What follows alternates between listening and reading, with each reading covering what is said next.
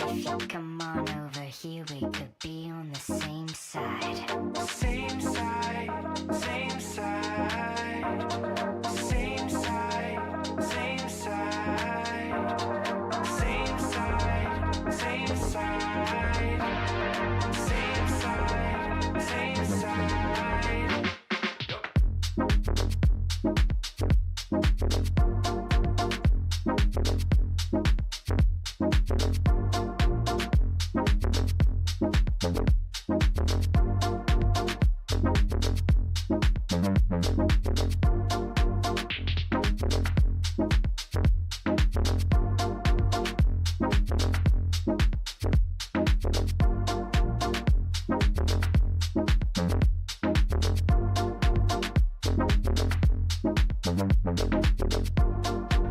I'm here, breaking my neck, looking over my shoulder.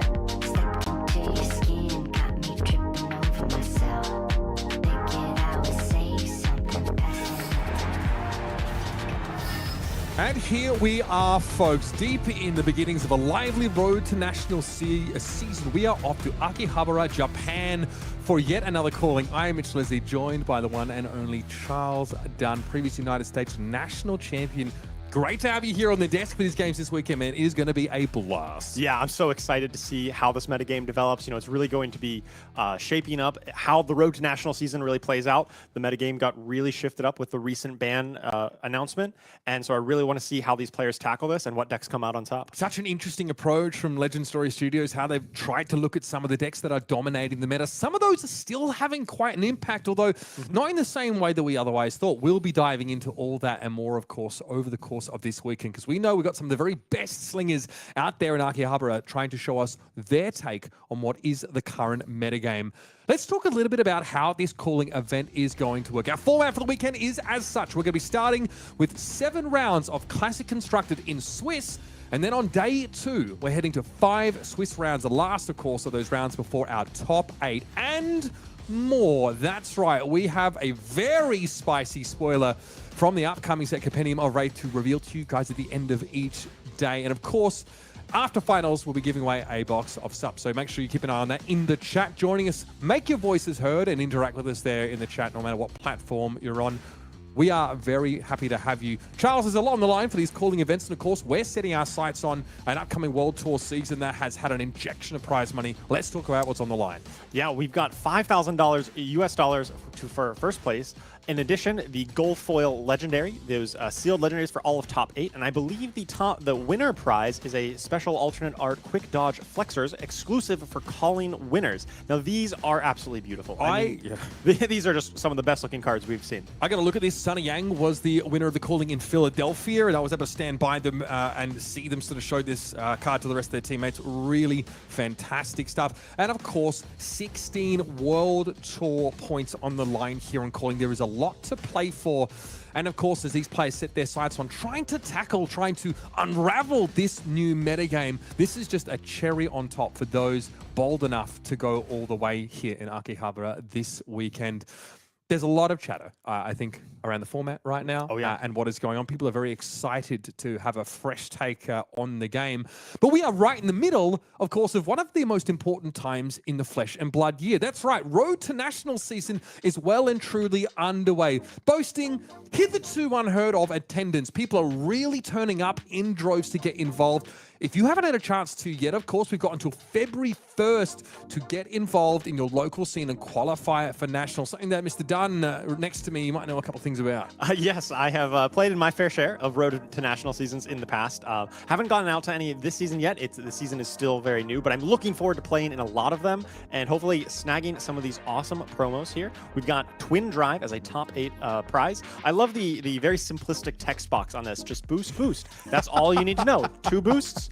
To Twin Drive. It's great. And like Charles, obviously a huge fan of simplicity. I'm a huge fan of anime girls, and we both have exactly what we want on this card. So very much looking forward to an opportunity to get my hands on Twin Drive, and of course, in the palm of your hand, in full art, a cold foil variant for those lovers of Pleiades out there.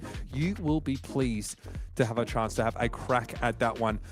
I think Nationals has has really started to become a headline event in the Flesh and Blood calendar. One thing I love, Charles, is that every single country, it feels like, that has a nationals is broadcasting it. There is so many streams to go through, and there's a ton of prestige, obviously, to play for.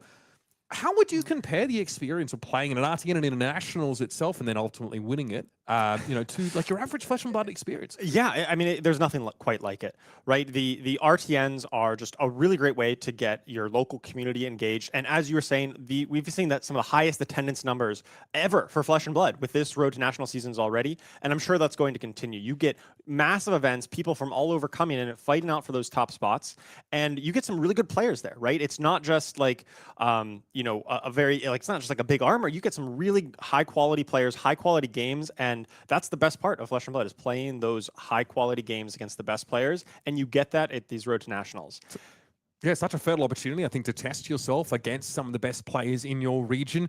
And we've seen the numbers, of course, have been fantastic. So I personally am excited and very thankful to see so many people get involved and turn up in the Flesh and Blood to compete for their chance to represent their countries and, of course, to qualify for some of our bigger events, including that World Championship. Speaking of upcoming events, we've got a lot on the docket for you lovers of Flesh and Blood out there. Starting with, of course, next year's World Tour, with a prize pool boasted up to $2 million with 36 pro level events. It is all happening, Charles. We have here, of course, the tail end of our battle-hardened era of Flesh and Blood play. That wraps up at the end of January, and then look at this, calling showdown in all of these cities starting. So we really are heading into next year's World Tour season with a bang, of course, starting with our world premiere in London. Yeah, this is going to be absolutely the best year of competitive Flesh and Blood that we've ever seen, right? There is jam-packed. Every single weekend, it seems, there is a high-level event, and there's call-ins and showdowns nearly every weekend of the year. Like you said, 36 pro-level events. There's only 52 weeks in a year, so that's almost every weekend. There's going to be high-level Flesh and Blood being played somewhere in the world, and as a player, as a viewer, I absolutely love it and can't wait. How much leave do you get as a game dev, just quietly? Yeah, you slip out of the office and compete in these? How do you feel? So sometimes watching games and thinking about games, that's part of work, right? It's part of some market research. Just keeping up to date on the gaming community is very important. And you know what? If you cast Flesh and Blood, you work in it, tax deductible, baby. You better figure out, of course, your shortcuts there. But as someone whose job involves talking about video games, I must say I don't get tired of it. And this schedule, of course, is definitely filling me with a sense of excitement and vim and vigor as we dive, of course, into the rest of what's to come in this new era of the World Tour, starting, of course, with Compendium of Wraith, February 6th through 8th in 2026. Now, you've got a lot to look forward to, not just those events, but also the coverage that we're going to be bringing to some of these upcoming events. First of all, Calling Columbus, January 16th to 18th. Mark your calendars. That one's not too far away, and it's another chance to have a look at this format as it shapes up. Of course, in what has been a hotspot, I think, for some incredible Flesh and Blood tournaments in the past. Columbus definitely out there in a high. You might be familiar with that area yourself, I feel. Yes, I used to be living in Pittsburgh area, so Columbus was right nearby. Now out here in sunny California, so a little further away from me here, but still, that's a very popular area for Flesh and Blood. There's a really passionate community in that area, and I expect that to be a very competitive calling. And I'm sure the results of this weekend are definitely going to influence that calling, and sure, most people attending that calling are probably tuning in to see if they can pick up any tech this weekend that they can take to Columbus. And of course, following that, February 6th through 8th, our world premiere in London. That's where it all kicks off in a big way. Compendium of Wraith will show itself, and if you've not had a chance either to get to, but even just to watch a world premiere, it is so hyped. There was so much on the line, and who better to bring you coverage across these two events than this group of people? We've got Ellie Bird, Bryce Platts, and Mercy Bickle there in Columbus from January 16th through 18th. And then the heavy hitters, that's right, it's Sam O'Ban, Pankaj Bajwani, and Scott Mines, of course, local out there in London, bringing you every beat of the action in London. I'm super hyped. We've only just gotten a taste of what to expect from Compendium of Wraith. Obviously, this big course correction or a new era of Flesh and Blood as we head towards, Silver Age and so many of the other mechanics floating around the set. I'm hyped to see what's to come from that. And these guys are going to put on a great show. Yeah, that's why I'm really excited about the Compendium of Wraith set in particular. I mean, every Flesh and Blood set is exciting as it brings new mechanics, new interactions to the game, but Compendium of Wraith in particular, I'm really excited for because it's like really directly supporting the Silver Age format. And LSS has designed it with Silver Age in mind. And I think when they're introducing this new format, that's going to be very very premier in the upcoming tournament. We saw so many of those callings listing Silver Age either on the calling or as part of the showdown. That having a set really dedicated to that, I think, is going to dramatically improve the format, and I can't wait to see how it all pans out. Now, this is not the first, large event and the first calling that we've had looking at this new format of Flesh and Blood post some very interesting bans. Let's talk a little bit briefly about what we got to see in Hong Kong. This was the first true calling, the first demonstration of what this post-ban format is looking like. And the first thing that catches my eye, Charles, is the sheer diversity of heroes that have made their way into this top 8. Yes, we've seen some familiar faces that we've known from the previous metagame, but also some notable omissions, right? We don't see any Cindra here in the top 8, and Cindra was easily the top dog prior to the bans. She got hit with Brand of Cinderclaw being removed, which definitely took her down a peg. But we see so much diversity here. I think this is, what, 6 different heroes out of the top 8? That is amazing. And that is like the gold standard of hero diversity. You can play so many different heroes and still find success. Yeah, look, we were talking in Philadelphia at Worlds saying this format feels really diverse, right? Obviously, we had the double header format. We had Living Legend and Classic constructed in that tournament. But even then, we were marveling, I guess, at just the sheer spread of different heroes across that top 8. This feels like another step forward from that. We knew that Arachne Marionette would start to show up, and that's even something that LSS made note of. They said, we feel like this deck now is positioned to be very powerful with some of the changes, which we'll touch on in just a second. But Kassai has made her way back in. KO Underhanded Cheat, of course, was a deck with a fair bit of hype about it. I saw Ben Dodd play. It was the first time I saw it in action. I was pretty blown away by just how oppressive it can be once it gets into the driver's seat. Verdance is still out there. She's very much still in the mix. Let's talk about what led us to this new format, why we're so excited about it. We're going to walk through these one by one, I feel. First of all, Target on Verdance is back. Rootbound Carapace of all colors has been banned in Classic Constructed. Feels like that makes that decomposed threshold for Verdance a little harder to reach. For sure. With losing just the pure quantity of decompose access, definitely hurts. But more importantly, it hurts them on the defense side. Typically, Verdance wants to block with like 2 cards and then attack back with a 2-card hand. And Rootbound Carapace was like the best blocking card because not only did it block for efficient value, it blocked for 4 on the red, but it also fueled your game plan of decomposing, getting your hero power active. Now, Verdance lists need to skew a bit more aggressive. In order to decompose, they need to be actively attacking. They can't decompose on defense. And so we'll see some of these Earth-based decks like Verdance or Florian angle a bit more aggressively slanted than we saw in the past. And of course, I think importantly, it can be a little bit harder to get to that threshold required, not just for your hero ability, but for Felling of the Crown to have all modes turned on. That card is so powerful, and Verdance really had no problems getting to the point where that was not only hitting for a lot of damage, but also stripping a card from the opponent's hand. Let's set our eyes down the screen a little bit and talk about Chart the High Seas, because this is a card where it felt like Gravy Bones could bail himself out of the most oppressive, difficult situations with one card. As long as he was able to find a blue and yellow card, he was off to the races. Oh, yeah. The number of times that I've seen Gravy Bones like block out with their full hand and you think, oh, it's fine. They've only have one arsenal. They play Chart the High Seas out of arsenal. They get 3 resources. They get an ally in the graveyard. They play the guy. They attack with it. You're like, what just happened? You felt like you were so far ahead, but Chart the High Seas just completely shifted the game. And so with that being banned, Gravy Bones definitely comes down a peg. He definitely loses some of that high-level power where he can just turn this one card into tons of value, and instead he has to play a bit more fair. And so we've seen Gravy Bones come down a peg, but he's still definitely a force in the metagame because his biggest predator, Cindra, also got hit pretty hard. Yeah, look, great segue. I mean, Brand with Cinderclaw, one card obviously been part of the game since Uprising. With that out of the picture for Cindra, it's a little bit harder to get that Draconic tag on some of those non-Draconic attack actions, meaning that the upside, a little bit harder to come by. Now Cindra needs to generate some fealty tokens with consistency to add those extra, effects to those Art of the Dragon cards. But Wrath of Retribution, also a bit of a boogeyman card in the format, just allows Cindra to generate ridiculous amounts of damage just off that one card. Yes, both of these are highly impactful cards in Cindra.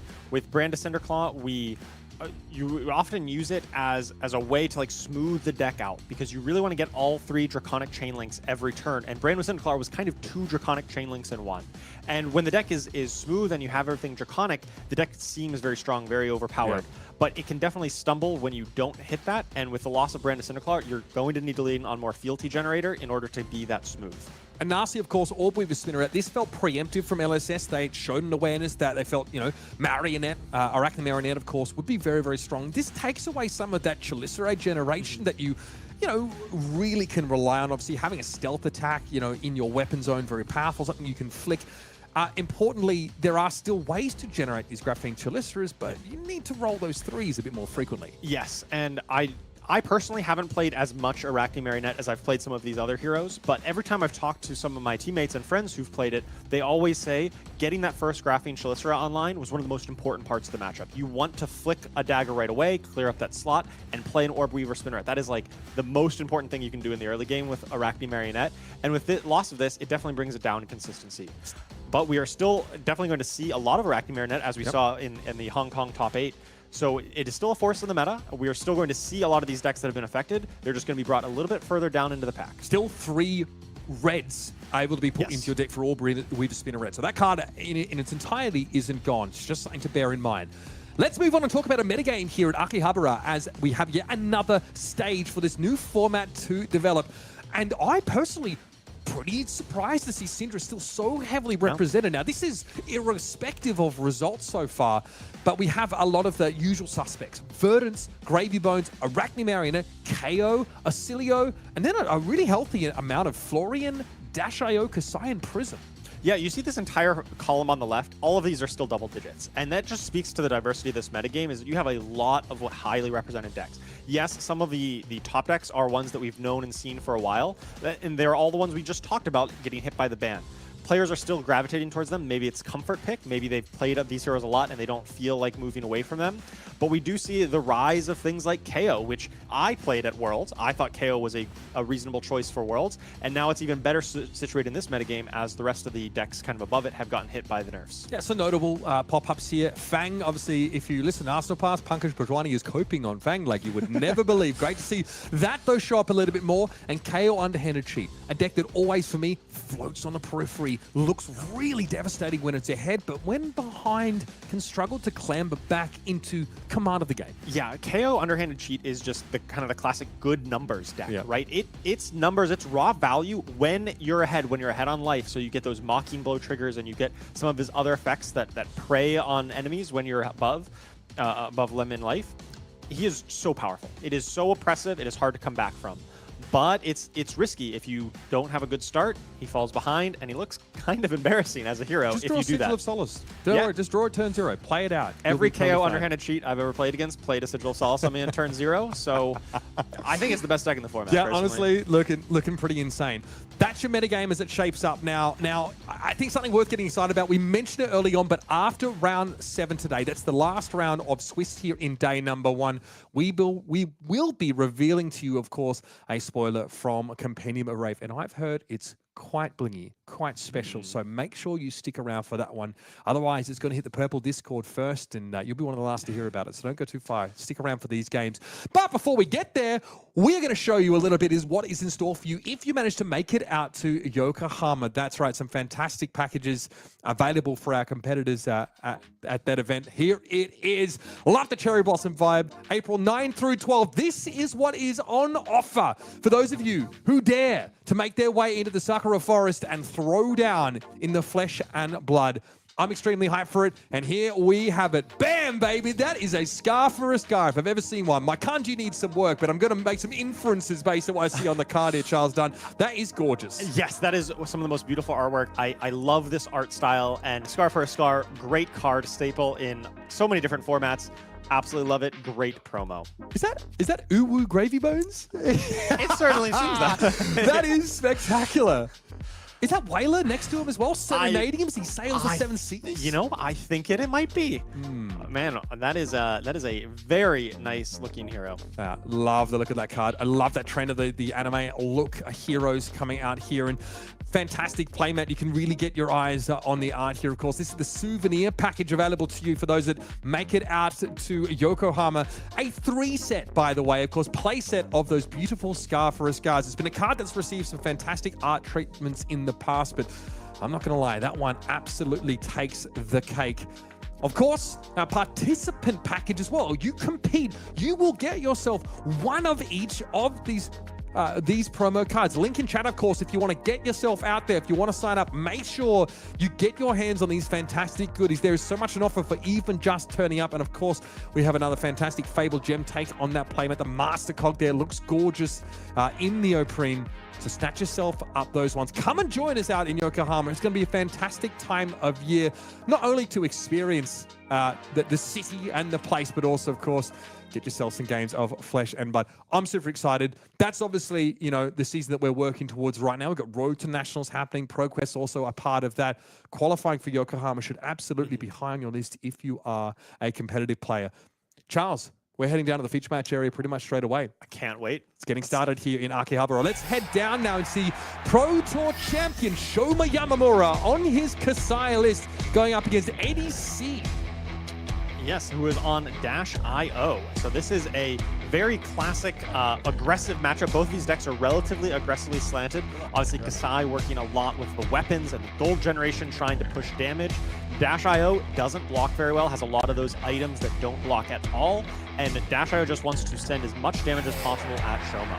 Feels like, you know, some Kassai players in this position want to think about trying to go in that fatigue direction. You can cover up the breakpoints, a lot of those 4 power attacks with Valiant Dynamo on the board. There's also cards like Take It on the Chin that find their way into Kassai's list, which can really help in a pinch to answer that damage and deny any of those boom grenades. But here comes a Nourishing Emptiness straight out of the gates.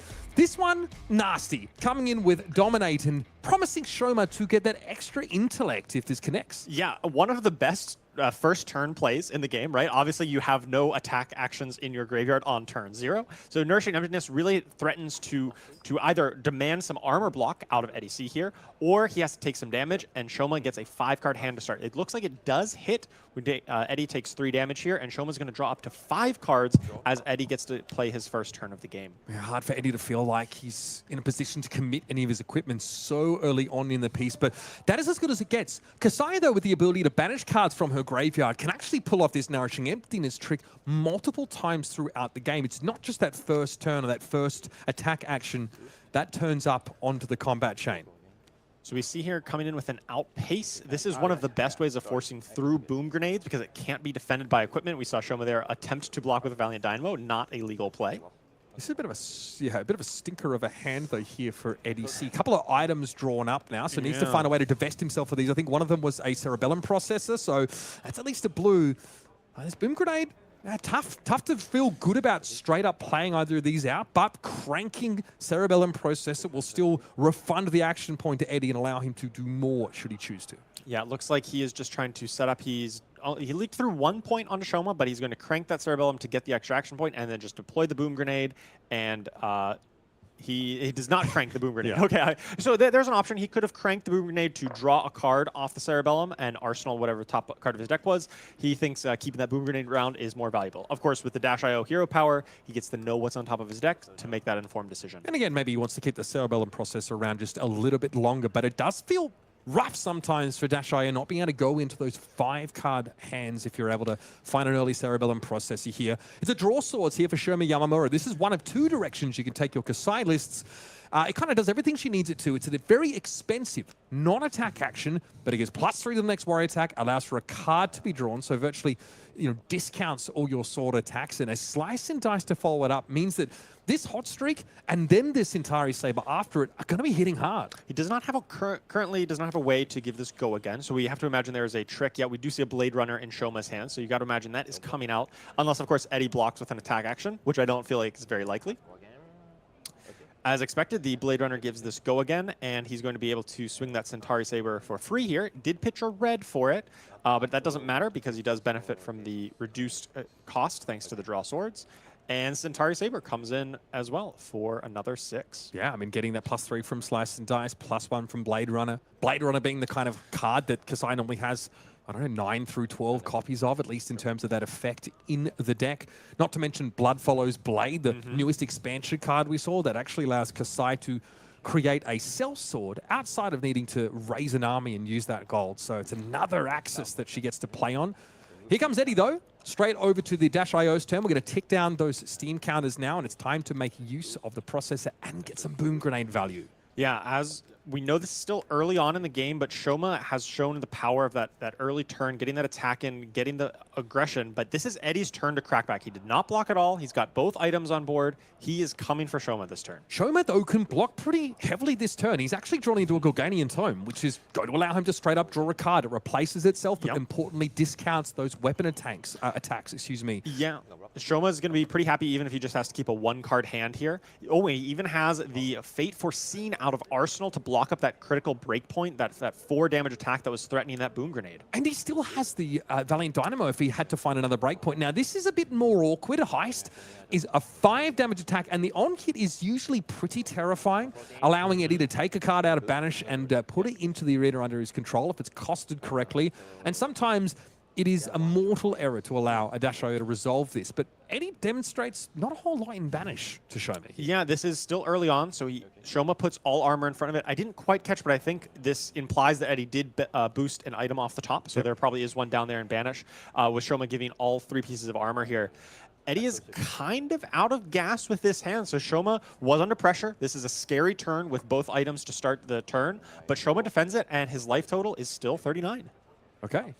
Those items, unfortunately, not long for this world without Steam counters, but Shoma had the ability to cover these breakpoints and deal with that Heist. Now, gets to come back with much more than just the Gorganian Tome. There's a Blade Flurry in the hand, which will convert to 4 value, with Shoma's guaranteed to be able to attack twice, and he's activating his Kassai ability. That's right, quick little flick of the wrist here, banishing 2 yellows and 2 reds from Shoma's graveyard, saying the next hit will generate me a piece of gold. This is an insanely powerful hand out of Shoma. He's got an Unsheath, a Blade Flurry behind this. This is massive damage and is almost certainly going to generate gold because one of these is going to hit for sure. And let's be clear, Shoma blocked quite aggressively in the previous turn to cover up those breakpoints and deny Boom Grenade, and he still gets to turn around with a hand like this. This is absolutely terrifying. Unsheathed guarantees go again because Hot Streak is now hitting for greater than twice its base. So when that effect is satisfied, Unsheath becomes an insane card in terms of the value it offers. And Eddy now doesn't need to worry so much about blocking with attack actions, but he's concerned about having a turn of his own. He's got to be concerned about his life total. Dash.io starts a little bit lower than most heroes, starts at 36. He plays 2 Blade Flurries. This is a massive amount of damage out of Shoma here. Coming in for 9, that hits directly on Eddy's life total. He's down to 12 life. And then the Centauri Saber comes in for 6 as well. Eddy's going to be single-digit life total here real quick. This is the warrior equivalent of the double Justinic turn, basically. Oh my goodness, indeed. Just out of nowhere, Shoma has just been full on aggression mode. I mean, this is still early on in the game. Shoma's second real turn that he's gotten to play, and already Eddy is like, I might be dead here soon. Yeah, it's going to be uncomfortable. Eddy does not have the space here to put together the right kind of turn, and he's going to start to get some of these cards in on blocks. It might be a less than desirable card put in the arsenal by Eddy because Crown of Providence would allow a recycle of that or another card from hand. The block of the Cogwitz Tinkerwings is going to generate a golden cog for Eddy, which does mean Steam counters, which does mean a counter on Symbiosis Shot, but he's going to need more than smoke and mirrors to get past Kassai to Golden Sand. So it's an interesting way he blocked with his equipment. Typically, the ARM equipment there that the Cogworks Tinkering generates a golden cog, and typically you use that to sacrifice to the adaptive plating, the galvanized trigger. So you can block 2 armor that blocks for 5 total. Yeah. He's not choosing to do that here. He didn't have to crank the cog, so it can still stick around for next turn. So he'll still be able to utilize that just on 1 turn delay. Shoma draws up a hand of blues and yellows. I think I saw a Glint the Quicksilver, a yellow Slice and Dice, maybe even a Sharpened Senses. So it's not the most powerful turn in terms of output. But again, Kassai is the kind of deck who can just decide to take a turn off, be more defensive, and still have a reasonable crackback. Yeah, especially when Shoma's already having this life total advantage at this stage of the game. He would be pretty happy with blocking, say, 3 of his cards, pitching a card to gold, and like, hey, he can still swing his sword, still arsenal, and still have a very efficient turn, and maybe even play whatever card he draws off the top, even if he blocks with 3 of his cards. So here's the sharpened senses to answer the expedite. Shoma does not want to allow Eddy to potentially empty his hand of any of those items. Eddy, though, promises some disruption on a turn like this. We have a Pulse Wave Harpoon in hand, and if Eddy's able to have a wide enough turn in terms of these boosts, he may be able to pull a key card out of Shoma Yamamura's hand on blocks. But Zipper Hit is 5 damage, and there is a yellow boom grenade in play. This would promise an extra 3 if Shoma lets it through. Yeah, you've got to think Shoma's going to be considering blocking here, possibly a 3-block plus some of his armor. He doesn't really want to let this boom grenade hit that. It is the kind of value that you don't want to give up and let Dash.io get back into the game by letting boom grenades hit. This one, though, Shoma accepts that it's going to be hard to prevent. And here's that Pulse Wave Harpoon. This is going to hurt a little bit. Yep, boom grenade does go away. It's done its duty. It's done its explosion. Boosting this card, of course, means Pulse Wave Harpoon can take a 3-block out of the hand. It's a red Blade Runner, Glint the Quicksilver, and a yellow Slice and Dice. There is extra go again in Shoma's hand here, so this isn't a shutdown on the turn necessarily, but pulling the draw card away, and Glint the Quicksilver definitely hurts to lose.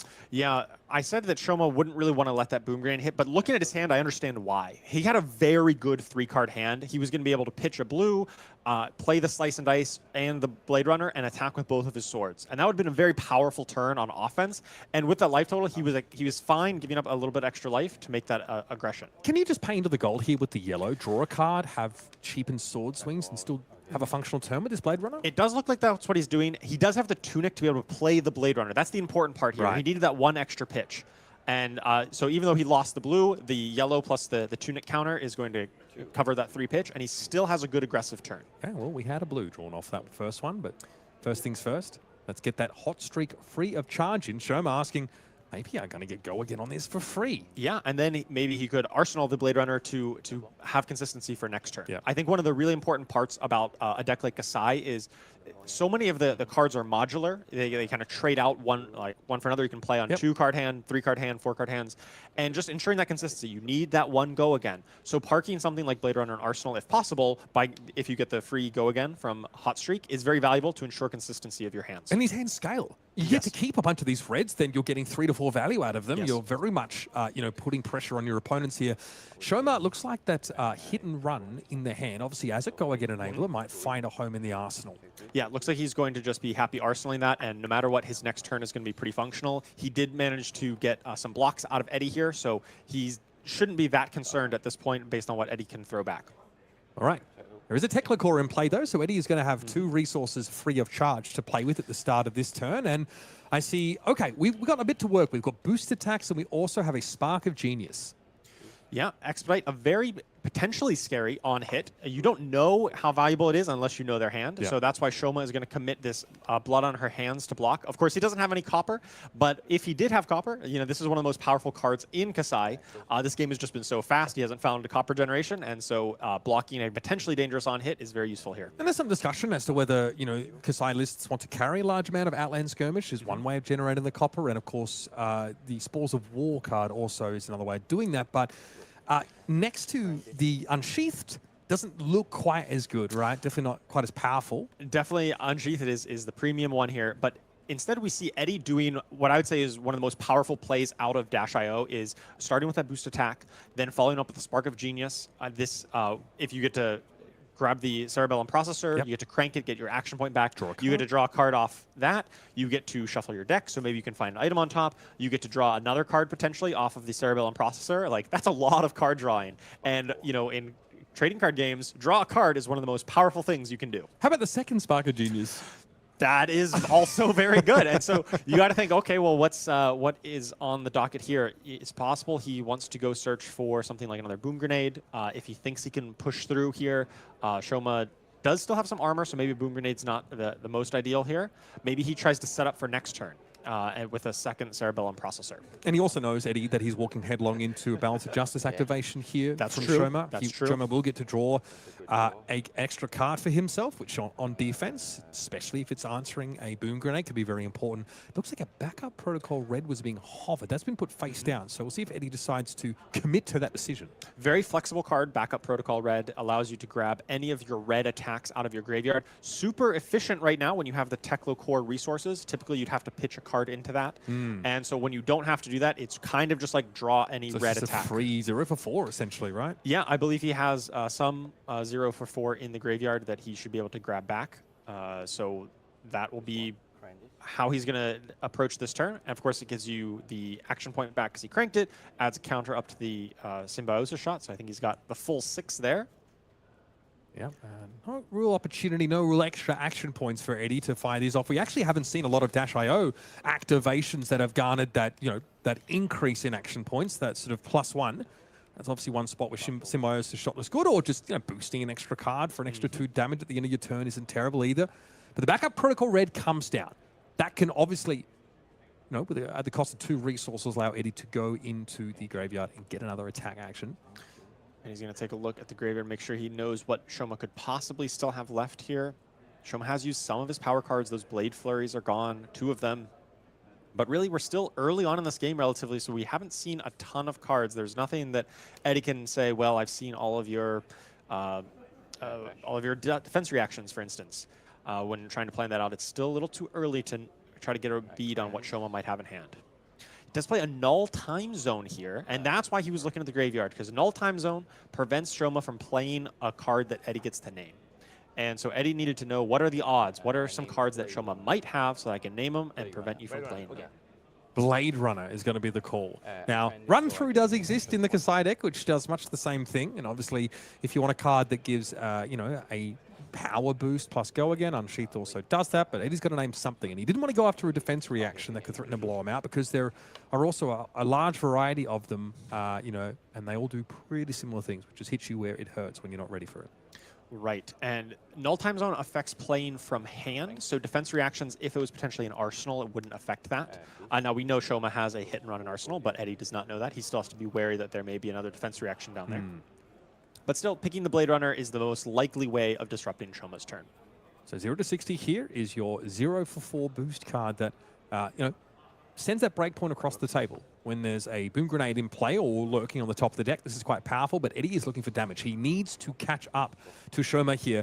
Shoma looks entirely unperturbed by this display. 4 damage, we ship that, that's fine. I'm at 27 life. I've been blocking effectively and still having these really efficient turns, which unfortunately, in many of these cycles, is more than we can say for his opponent on Dio.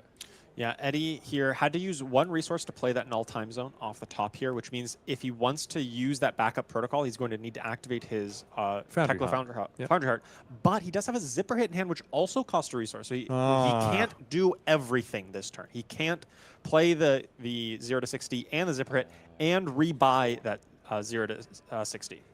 Cerebellum Processor, though, gets the card. It's a T-bone off the top. This is of the red variety.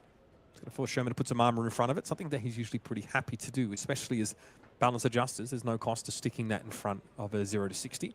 It won't block, but it won't go away either. That does technically close the chain. I don't know that it particularly matters here, but we do see the Foundry card activated, so back up to the 2 resources. I have to imagine he's going to be using that on the backup protocol, because otherwise it would go away at the end of this turn. Looks like he's opting for the Zipper hit instead. Okay, boom grenade demonstrated off the top. Zip hit, though, is going to be coming in for 5 damage. Shoma knows he's well and truly ahead, and you'll notice, hasn't profited any cards on blocks yet. He wants to try and blow his opponent into the stratosphere like an ill-fated Team Rocket expedition, and that's a defense reaction off the top. Pretty nice if you're trying to batten down the hatches. Indeed. Yeah, I'm interested to see where Eddy takes this hand. He has 2 red attacks in hand, correct? I think he had, well, he just put his hand down. I think it was a red T-bone and a red 0 to 60, so he's going to just end up with 1 extra resource floating here unless he pitches one of those reds. He does pitch a red. Okay. Oh no, that's a blue. That's a blue 0 to 60. Never mind. That makes a bit more sense. If it was a red one, I'd feel like you'd be more inclined to attack with it. This makes a lot more sense. Pitching the blue to come back with the heist after you've already taken out one of the premier blocking cards from Shoma's hand that sheltered from the storm. Now, Valiant Dynamo plus a defense reaction accounts for it as well. As Shoma Yamamura has found 2D reacts on a pretty important turn to make use of them. He turned his Balance of Justice into a 6-block piece of equipment by ripping a shelter off the top. And Sync here with Valiant Dynamo, it's enough to cover up that 5. Eddie does not have to away to go over the top. Yeah, Shoma playing a very defensively oriented Kassai list. He's got 3 cards, bro. Oh my He God. does have 3. He has been blocking so efficiently. We've seen Fate Foreseen and Shelter from the Storm and Sink Below out of his list. He is ready to be blocking out here and throwing back these smaller, efficient hands. All right, we are activating Kassai here. Shoma daring Eddie to block if he dares. And here is that hit and run, of course, which is going to give go again to the Centauri Saber. It won't offer a +1 unless there was already a weapon attack, but still, it's a card for go again. It's fine. It's going to allow Shoma to have a turn and put pressure on Eddie. Potential. Blade Runner was pitched, of course. Now Time Zone prevents that. So now this muddles the mixture for Shoma.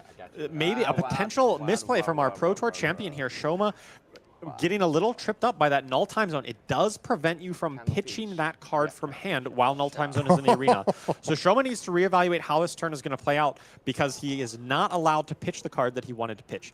This might be a slight blunder from him where he maybe took a bit extra damage. He maybe would have preferred to block with a card because his hand is just... His turn is bricked, essentially. He can't do much of anything with his hand. Yeah, he can like swing a weapon for 2 and that is it. That is massive. Calling, of course, one of the 9 of cards in the deck to be unable to be pitched or played is huge. But Shoma can't power this turn. He can't power the Nourishing Emptiness. It's a Blade Runner in hand. So what, he's gonna play out the hit and run and swing? Okay. Yeah, it seems like it, and he's just going to Arsenal Blade Runner, but he can play the Blade Runner from Arsenal next turn, even though Null Time Zone will still be in play. Once again, it only affects your from hand play, so Shoma will be able to cast that out of Arsenal next turn. So this is a bit of breathing room out of Eddy. Eddy Big gets time. to start his turn with a Teklo Foundry or Teklo Core with a Cerebellum processor. Yeah, Shoma still has 24 life, but he didn't get the refresh on the Dynamo, so he really only has 2 armor left. So those breakpoints are a little scarier. Eddy gets a full grip of 4 cards plus an arsenal and extra resource items. This is a lot closer of a game than we thought it was going to be a few moments ago. Now, Eddy, though, has gone through 2 Spark of Geniuses. He has a Cerebellum processor in the hand. It's not really always where you want to see it, but it's acceptable. You play it out, you get your action point refunded, and you can still get off to the races. We'll start with a T-Bone here. Shoma can obviously get equipment in front of this, but it's more of a concern of what's to follow. Now he's had to take an off turn. He's allowed this Dash.io opponent to amass the critical mass, rather, of cards required to have an explosive display. Yeah, Shoma has to walk a tightrope this turn. He needs to see how much can I get away with holding, because he needs to threaten lethal back to Eddy on his next turn. If he just gets into full blocking out mode, you give Eddy a little bit too much space. And Eddy is low, but he's not low enough that you can threaten him with 1 card, or maybe even 2 cards. So Shoma needs to keep a bigger hand to force Eddy into some blocking situations. But if he keeps too many cards, he potentially gives up an on-hit, like a boom grenade off the top, or potentially on-hits from something like we've seen Heist out of Eddy. And so he needs to walk this tightrope of how much can I block, how much can I still threaten on the backswing. There's no solace to be found in the fact that we've already seen 2 heists from Eddy because Dash.io burns through her deck at a blistering speed. So there's a very good chance that you can see all 3 copies of that in one outing as Dash.io. His zipper hit of the yellow variety, so representing 4 damage. Shoma's already shipped the bill for this first instance of T-Bone. Now the question is, how low will you go? I think because he has a defense reaction in hand here, we can see a Fate Foreseen out of Shoma. It makes sense to just pass here and see if Eddy plays a boom grenade off the top. That's always what you're scared of, is did they boost into a boom grenade on the top? And with the defense reaction, it gives you a little bit of leeway to be able to respond to that if so. And maybe if Eddy doesn't play that, maybe Shoma just holds that defense reaction for a later chain link to potentially play around that in the future. Sometimes going up against Dash.io is maybe non-Kassai decks. You accept that you are going to have to allow some of these boom grenades to get through. You cannot officially block these breakpoints out while still having a strong turn yourself. This is a tell to me. You're blocking with a red Blade Runner premium in the Kassai decks. So Shoma is obviously, he knows that Eddy knows he has a blue Blade Runner. He had to sort of sit on that. So, yes. It doesn't give too much away here. But this is obviously 3 damage stapled to that card. So it's still very powerful.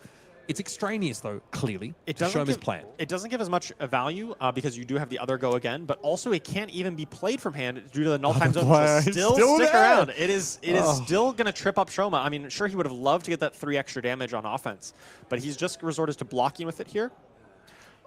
Eddy did not punish with a boom grenade off the top. That's definitely what he's digging for with all of these boosts. But with this outpace still threatening, Shoma's more than likely going to block with this defense reaction. I have to imagine he's considering his options, considering what could be coming behind this outpace. Here it is. Fate Foreseen, allowing Shoma to opt the top card of his deck. This is a very powerful effect. Typically, a lot of decks just opt, and it's a minor optimization on your next hand. When you have a golden play as Kassai, you get to choose whether or not you want to pop that gold to draw that card. That's a very impactful power to have when you have golden play. It's the reason why Fate Foreseen feels like a much more premium defense reaction option when often it's eclipsed by Sink Below just because of its ability to allow you to filter. Yeah, Eddy here did not manage to get too much going. I don't think he ever found an item off the top to activate Dash.io hero power, and if he was able to get that extra action point, he draws a card from Cerebellum, possibly with it. It did not look like he was able to really punish Shoma as much as he would have liked on that turn. 2 copies of Bloodfellow's Blade in the hand of our Pro Tour champion. So he's Used to pitch. able to catch that in for a known card. It looked like another hit and run. I didn't quite catch the color of it. I'd be surprised if he was on red or yellow varieties, but it's not unheard of. Yeah, it is interesting the way Kassai works is that even red and yellows, even if they're not super optimal cards, they still fuel your hero power. It's probably a blue, though. What an expression out of Shoei. I know. He is... He's in the null time zone, bro. He's in stasis right now. I mean, you ban the most ubiquitous card in the Kassai deck from being able to be played for a couple of turns. It's quite brutal. Here, though, comes Bloodfellow's Blade. It was not a full block with this Teklo Foundry. No, it already had a counter on it, so it is only it's going to hit through 1, going to create the Cell Sword, or unless there's still more reactions to be played. Blade Runner is there. Should be a Cell Sword. He's probably wondering if he should be pitching to attack with it. Yeah, just the math on maybe what the he resource base for this turn is. What's Right. the +1? He wants just the +1 just to get that out of the arsenal, clear the arsenal. He wants to push every point of damage, right? He wants to force Eddy into a blocking situation. He needed to pitch the blue anyway to make the next... or no, he didn't need to... in order to swing with this entire Cell Sword, he needs to pitch. Yeah.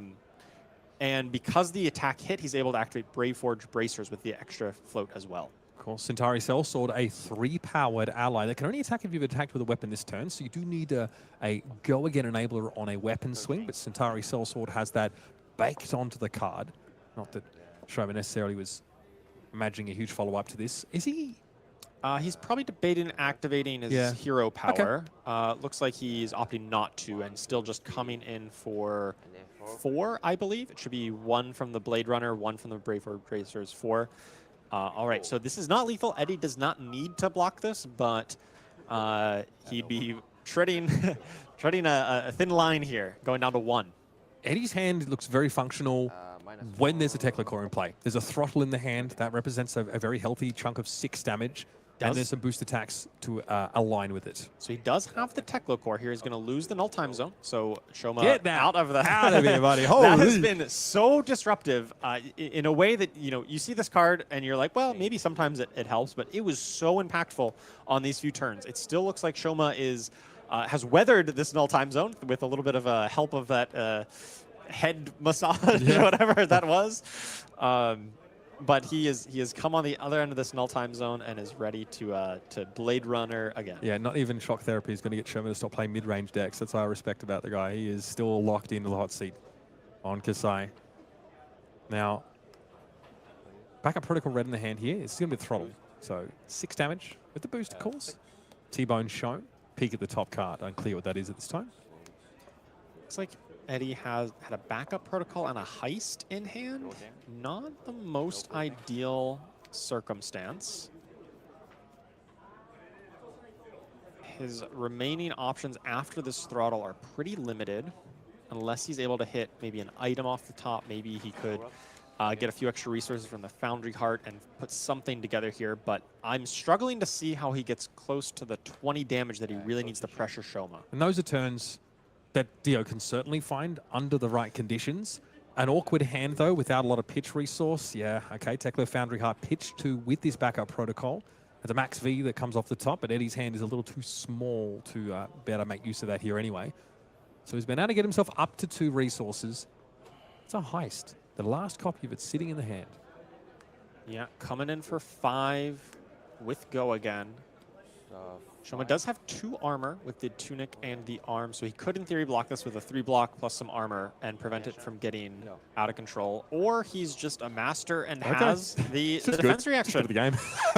just have defense reactions. It's that easy. This is why, you know, Dash.io really relies on getting these break points and these difficult to block things. But if you're just packing your deck with good armor and packing your deck with good defense reactions, it's really able to shut down some of these nasty on hits that you see out of Dash.io.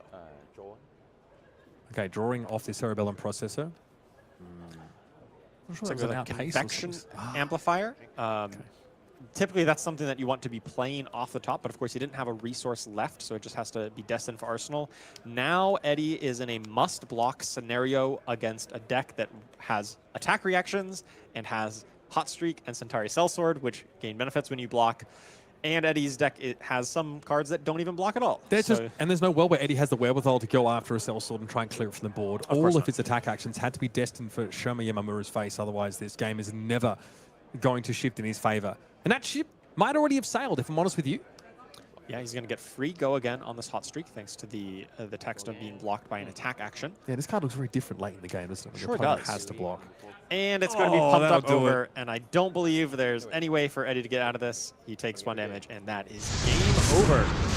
Shoma Yamamura off to a great start here, recalling Akihabara, of course, on this Kassai list. Again, it's got some draw swords in there, but all the goodies that you'd love to see. Powerful attack reactions of Blood Follows Blade and Blade Furry, of which Shoma was able to play 2 of on 1 instance, and I've got to be honest, when those 5 damage breakpoints had to be covered, he had the answer on both occasions. Valiant Dynamo gets in front with a 4-power defense reaction. Bob's your uncle will take his first game.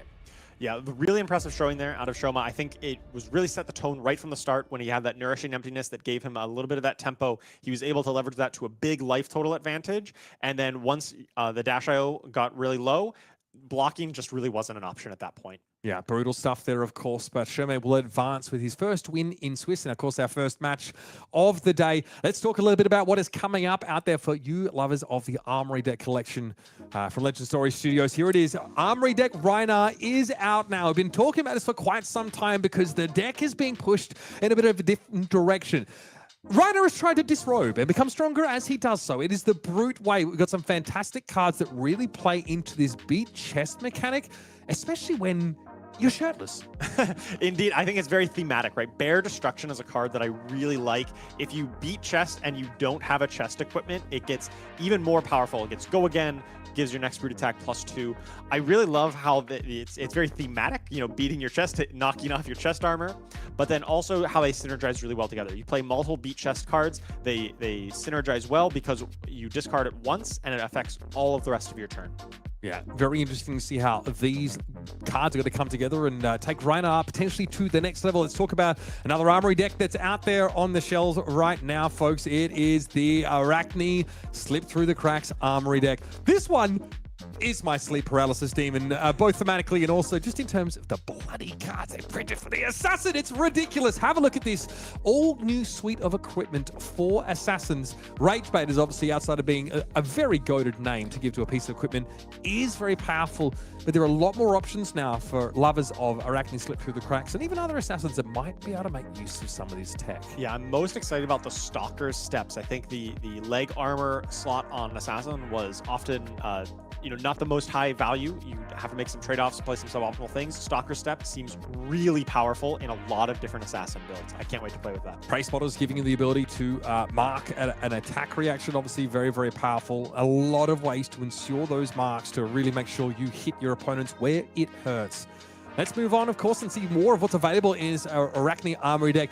I've got to say, Horrors of the Past is a very powerful card. This is a very Yes. Very scary prospect. It's 3 block, of course, of the yellow variety, but importantly, getting the base abilities of the last attack action card with stealth that was controlled on the combat chain means sometimes you draw up those stealth cards that are so nice, you want to play them twice. I really love this card because you get to talk with judges a lot about it. They have a lot to say about how this works. And the judges program are like, they're some of the nicest people. And I just love any chance I could be like, hey, judge, can you explain just this? Okay. And Horrors of the Past leads to some of those situations. So if I ever want to steal from Joshua Scott's hoard of Whitaker's chocolate, I'm going to ask him a question. I'm going to get a cardboard cutout of myself, and I'm going to sneak out from behind it and snatch up the chocolatey goodness. Good on you. I'll keep that one on. Meat Madness also very thematic in the Chaos Assassin vein of things, and Knight's Embrace also a nice addition there, boosting those stealth attacks by a +1. It's blue, block 3, all things you love to see. You know what I love to see? Warriors! Just warriors! Shining armor, sharp swords, and bad attitude. That's what I'm all about. Hala, of course, from the Armory Deck Origin set is hitting stores on April 17th. Fun to see another warrior brought in. This is a non-talented warrior, so I'm very curious to see how, the weapon focus is continued to be fleshed out here. She obviously looks like she's wielding quite a piece of work there. I cannot wait to see what that weapon does and how it plays into this sharpened mechanic. Yeah, we don't know too much more about this armory deck just yet, so definitely stay tuned to find out more. But I'm very curious. That's an interesting hero power. It probably means you're going to be attacking multiple times with the weapon. So I'm really excited to see how that's going to play out. Absolutely, of course. That is the end of our first round here at Calling Akihabara. Of course, much more to come on the other side of this, folks. Don't go too far. The action, of course, is all going to go down in our second round of Swiss in not too long. On the same side. On the same side. On the same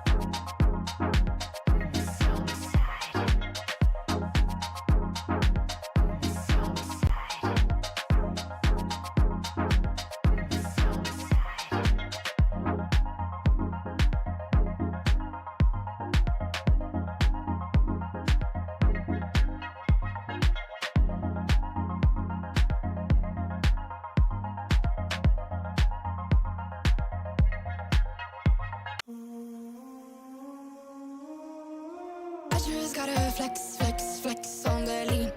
I just wanna rap, rap, rap to the beat.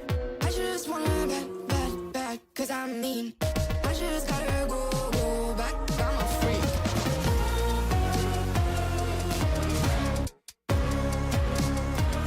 Gotta go. I just wanna rap to the beat. Move of emotion, they drunk at their problems, they always on road and they stunt. She knows just cause she's the same. She's trying to stop playing games. Move of emotion, they drunk at their problems, they always on road and they stunt. She knows just cause she's the same. She's trying to stop playing games. Where the people at, what they really want to know. Who's your lovers and who are your bros? Who are the enemies you do keep close? Who are the people that you shouldn't know? Where the people at, what they really want to know. Who's your lovers and who are your bros? Who are the enemies you do keep close? Who are the people that you shouldn't know? I just gotta flex, flex, flex on the lean. I just wanna rap. Well, folks, hope you've had a chance to settle in a little bit there, of course, with our coverage of Calling Akihabara. I'm Mitchell Leslie, joined by previous US national champion Charles Dunn, and we've had a great time in that first round of play.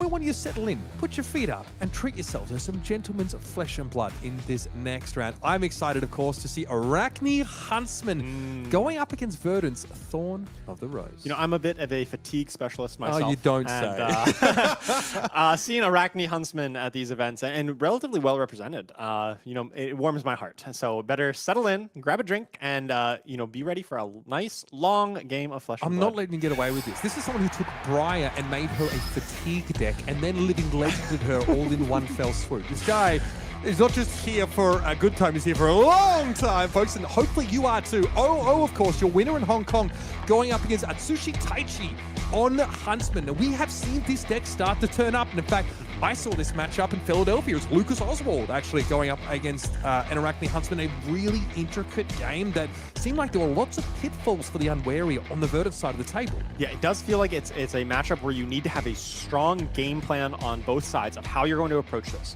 We see Atsushi coming in with the Nerve Scalpel. That is his weapon of choice, has Arcane Barrier in the other arm slot.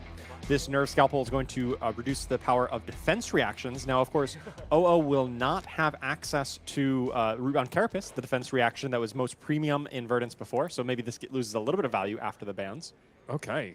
A lot to go here. We have an Eradicate going to be our first attack on this combat chain. Of course, Atsushi has none too subtly indicated that there is an Arachne Huntsman trigger to go along with this. Eradicate, if it hits, depending on how much damage it does, will be banishing the top X cards of an opponent's deck. So it definitely is pretty scary. And of course, Atsushi gets to look at the top card, decide whether it stays on top or goes to the bottom. So Atsushi's main game plan in this matchup is going to be fatigue. This is in most matchups with Arachne Huntsman. You want to be using these kind of effects that banish off the top of OO's deck. Oh, he's furious about this. OO had to block with some of the most premium cards, including the Felling of the Crown and an Everbloom Life, which are very important for this matchup. He just has to block with them on the first turn of the game. He can't be too happy about that. So the Verdance game plan. Are we looking to stack potions and have this combo turn? Are we looking for that long game? OO has played out this this amulet here. What is the approach? Yes, it looks like that is what OO is doing. He is just playing the Punamu Amulet, which is basically a healing potion that you can destroy it to gain 2 life. And his goal is going to be to stack up these plus actual healing potion, and then play multiple Rampant Growth and Life on the same turn when he gains a whole lot of life, and then use that to deal 1 big chunk of damage to clear out Atsushi from a higher life total. If he tries to play too much aggressive and tries to attack and try to play that like mid-range value game that we typically know out of Verdance, it seems likely that Atsushi is going to be able to weather that storm and is going to be able to banish some of the more important cards out of Verdance and win that longer game if OO does not have a big combo turn. Nerve Scalpel being proffered first here on the chain for Atsushi, reducing the effectiveness of reaction cards, and that does include defense reactions. Cards that couldn't be played against Command & Conquer anyway, but it's still going to be asking for 2 cards from the hand of OO, and that's more than enough for Atsushi. He will be passing back. So I'm curious to see how OO plays this hand. He has 2 ways he is using Burn Bear. Okay, I was going to bring up, like, was he going to attack here? I think that's going to be an important part is, does OO ever attack Atsushi with a physical attack, such as Felling of the Crown? He's scared of the defense reaction out of Arachne Huntsman that hunted. There's a lot of hunters and hunteds in these card names, and whenever Atsushi plays that card, it would allow him to look at the top card of OO's deck and name it, and then banish up to 4 copies of that card, or the one off the top plus 3 more. 3, yeah. So functionally 4 copies. And because it names a card, if he finds one of the cards that says life on it, such as Everbloom Life or Rampant Growth Life or Pulsing Aether Life, he's able to find all of the rampant growths no matter what. Which gives him, which means he actually has access to 4 cards to banish in that case, which is not always, the case. And it's a defense reaction with Contract on there. So you get to look at the top card and ensure that you're going to be getting some value off of that effect. Here's Leave No Witnesses, though. This one, of course, threatens to banish the top card of OO's deck and 1 card in their arsenal. That is a Mask of Perdition activation. Atsushi trying to banish as many cards as he possibly can. And OO confirming that would mean an extra card taken off the top. And he's letting this hit. Nothing in arsenal. OO says, okay, What have I got? Sink Below, Ring of Roses. Ring of Roses. A legendary specialization, only one copy available to Verdance. Yeah, pretty important card into a lot of matchups. It doesn't help the big combo turn that much, just a little bit. Yep. But it's still an important loss. OO is definitely going to be hit with some of these random banishes off the top. Random, because he doesn't get to know or control them.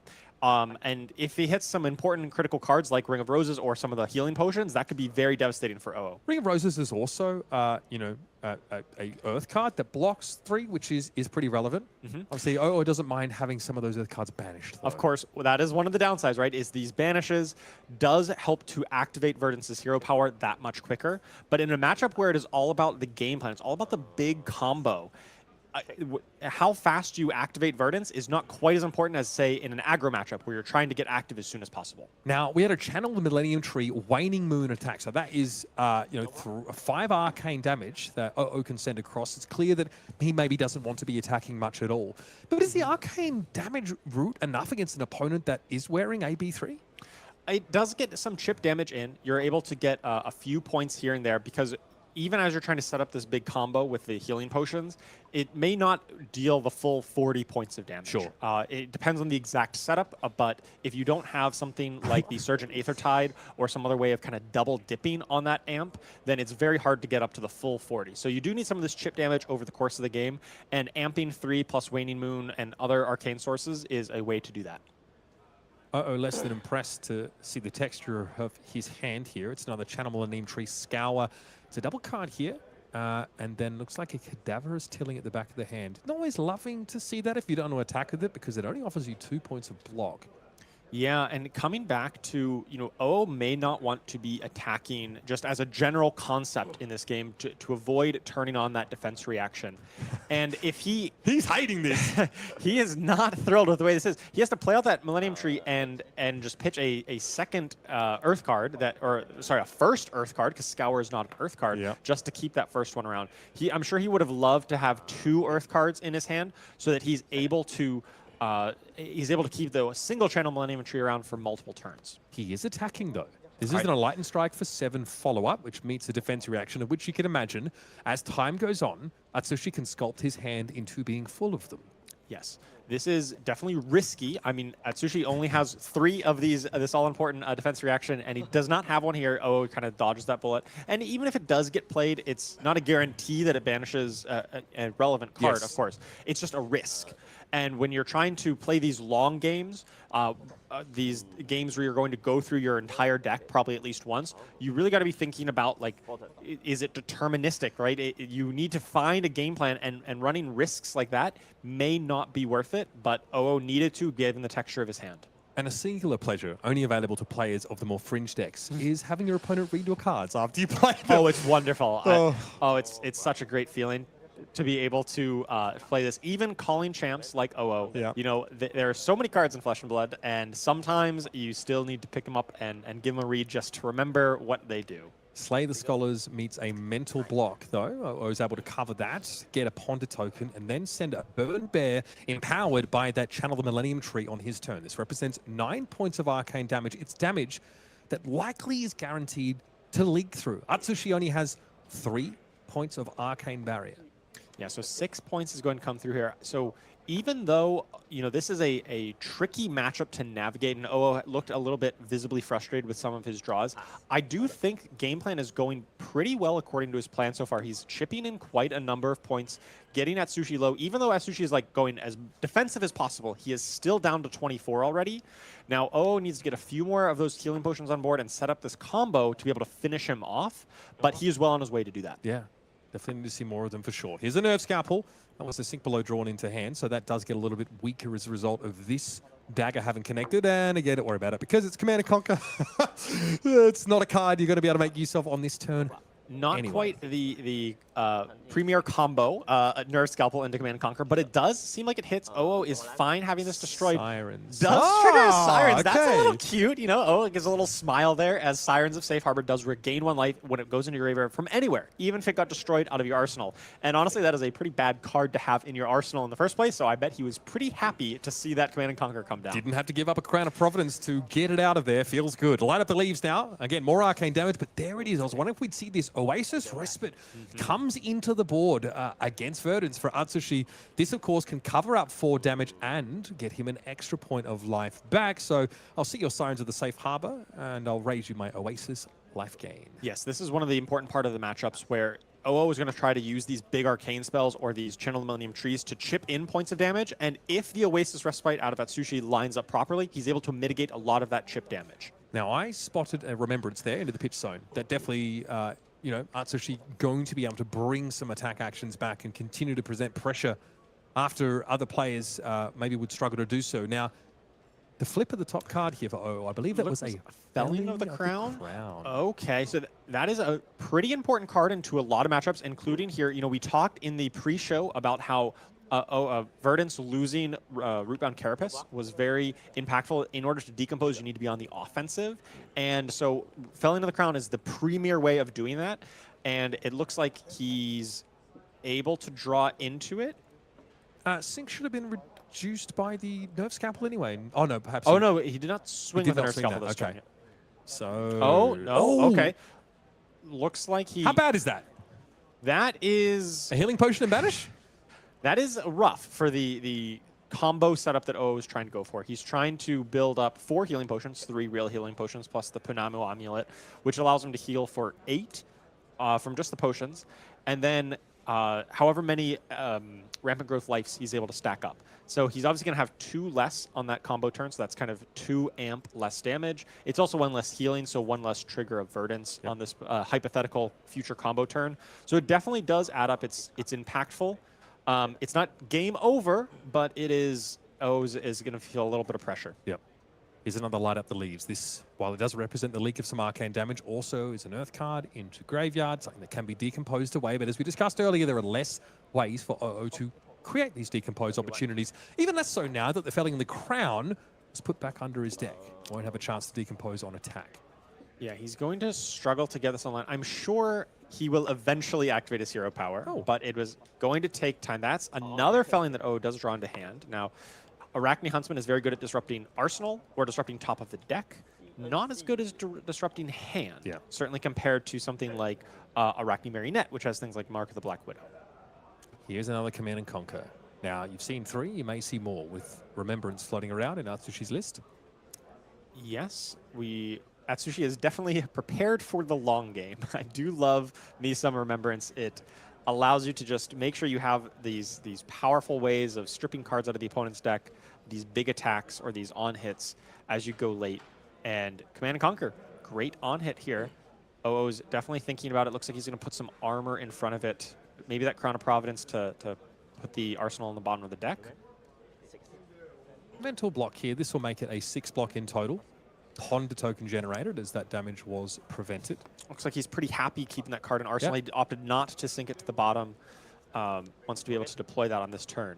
It is an Enlightened Strike, which is a very flexible card. Looks like he's going to give it go again here. We don't have the indicator, but that seems logical given the rest of OO's hand. There are 2 nasty cards in Atsushi Taichi's hand. Oh, no. Okay. I mean, oh no. How? Oh, you need to stop spending your time with Sam. All right, we are going to put you on a curfew. Now, this is pretty scary. We obviously don't know what's on top of OO's deck, but Atsushi is probably about to find that out himself. Right. So Atsushi is going to play Hunter or Hunted, and it looks like he has a second one in hand if he has enough pitch to play them both. He doesn't have Tunic available. It does not look like he has enough pitch to play them both given this hand. Okay. He does not opt to play one here. Maybe just wanting to stretch them out over multiple turn cycles. It seems pretty likely that O has a follow-up to this, right? He gave it go again. He had 2 cards. It's likely at a follow-up. I guess Atsushi was banking on being something like a Felling of the Crown, which it was, but it could have easily also been another arcane spell, which would have been a little bit awkward for Atsushi here, because then he would have to pitch and he would miss this chance to deploy the Hunter or Hunted. We are long gaming. We have the Hunter pitched it. Yep. All right. Get a look at those cards. Here is one of the most important parts of this matchup, right? He is noticing what is happening, and Atsushi is going to look at the top card of the deck, and essentially Atsushi is going to get to banish that card. It is an Autumn's Touch, which dodged a bullet here. If that had happened to be a card that had life on it, it would have almost certainly been game over for OO. It was just Autumn's Touch, which is still going to get to banish a handful of cards. It's going to shuffle OO's deck. So if he was trying to set up some pitch stack, that's going to be disrupted here. It did look like he had wanted to pitch some of those Rampant Growth Lives together, but that's he's going to have to shuffle his deck and disrupt the pitch stack and banish a bunch of Autumn's Touches. Shout out to OO as well. Clearly, he can read Japanese, as that was the version of the card he picked up. Yeah, this is going to guarantee, though, maximum banish potential. One off the top here, and then Atsushi gets to dig, look for any more of those Autumn's Touches. So looks like he had at least 4 Autumn's Touches, so not just the blues. Looks like there's possibly a red in there as well. Typically, we always see the blue Autumn's Touch, definitely the most common one, but it seems like with the loss of some of the Rebound Carapace, you have to fill it in with some attacks, especially some Earth cards, and Autumn's Touch fits that bill pretty well to fill in that gap. yeah, I mean, it was banned at one point because it was just so broadly good. That is one of my favorite Flesh and Blood history factoids, is that this card, Autumn's Touch Blue, was banned. A card with no rules text was banned. Yeah, and like, when it was banned, everyone just kind of nodded and agreed, like, yeah, that makes sense, that fits. And to somebody who wasn't around at the time, it just like seems so fun. Why have and you so done weird. this? Yeah, it needs a lot of context. It sure does, but that's one of my favorite bits of Flesh and Blood history. All right. So Hunter or Hunted banished 4 cards. So that's huge. In terms of the damage that it can put on deck density, it's brutal. Gets the top card, and then you can go and look for 3 more copies. When I used to see this card, I thought, oh, okay, he basically is going to get 9 cards out of my deck, you know, with these. But then I realized, wait, there, It's actually up to 12, potentially, insane. if you have multiple colors of the same card, because you always get the top, and then it's 3 more. And it blocks 4, Brian! 4! You do have to pay 3 for it. It is a pitch-intensive card. So it's not efficient math-wise in terms of like how much resource, how many cards, and how much damage. But Arachne Huntsman is not playing a math-based game about how much damage am I attacking and how much am I blocking for. It's how much is in your deck, how much is in my deck. I don't think you have enough in your deck, or at least I can take it out of there. You don't have enough to kill me. Yeah. And that can be sometimes a problem for decks that do lean heavily on arcane damage, for example. You know, dealing with AV, arcane barrier heavy decks, or decks that have any sort of life gain, ability to stretch the game out. Here's Everbloom Life, though, being resolved by OO. So Atsushi is getting low. We've kind of, you know, been talking so much about this late game crafting and this like long game progression, but like Atsushi's down to 16. Like that is not a very healthy life total. It's certainly within the range. Storm Striders is still a card that OO has. There is still a possibility that Atsushi could play out his last card, OO pops Storm Striders, and does, you know, like 9 Arcane with, say, a Light Up the Leaves plus Waning Moon.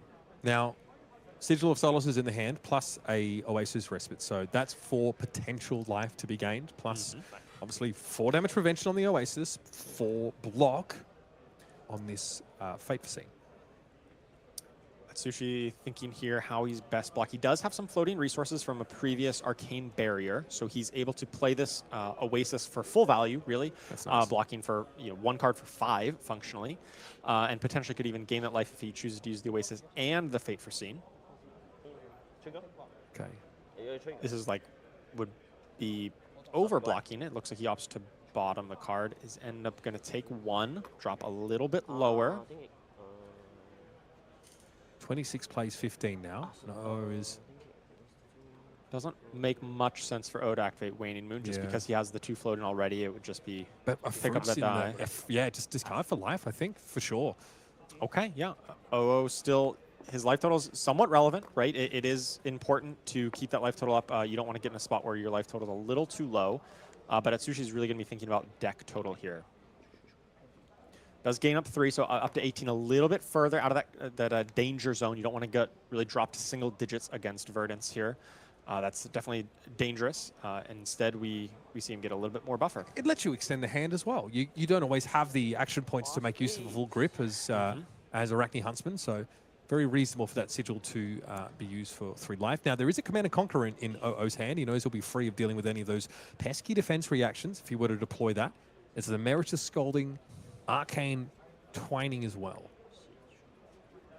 Yes, looks like OO. Historically, these Verdance decks, these Earth-based decks, sometimes struggle to really convert big hands. We haven't really seen him find too many more healing potions. This game has been going on for a while. We saw 1 get banished. He obviously had the Punamu Amulet. I'm kind of wondering if he is still even running the full playset of 4 healing potions. Sometimes Verdance's cut back a little bit on them, but he hasn't really found too many of them, so he doesn't have this combo setup that we've been talking about. Typically by now you think, hey, maybe he's deployed a few more potions. But instead he's been more focusing on the life total and trying to chip Atsushi down. And yeah, like we mentioned, the life total is relevant. Might not be the main win condition for Arachne, but for Verdance, getting the Arachne player low is very, very important. Here comes our Waning Moon, Arcane Barrier, and a Command and Conquer follow-up. Already with the card pulled out of Atsushi's hand, this now becomes a little less comfortable. However, Oasis Respite is an instant. It can still be used to defend against this Command and Conquer and providing 5 value, gaining Atsushi a life before damage is calculated. And it came out of Arsenal, so the destroy Arsenal text doesn't really matter, and it was able to use the Tunic to play it. So very efficient turn there out of Atsushi to keep the defense up. Looks like he's going to be able to Arsenal another Oasis Respite this turn and still make an offensive attack. Okay. It looks like Annihilate the Arms coming out. That's what we're looking for, there's attack another healing actions. potion. Oh, you're kidding, dude. Bottom that one. Chooses to bottom it.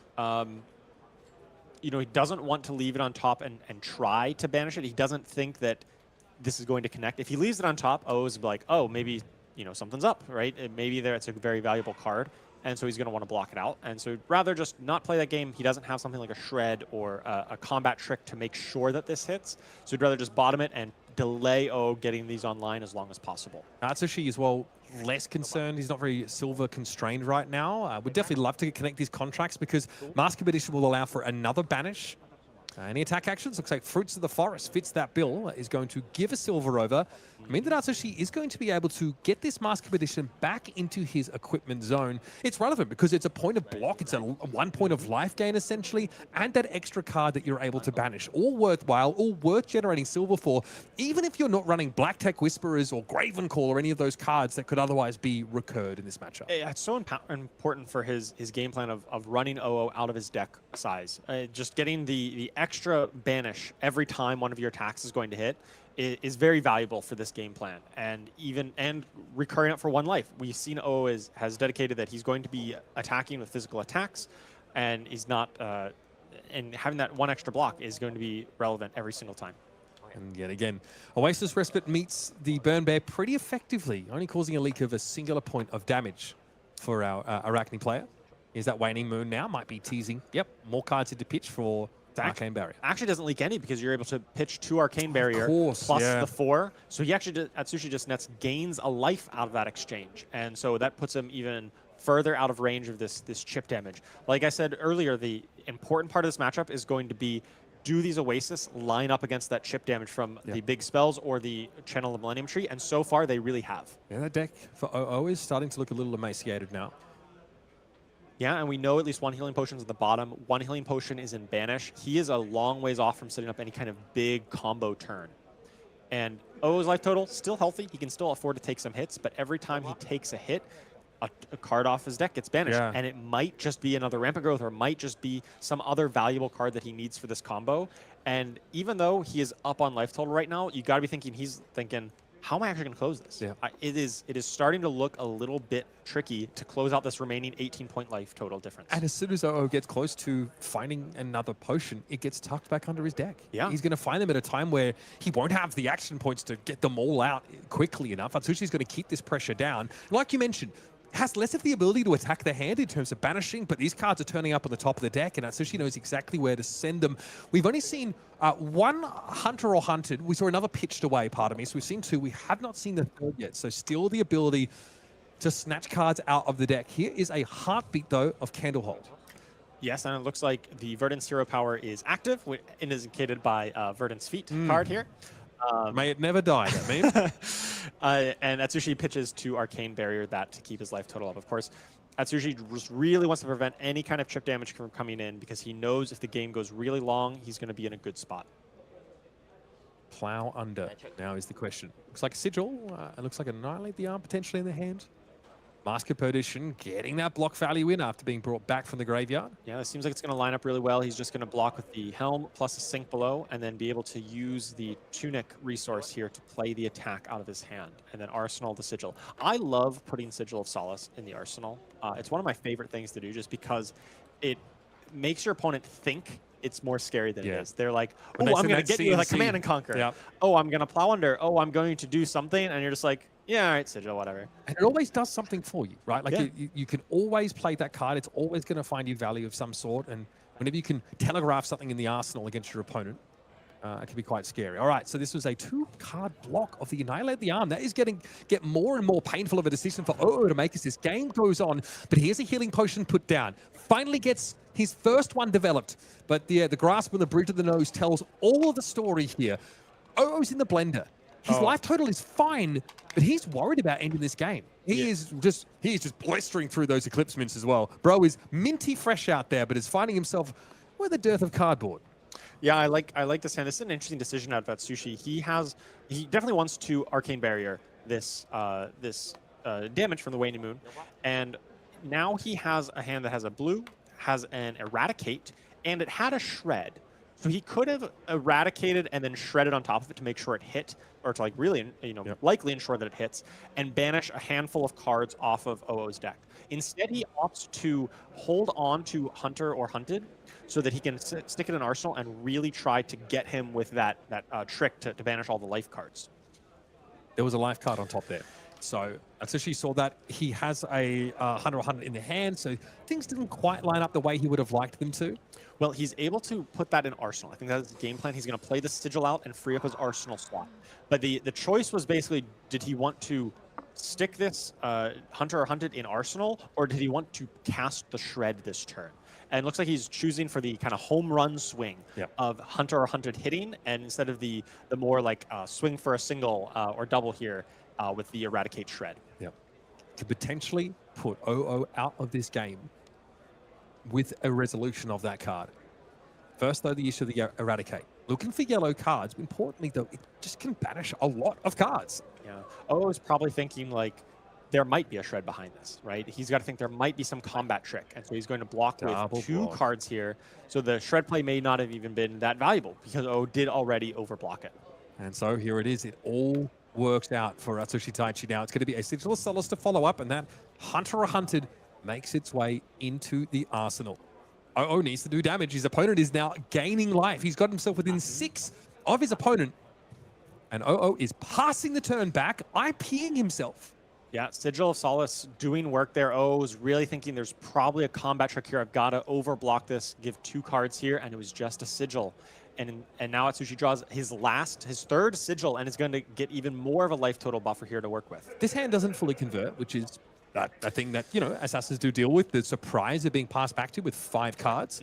It's 2 red defense reactions pitched away to power a nerve Seattle swing. It's not exactly great rate, but the pain in the backside to follow it up, it's not terrible. Good thing he didn't have to, want to play that Hunter or Hunted out of Arsenal, because he doesn't have a blue to pitch for it. Yes. So, unfortunately, pitching 2 defense reactions here to attack for 1, not the best on math rate, but when this game is much more about deck total and density of threats in both decks, you got to do what you got to do.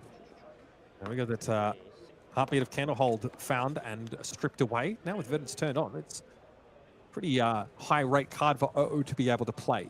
Atsushi sees the dreaded red hand, and honestly, it's not so bad for him.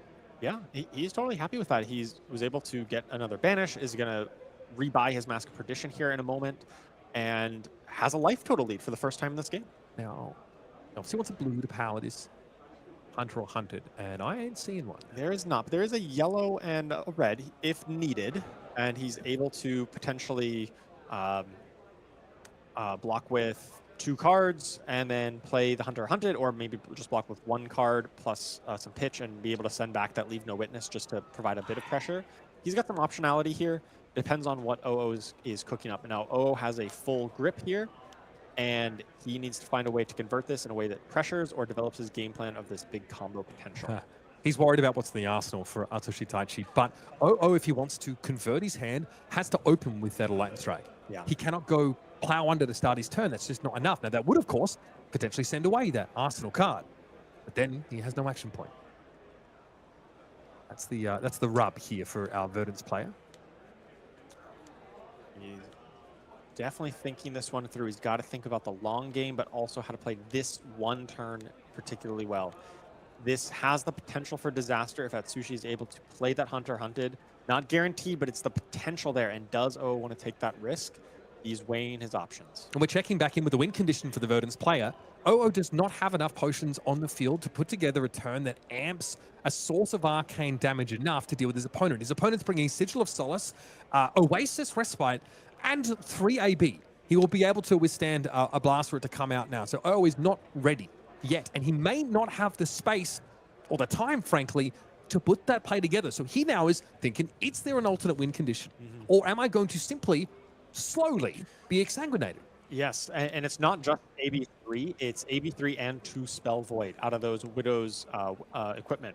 So Atsushi has even more protection. And O's, I think it finally hit him. The reality of the situation. On this turn, he's like, wait a second. Atsushi is 23. Remember, not so long ago, he was down at 16. Yep. And we're like, okay, like it's close. If I chip in a bit more, I can Storm Strider's combo. Now you're like, I need to do a big combo and then hope it's enough to Storm Striders afterwards. And it just may not have enough resources left in his deck to be able to execute this game plan. So he is tanking hard. It's like when the light at the end of the tunnel turns out to be a viperfish. And those teeth be sharp. Here's the Enlightened Strike. Yeah, we got to do it. In for a penny, in for a pound, or a piece of silver, depending on where you hail from. Yeah, Atsushi is pitching the 3, playing the 100. Let's see what he sees. It's an Enlightened Strike. Okay, I don't believe you can manage it from the arena. Okay. It'll Get just off the combat chain, buddy. Get off the combat chain. No, that is not how that works, unfortunately. But he does get to banish the Enlightened Strike and take a look at. It's the information is just insane. Oh yeah. That is all that is left of the deck. Okay, we've noted the position now of the healing potion. Obviously, one's in banish, one's on the field, one's in the deck.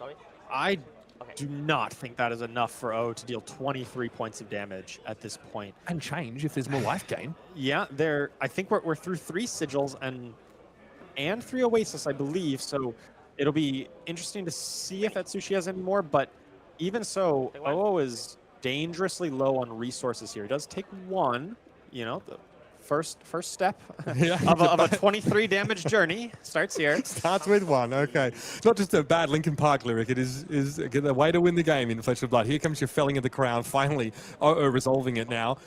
So this will get some more points. So he does get in 4 at Atsushi down sub 20 life and does have no hand. So if O is able to drop a hand, he might just throw Storm Striders here just for value. That is a possible play that he can do before Atsushi draws up. This might be his last only good time to do this. Looks like he does not opt to as Atsushi draws up. Okay. We got a bit to work with here. Is that a surgical extraction? We've got a defense reaction as well. It's a number of contract cards. The kind of assortment that, your assassin player is often looking for. So she gets to play on defense and continue to put OO in these positions where he feels like there's no out. Even going to the extent of just playing one of his cards to his opponent. Won't matter.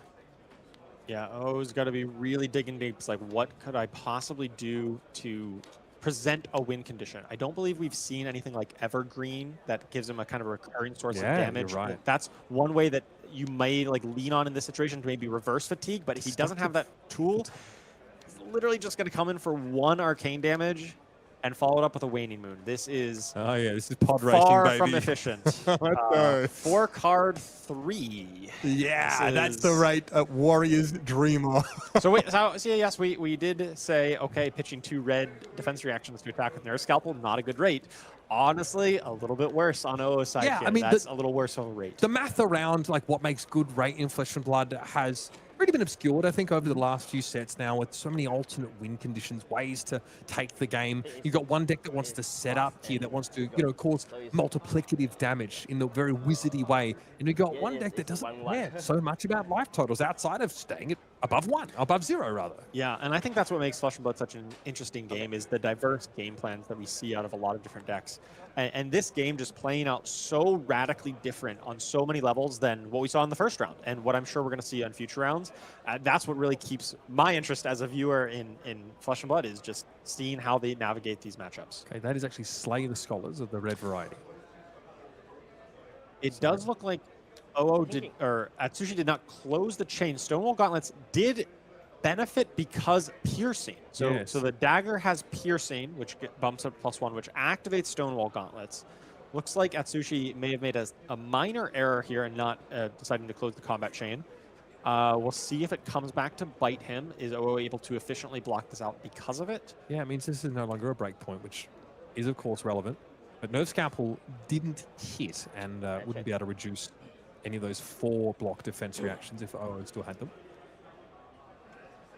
And he's asking himself, how much more of this torment should I expect to be subjected to? Atsushi's deck is still looking pretty well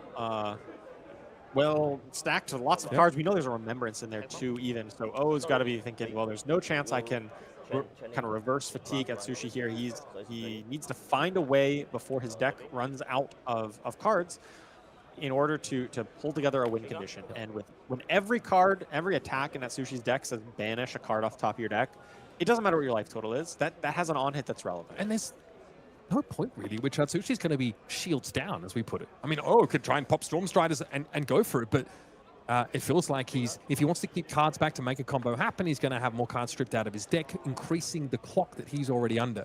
So we've been talking about this big combo turn that we thought OO was trying to build up to, and I'm sure he wanted to, but his big turn is 2 total healing potions, which and is 10 toes. not quite enough. Okay, Phenomenal Amulet activated. Yeah, Atsushi is just going to play full defense this turn, is just block everything possible, just take as little damage as possible. This is the important turn. 20 toes! All So right. he is stacking it this way where this indicates a Verdance trigger, and he wants to respond to that first Verdance trigger because that is what is going to be amped up by that. So that first one has not yet resolved. We want to leave that on the stack and then resolve all of our amp effects beforehand. Okay. So Rampant Grove Lyath, with the Verdance trigger on the stack.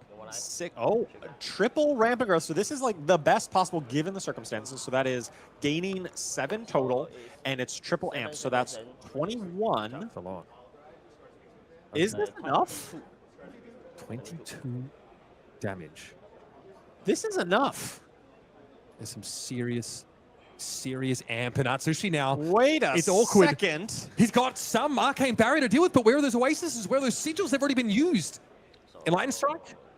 Into the bin. Spell Void puts him to Oh, 1. 17 go to But 1? he still has Storm Striders. What's his next hand? It's got to be now. Line up at least to follow it up. He has an action point still. Atsushi Taichi now, riding on the You've wall. got Oh, to be kidding me. He's outlasted him. Unreal. What a game. And as the dust settles, stays alive, stays with cards in deck long enough to put together the combo that blows the Huntsman out of the water. What a turn when he was able to get all 3 Rampant Growth Lights together in one hand.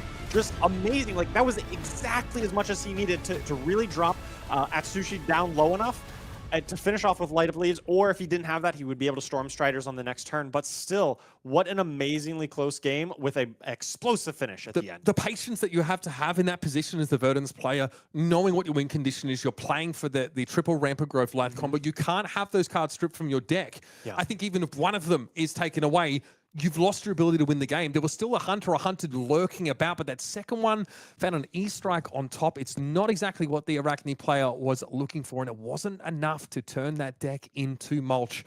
Really impressive stuff. This is a rogue deck that's going to turn up, and people have to know how to deal with it. Clearly understood his game plan in this matchup and executed it perfectly. Yeah, very impressive, and especially through the disruption of the top of the deck, where Arachne Huntsman's able to manipulate that, as well as shuffle his deck through those Hunter or Hunted. So he wasn't able to perfectly pitch stack those, given the shuffle effects. Just really fortunate to be able to pull together, and really smart to be able to have that patience to build that combo and have it be just enough to close out the game. Incredible stuff from OO, of course, calling champion, showing you exactly what it takes to be a champion in flesh and blood. If you want your crack at the title, there's a way to get into the driver's seat, get into the hot seat, and do so quickly. Silver Age, of course, is the newest format heading to shelves very, very soon in flesh and blood. A format that involves only common, rare, and basic cards. Fast, fun, and affordable, of course, and we've coined it your $20 ticket to the $2 million World Tour. This, of course, is chapters 1 and 2, installs February 13th. More info over at fabtcg.com/silverage. And of course, Charles, this is what we're working with. Common, rare, basic rarity. There's a lot of power in the format, in the game of Flesh and Blood at this level of rarity. You're going to find that out one way or another if you dive in. And we have our pre-constructed decks over 2 chapters ready to roll. Yeah, I'm really excited to dive into Silver Age as these new pre-constructed decks come out, as well as Compendium of Wraith to really pull the format together. I'm really excited to dive in. Nice, cheap entry point, your $20 ticket to be able to play in these super high stakes, high prize pool events. I think it's going to be great for the game of Flesh and Blood, and I can't wait to dive in. So you've got yourself a Silver Age pre-constructed deck. Now you want to get yourself some competition. Well, World Premiere London, of course, will be featuring Silver Age release and celebration events in February 2026. Of course, early access November through January. And then beyond that, at your local game stores, and of course, including Pro Tour Yokohama, our World Tour events. You saw them earlier on. Those showdowns will be featuring Silver Age. Many opportunities to cut your teeth into Flesh and Blood's newest format. It's a fresh approach. I'm very excited to see how it goes. And you, folks, at home, have the vote. That's right. We'll have seasonal voting to remove heroes from sanctioned events. And that's right. If you've competed in Silver Age tournaments, you'll be eligible to weigh in and be part of that voting process, putting power in the hands of the people. Very curious to see how things emerge. I cannot wait for a little bit of extra politicking around my Flesh and Blood and that social element to it. That's going to be exciting. Up next, of course, we've got a bit of a fan favorite. It's going to be Eugene C on stream for you guys. I'm excited to see that one. We're going to take a quick breather and we'll be right back with that next match. Don't go too far. Calling Akihabara heads into round number 3 after this. Cause I'm mean.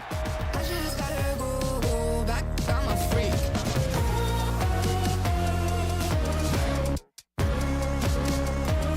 Gotta go. Just wanna rap to the beat. The chains, my vest, my watch, my belt, my cheese, my house, my sneakers, my blouse. I just party hard. Topping the one in the chart. I've already won, babe, but then you start. Flexing on ya, flexing on me. Flexing on ya, flexing on me. I just gotta go, but I wanna hold on. I can't let you go, but I gotta stay strong. Unless you heard it from me, then you ain't heard it from me. Got it from me, all the energy extra. You don't wanna see me with the hitters. Generations caught up, look how things will switch. People they're quick, now they wanna move at the bits. Boy wanna go to bitch, nah. Now I'm moving. I gotta do what I do. I'm really here on my ones now instead of 4 3s or 2s. And now it's Effie from Paris. I could have been effing you in Paris. I don't wait for the drop, I just flow from the pot.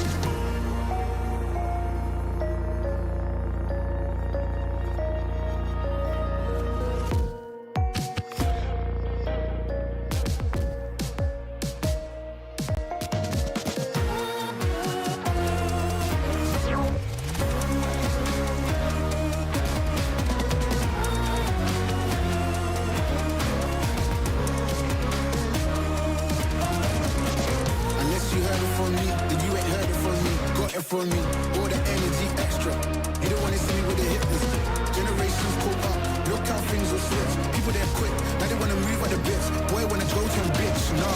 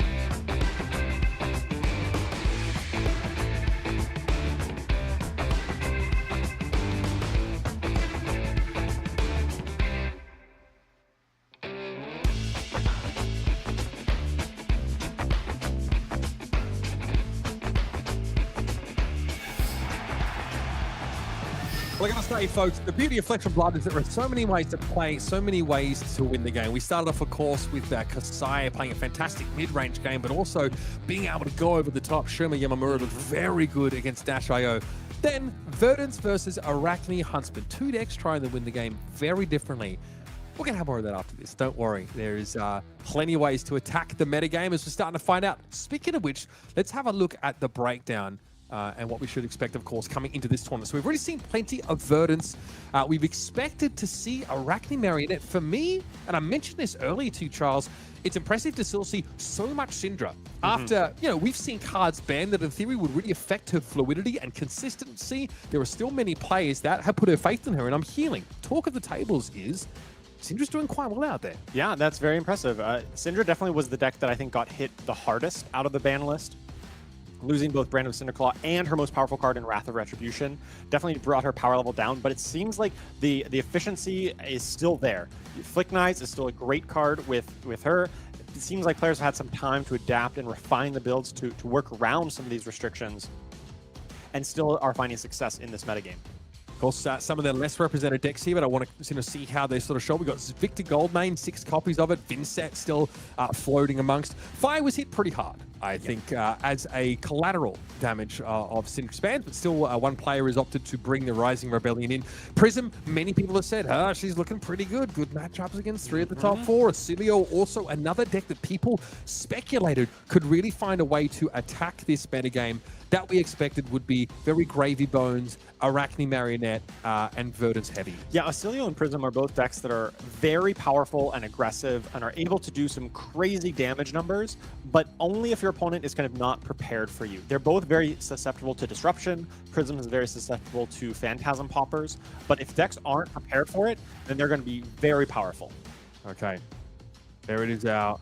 We're just on this one here, folks, so don't worry about the conversion. We are not there yet, but curious to see 8 copies of Arachne Huntsman as well. Doing the Iron Song, of course, my favorite. They're represented pretty darn well. So that's what we have for you coming up. A lot of spread across our different decks and archetypes here in Akihabara. And speaking of which, yeah, we've got quite a broad matchup coming your way. No doubt about it. I mentioned it before we went to the break. Eugene C. Most players that are in the know, when they hear that name, they should know exactly what they're in for. That's right. It is I would say the quintessential Rhinar Reckless Rampage player about to throw down in the feature match area. Yeah, he's well known for playing Rhinar Reckless Rampage. He's been playing it for so long. He is absolutely a master of this. And, he's always just like the most cheerful player. You always see him with a smile on his face. We're going to see him up against Arachne Marionette, who is very good at making opponents not smile. He's got a lot of disruption. And so we'll see how Eugene is able to weather that storm. Yeah, such a die-hard Rhinar player. I heard James White has a green telephone in his office. It's a direct line from Eugene. Just pick it up every now and then, give some thoughts on maybe its balance, how he thinks the deck is going, and then move on with his life. But of course, Rhinar has received some new tools with the advent of that Armory deck. It is going to be Savage Sash, though, and not talk of them. In the chest slot here for Eugene C, but we might still expect to see some of those tools. A monstrous veil, of course, as that headpiece here. That is, of course, a Rhinar specialization headpiece. Yeah, I think the most important buff that Rhinar got is the new sleeves. The Philly sleeves? the Rhinar Gone Golfing sleeves. Definitely the most important part of the upgrade from recent events. You're really selling the experience for me. We're talking about cosmetics now. Okay. Yes, indeed. Well, speaking of which, Masato Umeki, of course, looking imposing here on Arachne Marionette. A pretty standard suite of equipment for the Chaos Assassin. Of course, we have the Black Tech Whisperers, a Mask of Deceit, Flick Knives, and Final Spring Tunic. And Eugene is in the tank already. Yeah, this is the first turn, and Rhinar going first often has a lot of potential to push through some damage, much more so than any other deck in the format because of that Intimidate mechanic. He's able to remove those cards from your hand with Intimidate and prevent you from blocking. Typically, blocking is kind of free on the first turn of the game, but if they're not in your hand, you can't block with them. Such an interesting card, Monstrous Veil from Heavy Hitters. Oh, Scabs on turn 0! First thing, Scabskins, let's go! Okay. Eugene C has certainly arrived. All right, well, Scabskins Leather, one of the highest variance cards of Flesh and Blood. You roll a die, and if you roll a 1, your turn is over. That is it, that is all. No, you do not pass go, you do not do anything else. But if you roll a 6, you get to do 3 actions. Right. Instead, Eugene rolled a 3, got his just typical 1 action point, kind of no harm, no foul there. Yeah, okay, so it'll be Reckless Swing in the pitch here to send a Mandible Claw, but an agility token was created from the Agile Windup discard, which also caused a Intimidate trigger. Yes, and that allows him to follow up with a run roughshod for a 1 for 5, but you can only play it if you discarded a 6 or more, which was that agile windup. So Eugene's able to still make an aggressive attack, force some blocks, and because some of those are 2 blocks, he will get some damage in. Yeah, Meat Madness there, of course, appearing on the chain. Codex of Blood Rot also blocked with. Eugene's probably happy enough about that. He's established something on board. He's got that agility token in play, which promises for a wider turn. Riches of Trouble Darny was not the card I expected to turn up in his Rhinar list. Hello? Eugene playing Riches of Triple Donny. That is not a very typical Rhinar card, but he clearly values this gold generation. Now, Rhinar can often operate off of just 2 pitch, some of these yellows here, because so many of his big, powerful attacks only cost 2. And I guess he really values having that extra gold generation to be able to fuel some of his more powerful turns. Cut from the same cloth, of course, coming out from Masato, a non-attack action that confers a +4 buff to the first dagger attack, but crucially lets him look at his opponent's hand. Rhinar obviously doesn't boast a lot of reactions, so there's not going to be a mark effect on that. But that information, plus the very above rate buff essentially for one of these hunters' claves, is a nice package. Yeah, I remember when I first read Cut from the Same Cloth, and I'm like, surely this can't be true. This seems like such a powerful card. Not only does it give like the on rate of give your dagger +4, which is like already a good effect, but then it has the ability to mark an enemy, which is very valuable for some decks if it is able to get that mark, and you get to look at their hand, which is not like value that you can quantify as, oh, it's worth 2 points of value or something, but just having that information allows you to really sculpt around how am I going to attack? How is my opponent going to block? What are they going to have behind that? And just that information is unquantifiable. It's invaluable in a lot of matchups, and all of that in one card. I love Cut from the Same Cloth. And amazing against decks that have reactions because you can see it coming. You know what you have to play around. Right now, Eugene C is staring down 5 damage and the threat of a mark from Masato Umeki, of course, who is playing Arachne Marionettes. So he will have a chance to flip his opponent is marked still. Yes, mark effects are very valuable. Here we do see the flick knives go off to trigger the Hunter's Clave. So Eugene takes 1, becomes marked, and then this Hunter's Clave looks like it's still going to actually connect and clear the mark, but then reapply it right away. Yep. Now, obviously, Arachne Marionette's base ability allows stealth attacks, attacking marked heroes to get +1 and on hit go again. So you mentioned just how important marking your opponent is, and non-conditionally Masato Umeki is able to do that here. It's typically worth at least 1 point because of that +1 damage, but oftentimes even more if you're able to trigger on-hit effects.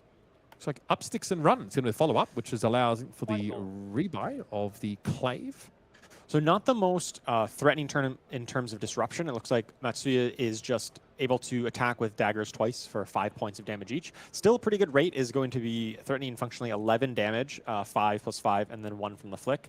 And if Eugene lets this hit and ends with a mark, then he's going to get to roll the die and become a random agent of chaos. Importantly for Eugene, it's not the most disruptive turn from his opponent. We'll still allow him to play his game. It's not ridiculously above rate damage. It doesn't put the fear of God in him necessarily. Oh my God, I have the fear of God in me now because Eugene is blocking with equipment here. And when you block with your Monstrous Veil and you block with your chest, this is a very inefficient block because it activates the piercing. Yeah. And it didn't fully block out an on-hit or anything. So the only reason this is happening is if Eugene is going to do something very silly and very powerful this turn. Masato's flipped into Funnel Web, which allows for Arsenal Disruption. I suspect Eugene might not have any cards left to put there after this. Certainly hope Eugene is going to be playing out his whole hand. And in Arsenal, it's a Blood Rush Bellows. Rich as a Troppledani pitched to power this, and that is going to allow, I guess, Eugene to have some filtering potential. That gold will give it to him, but importantly, Blood Rush going to be powered. Let's see what the discard's going to be. There's an agility token already in place, so that first attack is going to have go again. It's the pulping that gets sent away. Maybe not the worst for Eugene because he has that non-conditional go again. We know he's got a blue and a show of strength left, and +2 random cards. Looks like he did not get the gold, but I'm sure he'll remember that. And then that gold is very useful because like one of the downsides of Rhinar or Blood Rush Bellows in general is that you just draw into like 2 blues and you're like, oh, my turn is just attack with a blue. And that just kind of kills the value of Blood Rush Bellows. So the ability to generate some gold here is pretty smart because it allows you to hopefully bail out of some of those hands where it doesn't quite work. Here's the sash coming onto the combat chain now. This is about as big as a broadside barrage as you'd expect to see from a Brute. Savage Sash is going to reduce the cost of attack action cards with 6 or more power by 1. And it does have Go Again from the agility token. This is Savage Feast with Go Again is one of the most efficient attacks in the game here. And of course it intimidates Matsuya, so he gets like very little options on what he wants to block with here. Just has 2 cards left. And so he's going to have to see if he wants to block with those before they get intimidated, probably on the next chain link. Yep. I'm sure there's more where that came from. Savage Feast comes in for 8. 8 with Go Again. This is a big turn. Eugene still has 1 float, and let's see if we can take a peek over at his hand. It does look like it's 2 reds and a yellow, so it's a splatter skull. That is huge to be able to finish up his chain and be able to potentially destroy one of those cards that's been intimidated. And of course, all of his attacks cost 1 less. It does mean that given the situation is that he's not going to be able to attack with both of the mandible claws that require a little bit too much pitch. He doesn't have that blue. Yeah, discarding that Wrecker Romp, I think, might have put him in this position. Yeah, but that is the nature of playing Rhinar, is sometimes you discard the blue and sometimes you don't. But this is a hand that, oh, we've got some disruption, which is something that in the past Brutes have really not had access to. Yeah, because Rhinar is marked, he's able to choose if he wants to switch into a different Agent of Chaos with this helm. Yeah, selecting probably Trapdoor. Yeah, okay. Trapdoor. That makes sense. That's he just needs to be able to defend this turn. This is Eugene's big turn, and being able to go find a trap, just get that extra 3 block, and potentially whatever the effect of the trap is. It looks like he's grabbing the. I think it was an inertia trap. Okay. That would make the most sense. Be able to give the inertia so Eugene can't hold on to anything. Hey, Matsuya just needs to be as defensive as possible here because Rhinar is like very spiky. Yes. It has turns where it does 25 damage, and then it has other turns where it does nothing. Yeah, you're right. That's the inertia trap. So that is obviously going to be able to be played on this chain link. Inertia token for Eugene C. Can brother divest himself of all this cardboard? Either way, he wouldn't have wanted to keep an Arsenal because his opponent was showing Funweb earlier.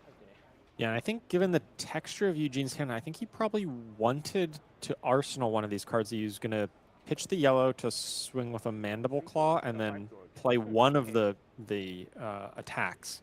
Spot on. So that inertia is actually pretty huge here. Catching the gold token generation here. So we've advanced past that point, so a judge call likely would be required in this kind of situation. But a Splatter Skull follow-up here is quite powerful.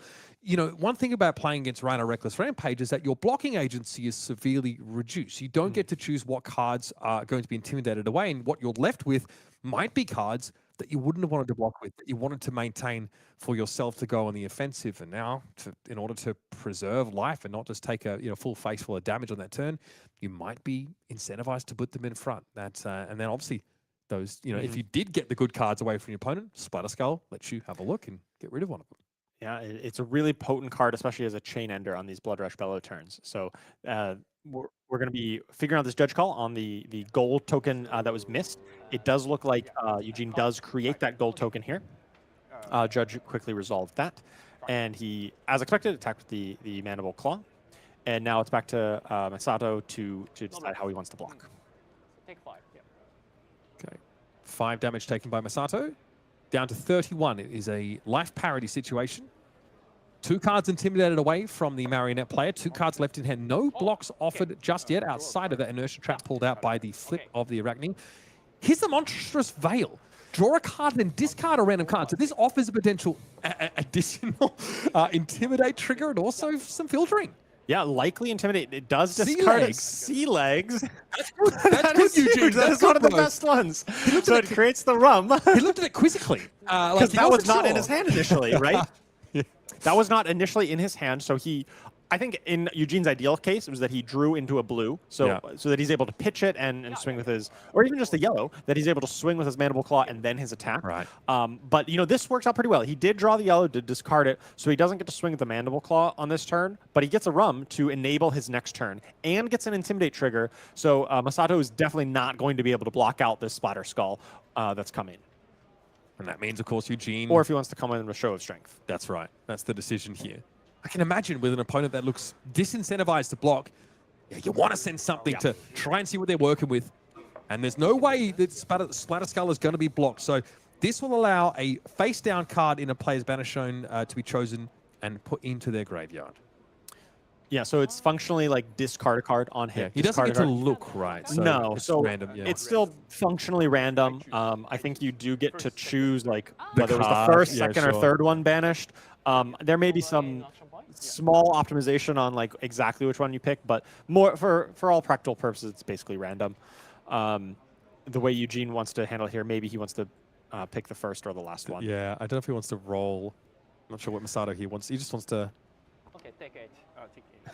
Unfortunately, he's got to take 8 here. You're not blocking that out with one card here. Is this first, second, third? Yeah. So Eugene, being the Rhinar master that he is, he does have some level of strategy or some level of thinking about which one is optimal. Because you do have some information. You know that Masato did not choose to block with that third card that got intimidated. He had the option to at one point, but chose not to. And that's really the only piece of information he has here. So I think it's maybe slightly advantageous to pick that one. But otherwise, I think there's, choosing between the first two is just kind of random. It's such an interesting situation. I feel like many players in this position might just roll a dice and, continue to play into the brute shtick. Eugene is really trying to make sure he squeezes every extra point of equity out of this exchange as he can. Especially, of course, as he's under the effect of the inertia token. The second card. Chooses the second card, And put it in the graveyard. which was an up-sticks and run. A good card, for sure. Although Masato had no option to ever have blocked with that. Not that he probably would have, because it's a 2-block, and it's a 2-block on defense or 4 on offense, so more likely to keep that on offense if possible. Pretty reasonable turn, though, all things considered. Well, it was a bit of a messy board, and generally when the board gets very messy, that means a lot of things have happened. And yeah, so, whether you're a Prison player or a Rhinar player, it's a good thing. Also, the Gold Kiss Rum generated here is great. It's going to give Eugene that option to go wider when he hasn't been able to generate a agility token or doesn't want to use scab skins.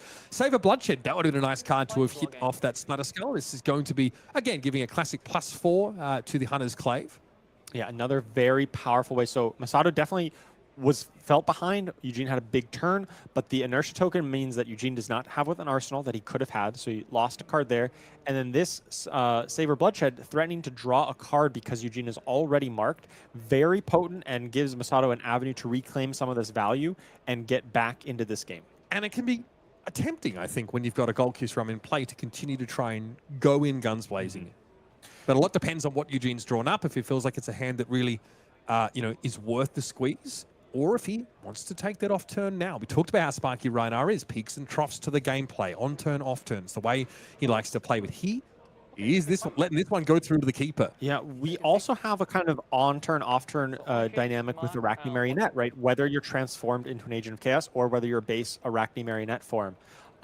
Looks like he does get that trigger, is able to clear the mark, but then reapply it, and it means that that Mark of the Black Widow is able to come in. It does not get +1 like we typically see. It's not a break point, but it is still threatening to disrupt Eugene. Yeah, now it's a real question. We talk about how Arachne, obviously in the days post Bonds of Agony, doesn't always have that level of disruption that used to be feared for.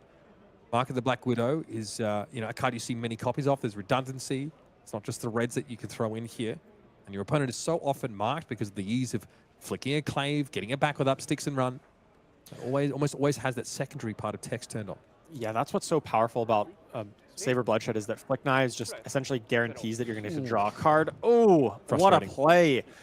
Getting that shred means that this disruption definitely is going to go through. Eugene wanted to just get out of this block 1 card, move on, but he's going to have to lose the card and lose another card out of his hand and take 3 damage. Yeah, that's the blowout, of course, for putting a blocking card in front of this. But either way, Eugene was going to lose a card unless he, God forbid, went for a 2-card block. Now he's got to decide what he parts with. So he's going to part with the sea legs. Already has a rum, and getting a second one a little bit less valuable because you probably only need 1 or 2 more big turns to really close this out on Eugene's side. But he already has a rum to enable one of those. Open with the mandible claw. This may just be a swing for 3 and Discard of a wind up, perhaps? probably or- not. He doesn't have enough cards to really swing the mandible claw again. So this might just be a swing weapon, arsenal pass, and hope to play again next turn. Yeah. Hope not to see anything too disruptive from his opponent. Masato is aware that he's going to be put in a position where he can go on the aggressive now. Meat Madness gets thrown out in front. So it's the second time this card's been blocked in this matchup. Haven't got to experience the random nature of that new attack action out the armory deck. Looks like Masato is gearing up for a pretty efficient turn here. He's got the up sticks and run using Tunic resource. Okay. Always efficient.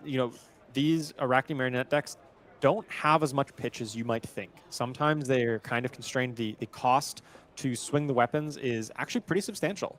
And that's why Graphene Chalistra is so potent in this deck, is that you're able to swing it off Tunic.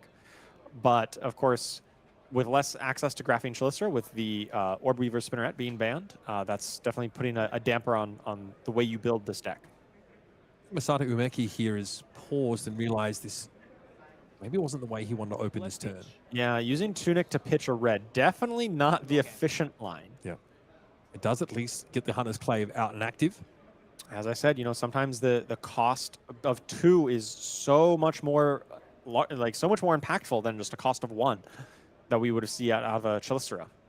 2-card block here. At worst, at least, up sticks represents 4 power pump. Yeah. We see sometimes super high-powered Flesh and Blood, and sometimes we're pitching reds and blocking with 2 blocks on a 5-power attack.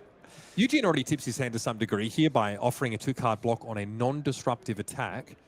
Means that he was probably expecting to play off a small hand, but this small?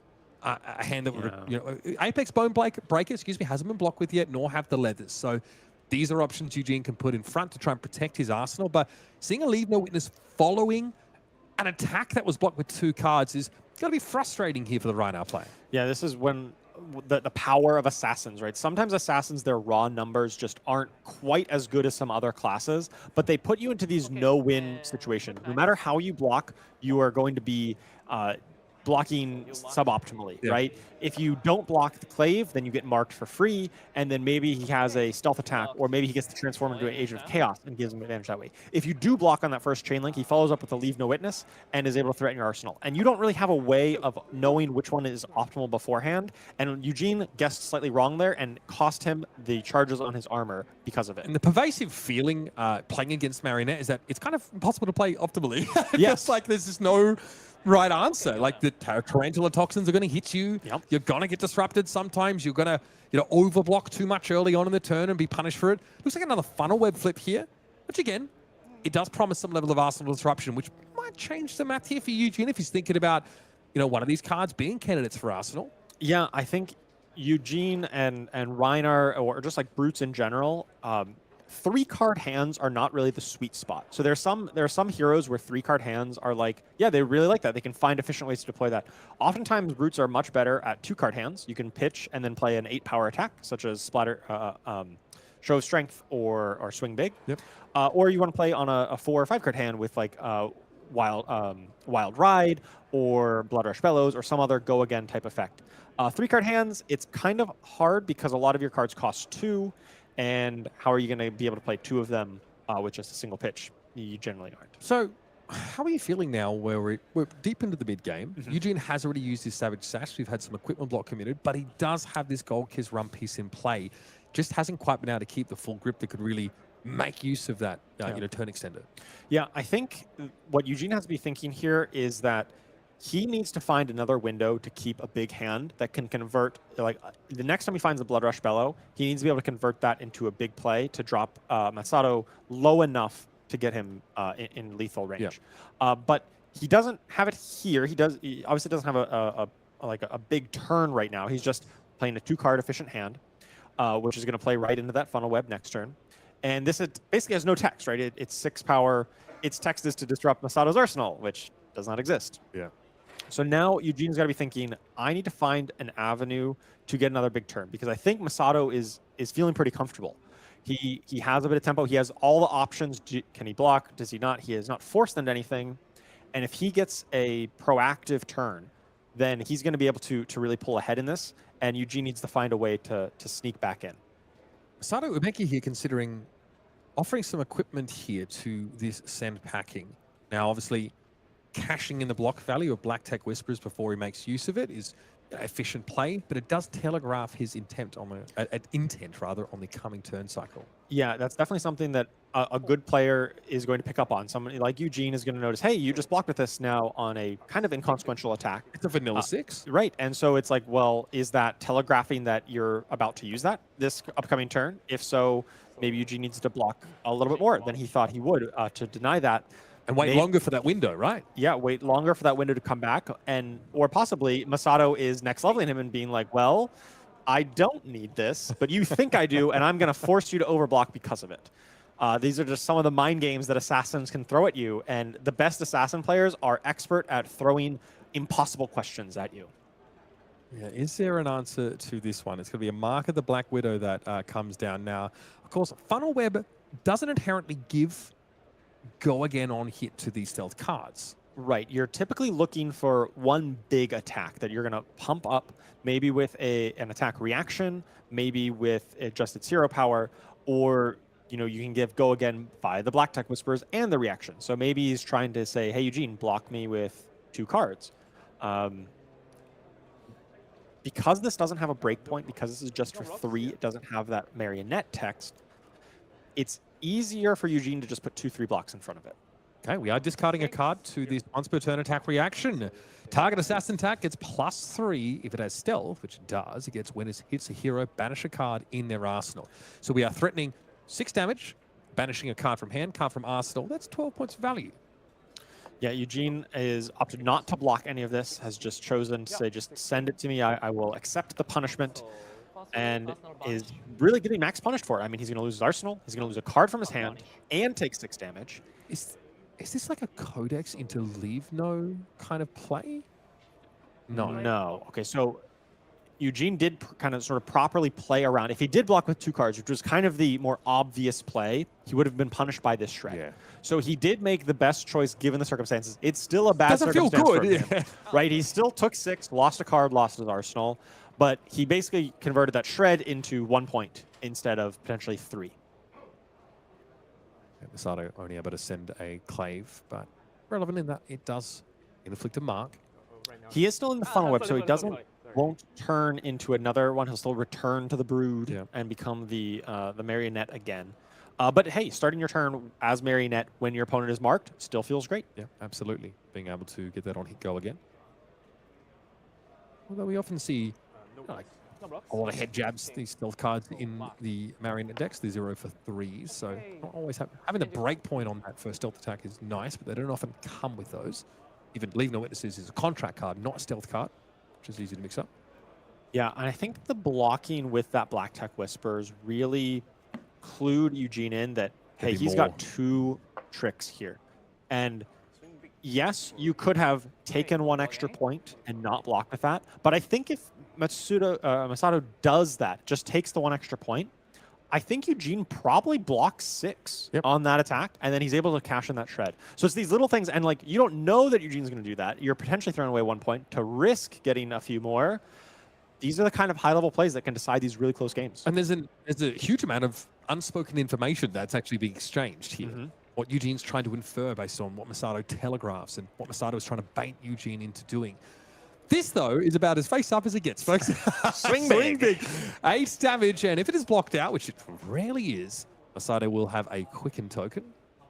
Yeah, this is the way that brutes like Rhinar are able to kind of tread water. You're looking for those big turns, but in the meantime, you're trying to block 2 cards and then swing 2 cards back. Swing big. Great 2-card hand to swing 8. And this lets you kind of tread water and be like, hey, like if you need to respect this, you need to give me some block, you need to give me some space to set up my big turn. And if you don't, you're just going to take big chip damage. Yeah. So this isn't the big turn, despite the name, but it is helping to set up because it's pressuring Masato to block, which prevents him from disrupting Eugene to actually set up the big Blood Rush turn to close out the game. We've seen a number of these turn cycles where Masato Umeki's been happy to play on 3 cards, either be off Arsenal as he wants to be aggressive here, and just offer 1 card on block. That's going to be the case here. So taking 5 damage, simply opting to preserve life, has no designs on a quicken token, but is at least respecting this swing big. Eugene earns a card from the Marionette's hand, and that's Masato on 3 for his turn. Yeah, we'll see if Masato's able to put some disruption together and what Eugene might have arsenal to set up at this potential big turn. You know he's got to be waiting for some big moment. Codex of Bloodrot is going to be the opener. Yeah, I like this card a lot. It's obviously not quite as potent as something like Codex of Frailty, where there's like an auto-include everywhere, but Codex of Bloodrot, even if your opponent is not playing to Arsenal, they think, hey, I know you have Arsenal Disruption, I'm going to play around it. Codex of Bloodrot forces the issue, and it's just efficient. It just deals the 2 damage with the Bloodrot Pox and still replaces itself with the Ponder. In comes Kiss of Death. It is a stealth attack, but it is also a dagger attack. So it gets those benefits from Arachne Marionette, that +1, that on hit, go again. And of course, this is an attack that can be flicked. Yeah, this is definitely the most powerful, I'd say, individual attack in Arachne Marionette. It just does everything, right? It has stealth. It will trigger all of your effects.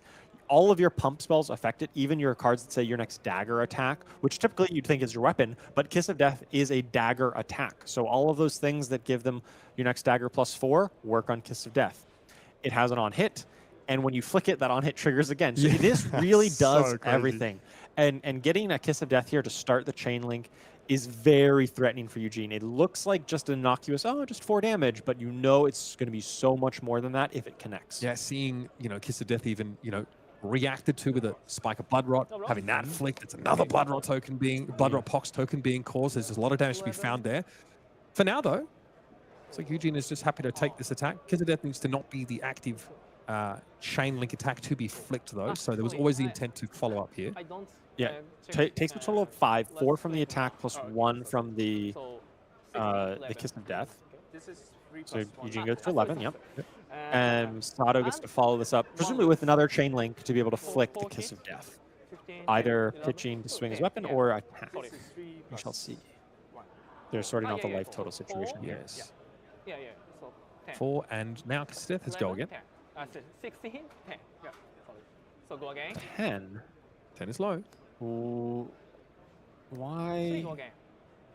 10. Eugene was at 16 to start. He should have taken 5. 4 from the attack plus 1 from Kiss of Death. Was something already flicked? No. They were pointing at the flick knives. Yeah, I mean, Masato was indicating his Hunter's Clave there. It's possible the life total... Wait, did he flick the Clave? And No, the Clave had been gone for a while. Yeah. Perhaps the display was wrong or they miscalculated. In any case, this pick up the point will probably be followed up by a flick that is going to deal 2 points of damage, 1 from the Kiss of Death effect itself and 1 from the flick knives. No matter how you slice it here, Eugene is in the danger zone. I mean, this has to be the time for Eugene. He's been sitting on this Gold Kiss farm. It is now a fine vintage, aged to perfection. Indeed. And this is... He's got to know this is close to his last turn. He's blocked with this Apex Bonebreaker twice and has not gotten a mate token out of it. That is true. Still, it's an arm piece that blocks 3. It's pretty good, but certainly I like left some pieces value. that offer 5 value, personally. I do too. So Eugene expending all of his blocking armor here. He's under this Bloodrot Pox token that's going to be threatening to deal 2 more points at the end of his turn. He did get to keep his full hand. Despite all the damage that came out there, none of it was disruption. Eugene gets to keep his full 5-card hand. It is possible that Masato just dies this turn. Yep. We have seen turns where Rhinar does 16 damage and the opponent has no cards in hand to block with. Oh, this is a starter if I've ever seen one. Tear limb from limb could potentially pump up the next brute attack. Oh, I love this card so much. I've played a lot of KO in my time, and this card is great in KO, but it's also great here in Rhinar. It allows you to buff up your attack, double its bonus. So if you have attacks like Swing Big or Show of Strength that have base 8 attack, this could potentially be a pay 2, give your next attack +8, which is massive. Honestly, has that an Intimidate trigger associated with it? Yeah, we did discard the Savage Feast, so sorry. Masato should have an go. Intimidate coming. There we go. All right, so he's going to be limited on options to block here. 1, 2, 3, 4. And there's a big attack, and of course, with Gold Kiss from in play means you can follow it up with more. Okay, so that one gets intimidated. Eugene has the potential to make 2 attacks with that Gold Kiss Drum. Has some options, has a float, could possibly cash in the gold if needed. Let's see what he's working with. He's got Splatter Skull and Send Packing. So not the best way of attacking more than once here. I don't think A blue in hand would have been huge, yeah. Yeah, we don't know his arsenal, I don't believe. The Splatter Skull, basically turns this into +6. Well, the gold token, is that relevant here? It's risky. You could basically change in your yellow for the top card of your deck. And yeah. even if that turns into a blue, then you get to swing Claw into Splatter Skull, which is a bit more damage, but it's not lethal. Even that line still only gets you to attack for 3 with Claw into 12 with Splatter Skull. So I think Eugene, in order to really make this turn as threatening as possible, needs to utilize his arsenal, which I'm not sure we know what it is. Some finger math. Second only the napkin math. Eugene trying to tap out the melody that leads him to Okay. Siren of Victory. Here's Gold Kiss Rum, Rhinar getting sideways. That's where he likes to be. And here is a Splatter Skull opener. This is doubled up. This is obviously going to allow Eugene to get rid of that card that's been intimidated away. 12 go again. Pretty darn good at this economy. It is quite good. 12 go again on hit, discard a card functionally. And obviously has a follow-up, right? A 1-cost follow-up with 1 resource points to run Roughshod, I think is Yeah, like it's the gotta most be. likely thing. So could possibly follow this up with a 5 damage attack would be the best case scenario for Eugene, I believe, which It's is lethal. lethal, but Masato can get out of that lethal range with like a single block. Yeah. Block a single card, and that negates any potential lethal threat here. The one unknown in this equation right now is just how pivotal is the card that Masato Umeki has had taken away from him. Because his ability to protect it is virtually non-existent. Yeah, and if he has to block with a card or 2 here, he probably doesn't have enough to threaten 7 damage on the backswing. Yeah. And so this might shift. This might be just enough to shift the tempo back to Eugene. It was looking a little grim, and he definitely feels a bit behind here. But because Splatter Skull is so powerful, and the effect of the discard with the Intimidate, and just threatening lethal enough, might just be enough to swing the tempo in Eugene's favor. But it's a narrow, close call. Spinneret here to the point. That's Pain in the backside. That is the only 3 block in his hand. He looks like he's just sending all of it to block. Quite inefficient blocking with some of these 2 blocks, but sometimes your hand as Marionette just doesn't function, right? To the point does not buff the pain in the backside. Yeah, pick up the point was sort of banished away there. Now discarded. Yeah, run Roughshod. Run Roughshod, Pretty as clearly expected. telegraphed with 1 float. So if Masato was sitting on Bleed No Witnesses, Codex, there's Yeah, it's a reasonable Yeah. crackback. It was a random card from a Ponder token last turn, so it was not really sculpted. Eugene does take the 2 damage from the Blood Rot, so it is closer. It is still a close game, but I do think Eugene is going to be able to come back, unless this is something massive like that Leave No Witness or Blood Rot, or Codex of Frailty rather. Eugene is going to be able to untap this full hand. Oh, a Wild Ride. We're looking for another tear limb from limb in the hand. Another way for Eugene to have this bigger turn. Kiss of Death. So this is alone is lethal because of the Flick Knives on the Hunter's Clave. You can flick the Clave, put Eugene to 4, and then it gets buffed up to 4. Well, I mean, exactly. Kiss of Death, of course. So this does demand a card out of Eugene. We know he's got a Wild Ride and a Tear Limb from Limb, neither of which block. So he's got to use one of the other cards in his hand to block with, which does dramatically reduce the output of Eugene's hand. When you have those 2 cards, you really want to be playing with a 4-card hand, and Eugene is going to be forced onto a 3-card hand here and still be very low. It's really important to point out, Eugene not yet marked. Once he's marked, the math changes with Marionette. Yes, but he can become marked basically guaranteed Instantly, because yeah. of this Flick Knives. And so that is why Eugene is like, this is just an absolute knife's edge here of this game. It is so close. If Eugene is able to put together a competent turn with a 3-card hand, he could potentially force Masato to block enough, but he's got to give something up right now. It's not enough. It doesn't feel like quite enough room for Eugene. Show of strength. Blocks 3. Now Masato's got to think, do I want to give up my only dagger in exchange for this mark, which will instantly get cleared, but it does push through 3 points of damage on the margin here. 1 from the flick, 1 from the kiss of death, and 1 from the +1 from marionette. And when your opponent's at 5, 3 damage is a lot. Absolutely. But going down to 0 daggers, 0 way of marking, could potentially brick Masato's turn in the future. A lot of really close decisions, narrow margins in this game. Masato, of course, sitting on a tunic counter now, which could be relevant. But here's that flick knives, of course. Kind of going to go for it. Eugene going to be knocked down to 4. Marked. Kiss of death gets +1. And that will, of course, do its own instance of damage after connecting now as it goes above the block.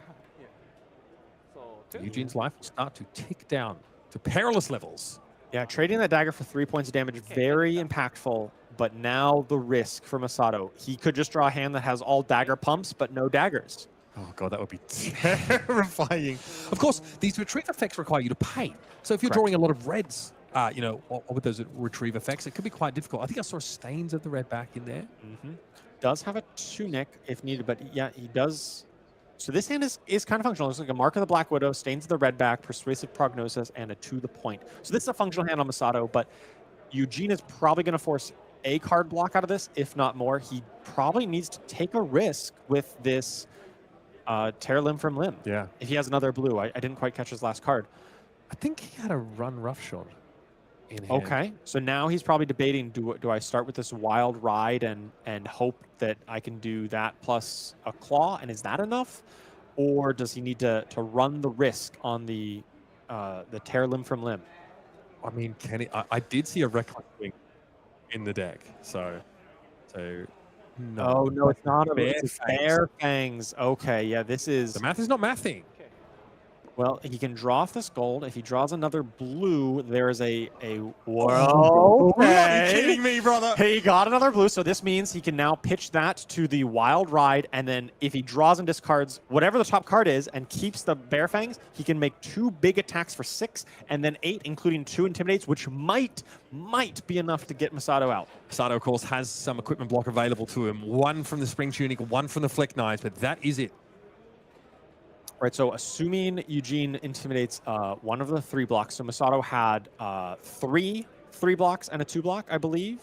We had To the Point, that's a 2 block, but the other 3 cards are Prognosis Persuasive, Black Widow.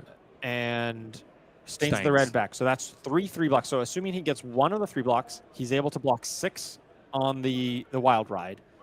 And then he can only block 2 on the Bear Fangs from the equipment, and 8 minus 2, assuming Bear Fangs hits Yep. off the top. This is all assuming the draw discard hit, right? Go for it. Scabs? Oh, Oh my God, he's rolling scabs. All right.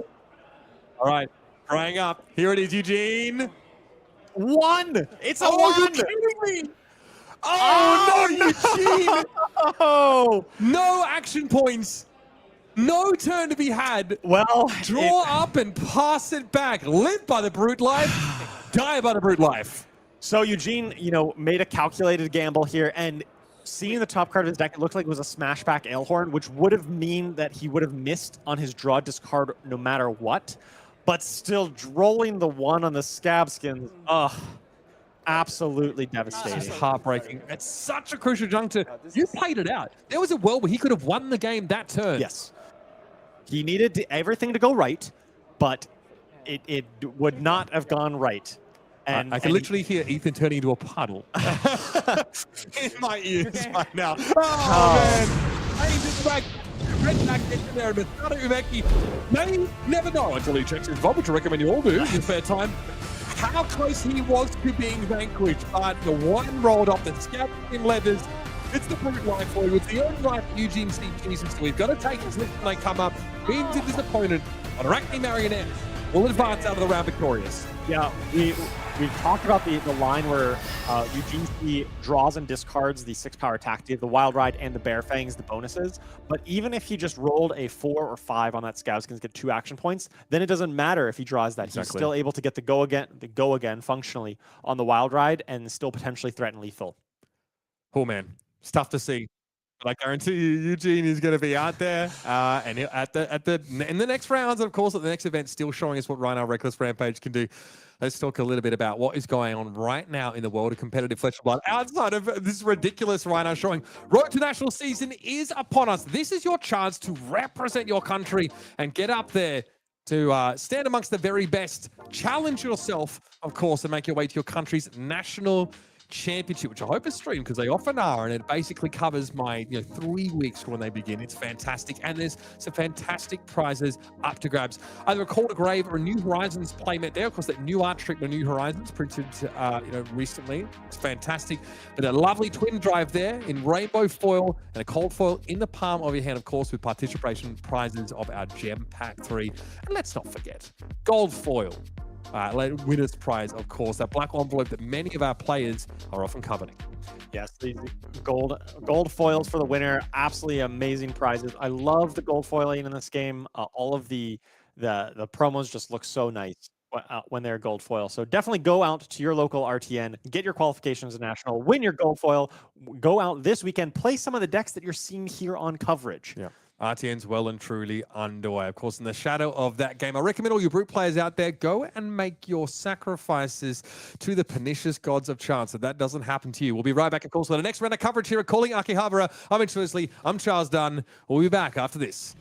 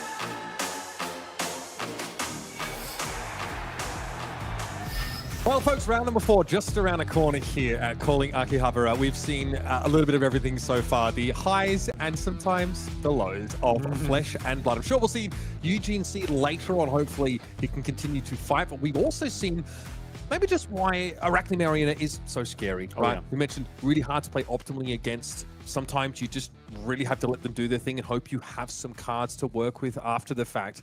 Let's have a look at our standings, though, now coming into this all-important round 4. As the hunt for top 8 is already starting to form up. Sam Sutherland, he's in the mix, as always, on Dash.io of all decks here. We have a Fang player by the name of Ichiro here at 3-0. Very much looking forward to covering their journey. CYK Lionel turns up here in the top 8 of players so far. Not a huge surprise. Yuto Suzuki there as well on Dorinthia Iron Song. Okay, we love to see that. Yeah, we do see a good variety of heroes here. I know that we talked about the variety that we saw in the metagame, and this is reflected in all of these 3-0 lists so far. We've got a wide assortment. We've got some Cindra, we've got some Dio, we've got some Fang, Kassai, Prism, Dorinthia. There's a wide spread here. Even we've got an Arachne Huntsman down in 19th place, also 3-0.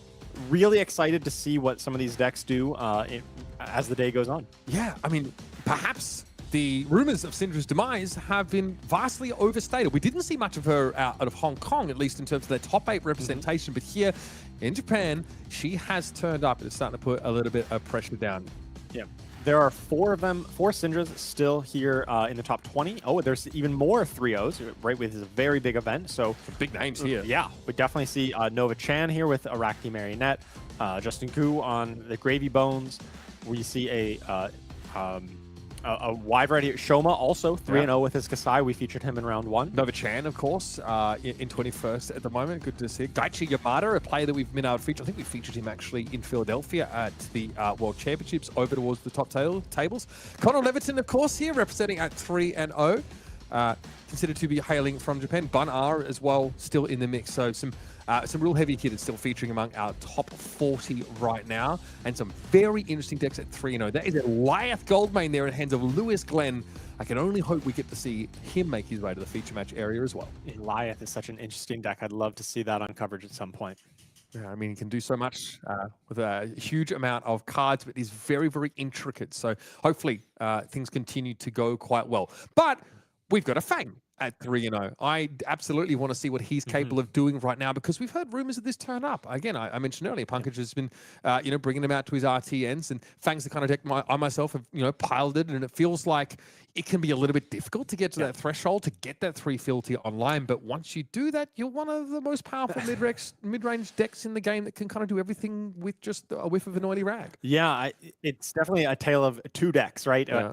Before 3 fealty and after 3 fealty. If you manage to get all 3 fealty, you are by far the strongest deck in the meta, in the game. You just have some of the most efficient turns once you have 3 fealty as Fang. But until that point, it's kind of embarrassing. Your deck is pretty bad until that point. A lot of 2 blocks, a lot of reds, can have some really awkward hands drawn up. It's time to head down to the feature match area and see how this all plays out, folks. Round 4 in Akihabara is right on your screens right now. Ichiro Okamoto going up against Ricardo Diaz. It is going to be Fang versus KO Underhanded Cheat. RKO, as he's sometimes known. This is a deck we talked about on the pre-show a bit, about how he kind of flew under the radar. He is also a kind of very feast or famine deck, but in a different way. He really thrives when he has a higher life total than the opponent. He's a bully. He likes being stronger than his opponent. And if he is, he's got cards like Mocking Blow, which really accelerate his power curve once he has higher life total than his opponent.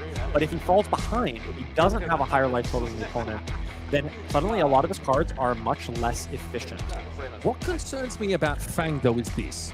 He generally needs to have 2 Draconic attack reactions, because a lot of his non-conditional fealty generation happens on that second Draconic chain link. Or he needs to open up with like an Oath of Loyalty, right? This means he needs to keep a lot of cards. He needs to take this damage, and he's not really able to keep a high life total. Yes, he's got Valiant Dynamo. That certainly helps on blocks, but honestly, there are a lot of situations where it feels like it turns a 2 block into a 3 block. Feels a little bit better. So getting to that 3 fealty for Fang, that's where he can fall behind in life. That's where things are dangerous. It's a question of is he on the instant effect that generates a free fealty, right? It's a card that doesn't block in fealty, Fang. Thank you very much. Pledge fealty, very powerful, lets you get online early, but on defense it is useless.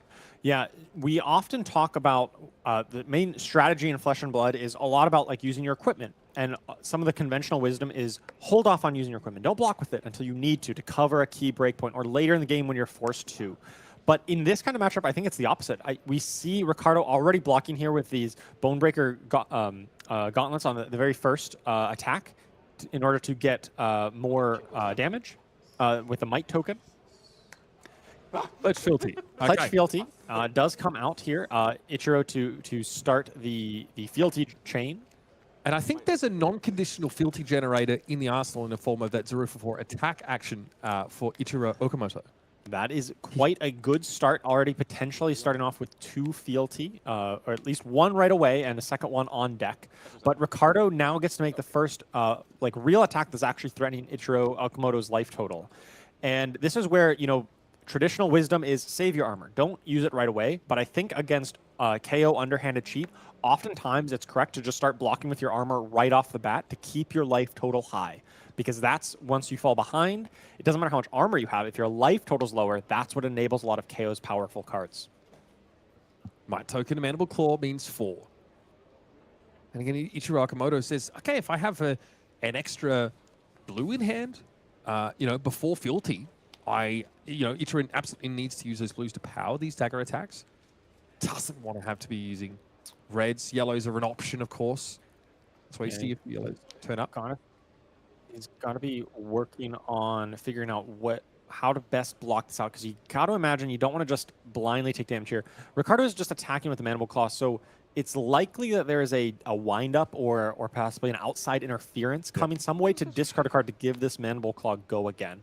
Otherwise, it seems pretty unlikely that his turn is just going to be nothing.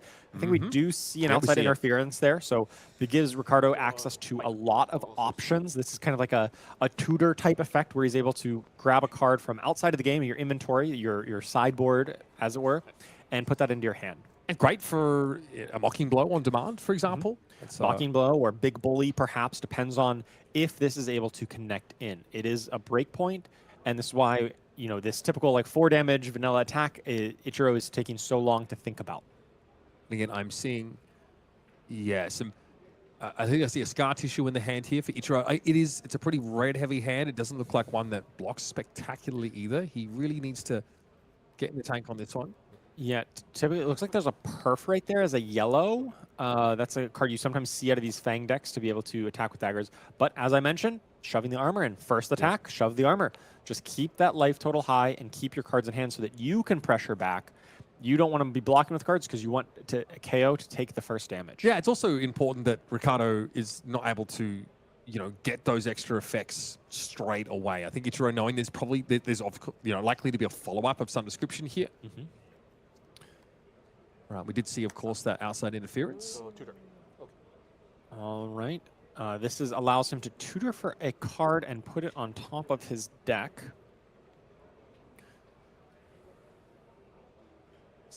It's overturn the result thing. Fix the match. That's the one. Yeah. There it is. So another way for Ricardo to have access to whatever he kind of needs here. We already saw the outside interference.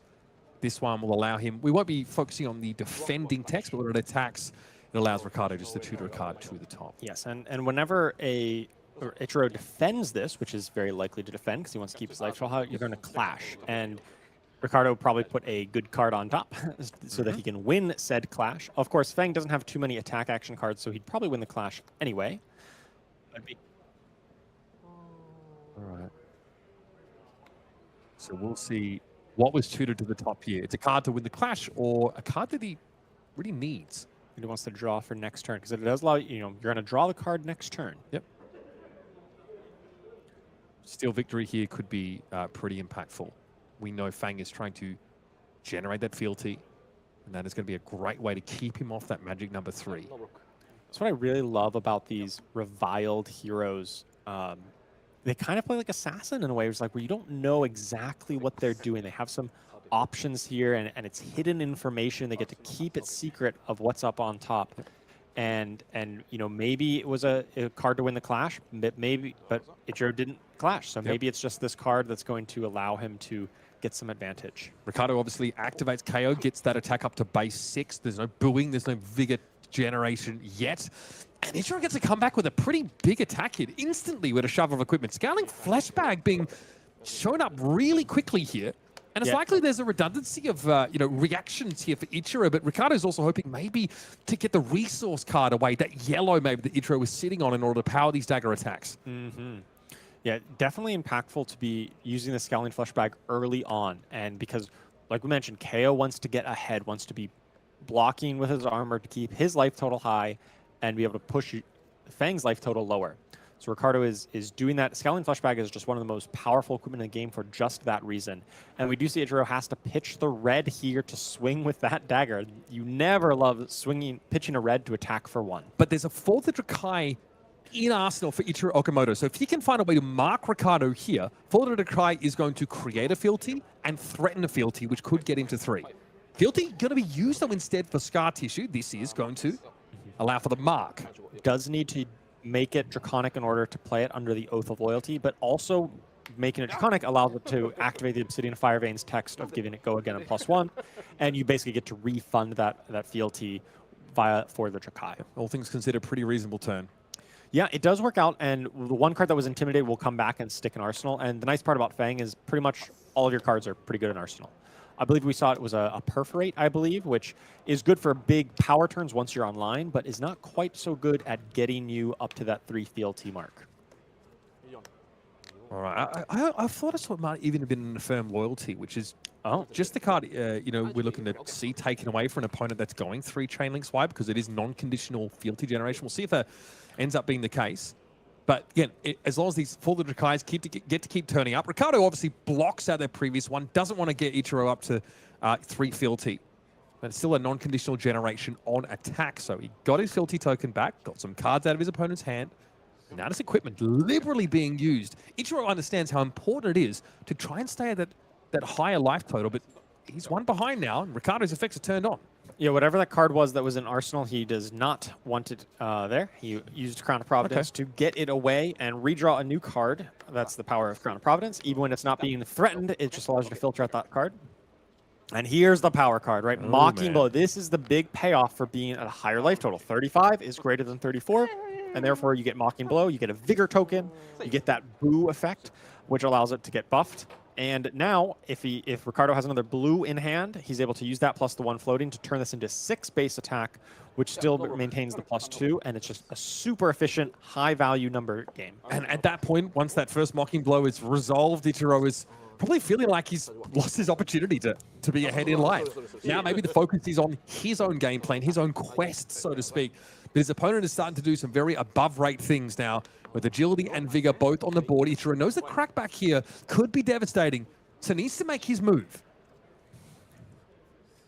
Yes, this is the time when he really needs to have an efficient start. It does look like there is a blue pitch, right? This overcrowded, so yes, you really want to not have to pitch for these dagger attacks, but if you do, pitching a blue is ideal. Clear the Quicksilver in hand. Oh my goodness, wow. This overcrowded. This board is getting pretty overcrowded. We've got a Might and a Vigor and a Fealty, which means this blocks, 1 card blocks 5. Absolutely huge out of Ricardo here. Okay, here comes the Perforate, though. This can definitely smooth out some of these wider turns. Glint the Quicksilver also going to be played as a reaction. So Perforate allows that dagger attack to be used at an additional time, and will discount the next attack. Glint is going to allow for card to be drawn, go again to be given, even if there's no draconic reaction on this Obsidian Fire Vein. Right, so Ichiro has 1 floating. This Fire Vein can attack for free the second time, and still has 1 float to play for the next one. Now Ricardo is marked, so whenever any of these are going to hit, it's going to create another fealty, and he's going to be pretty close to that 3 fealty mark. We are high on draconic chain links as well. Yes, this is the second. That now the third is the dagger. So if there's something like Long Whisker Loyalty, perhaps that would be very powerful. Even a Firm Loyalty is fine. We want non-conditional fealty generation, and if a Firm Loyalty hits, okay, could be huge. Is that Proclaim Vengeance? It is, which is not quite that efficient here because Ricardo was already marked. And so it is a draconic card, which It's an is instant, to yeah. buff it up, but kind of the mark gets a little bit wasted because he was already marked, and then immediately gets cleared upon hit. But It's plus one go again, I guess. it's fine. It is perfectly acceptable here, and he's able to finish this or cash in the resource for the vigor token from the Grains of Blood Spill, and Sigil. finish with the Sigil of Solace. Okay. Okay, does not end up with 3 fealty, but does end up with a vigor. And so this is one of the nice flexibilities of this Fang deck is, yes, you don't have a lot of blues and you'd rather be active, but when you do, you can sometimes bank this vigor and be able to play your next turn a little bit more efficiently. Look, the one vigor is big. It means a red can allow you to get 2 dagger attacks. Yes. So really important, because you will draw up those all red hands. You are going to be pretty light on blues and yellows.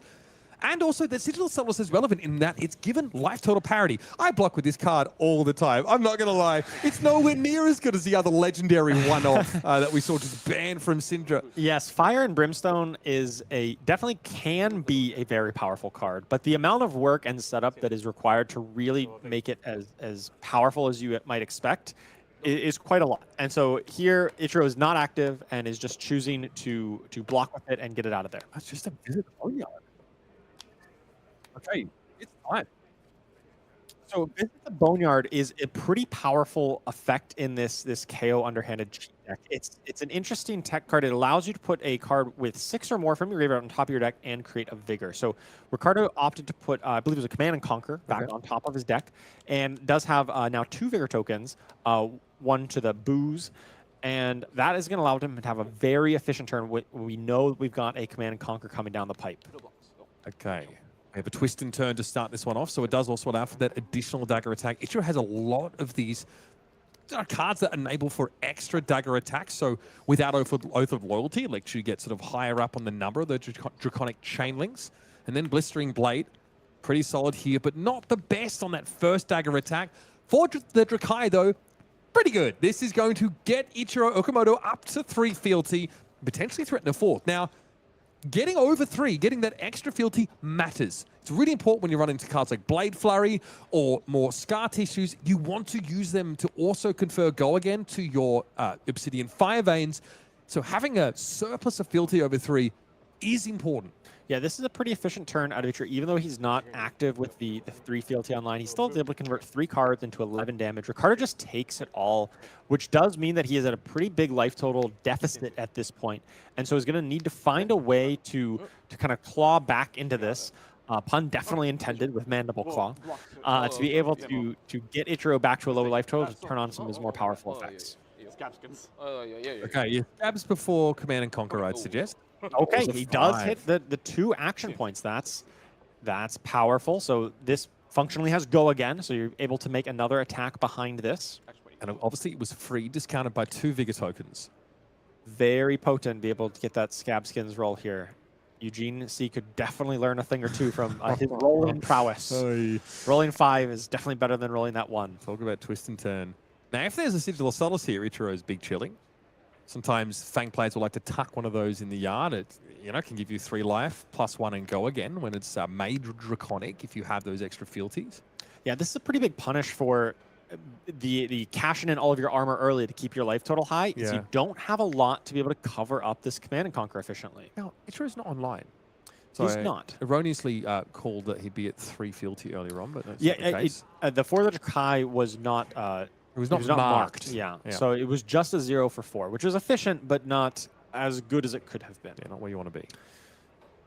So instead of getting 2 fealty, you got none. Yeah, you got to think if Ichiro still had, say, the Crown of Providence. Oh, it's an easy block. Crown of Providence, cycle away my arsenal. Yep. Or even just like a 2 block on your Brave Forge Bracers. 2 block plus Valiant Dynamo plus a 3 block could cover this up. But now he's really going into tank here. He's seems kind of frustrated by this situation. Like, lack of armor, staring down a Command and Conquer is not the place you want to be. Yeah, look, he sent a turn previously that was reasonable in damage, got him that life lead, but looks like that's about to dissipate pretty darn quickly now. Yeah. No big tokens either, so you don't feel as comfortable giving those extra cards. And it's the pummel that follows it up. There it is. He knows there's probably no way to play around this adequately, and he had a sink below in hand. He just felt that he wasn't going to get there.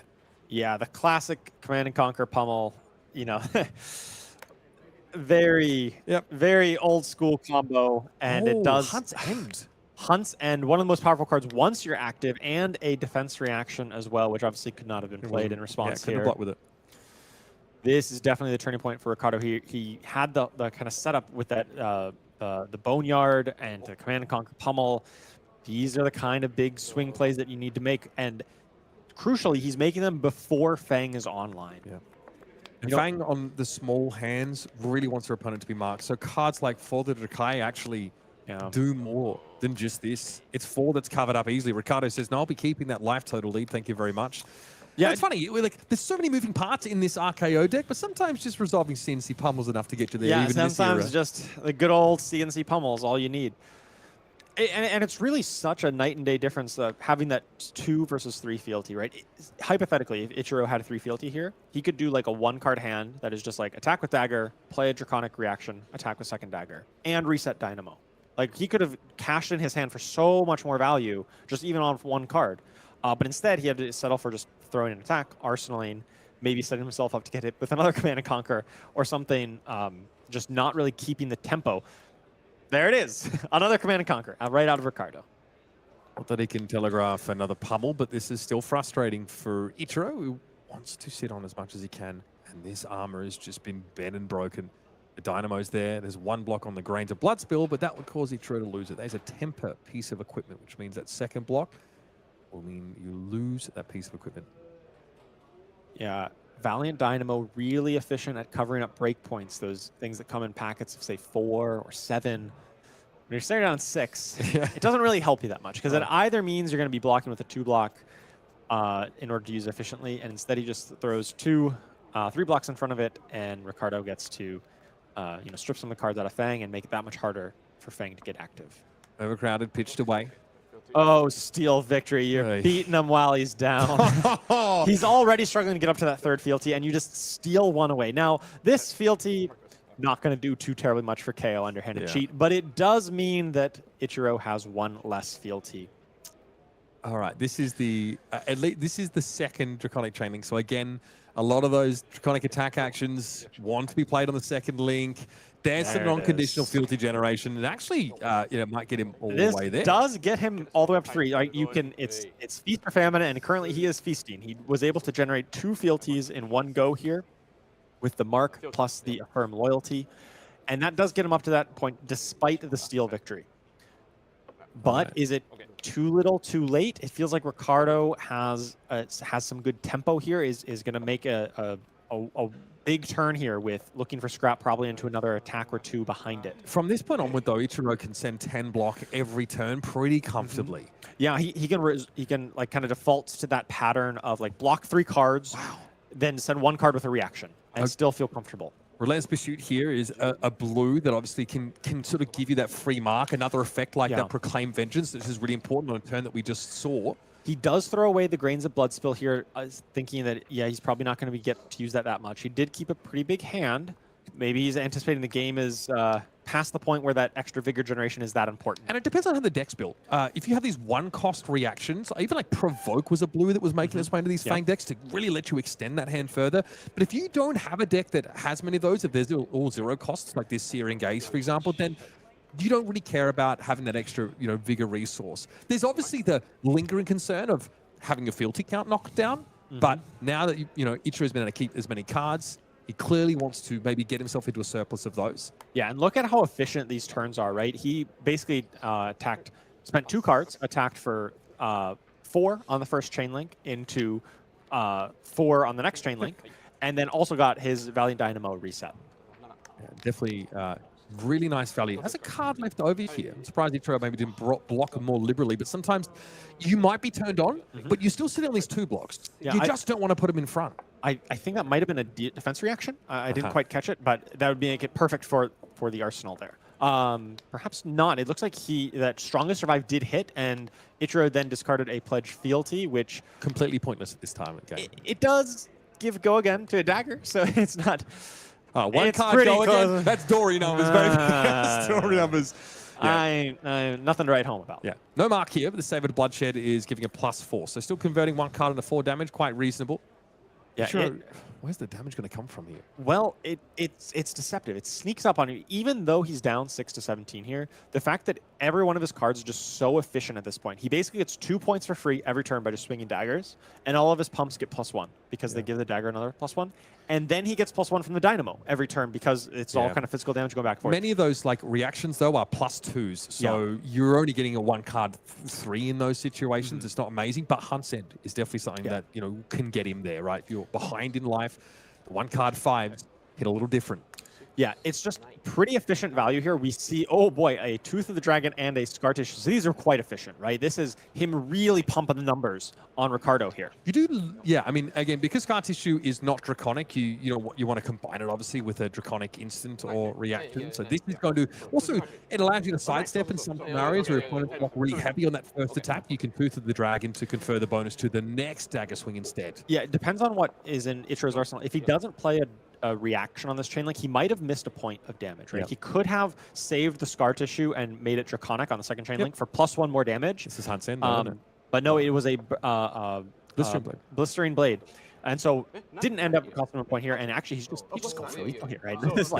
This is 9 on Ricardo's 9. He is blocking, so it's not actually from here, but it's pretty close. Yeah, I mean, I like Blistering Blade here when you've got these wider turns, when you finally get to keep those cards, it is giving you basically +4 virtually for that 1 card. So it's a really nice rate. Ricardo definitely starting to have some pressure put on him, but Ichiro's at 6. Remember, the lingering threat to pummel or of Intimidate is always going to be there. And it was also really smart the way that he did that because it had the reaction. He marked on the first chain link, so the second one was threatening the Saber Bloodshed, which Ricardo correctly blocked out and then had the defense reaction to cover up that. But if he didn't, if he even took a single point there, Ichiro would have drawn a card, got to arsenal a card, and pretty much any card in Ichiro's deck is a good arsenal at this point. And it just means you get to block with an extra card from your hand, right? If you're banking on your free dagger attacks getting you there.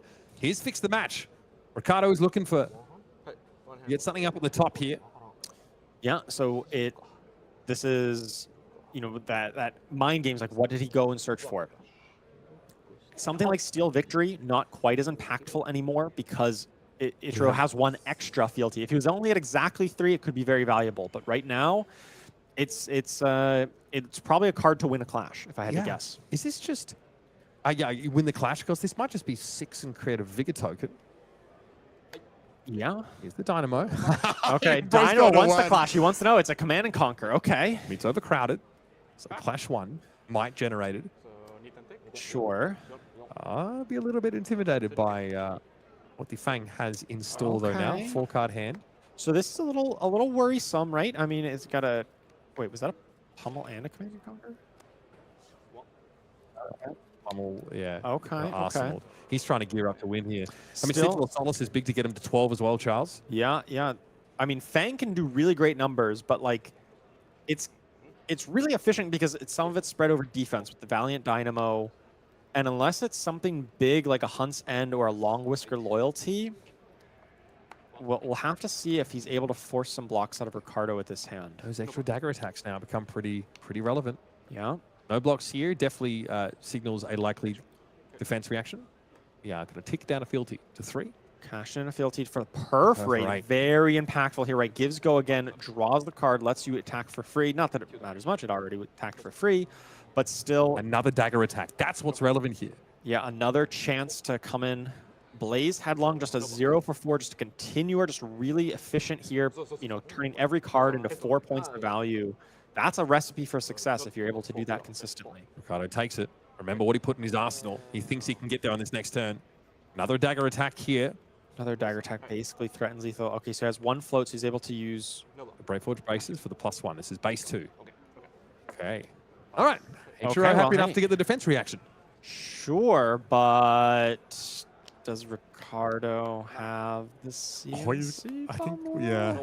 That's what we should be pretty scared of here. No, man. Definitely telegraphing Command and Conquer Pummel. Oh no, well, are those defense reactions? Okay, maybe just either a sync or that. I don't think I expect to see sharpened sense here, so. So we need to get up to 11 here, so that would require all 4 of his cards. Okay. We'll see. So he's blocking at least 2 cards here. Ricardo understands that he's blocking very heavily if this game goes past this turn. And Ichiro gets any sort of crackback. Yeah, Ichiro can potentially threaten lethal off just a single card here, right? That Blade Flurry alone allows him to attack with Dagger, make it Draconic.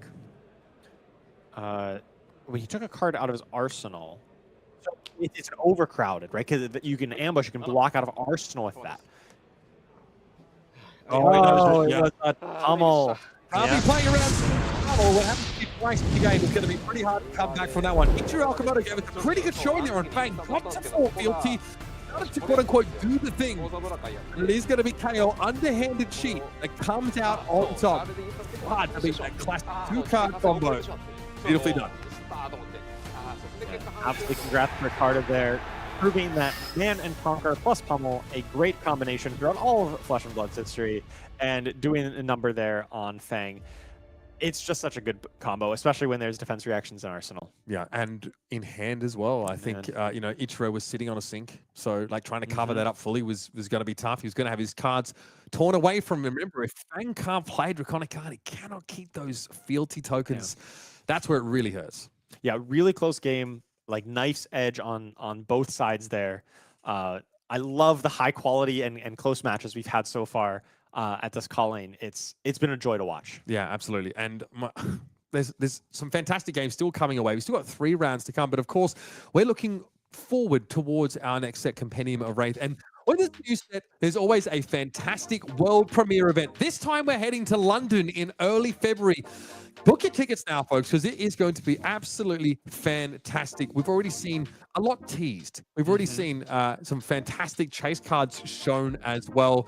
And with a lot of, card art of many of our favorite heroes of yesteryear and the promise of a lot of Silver Age support, there is so much to look forward to.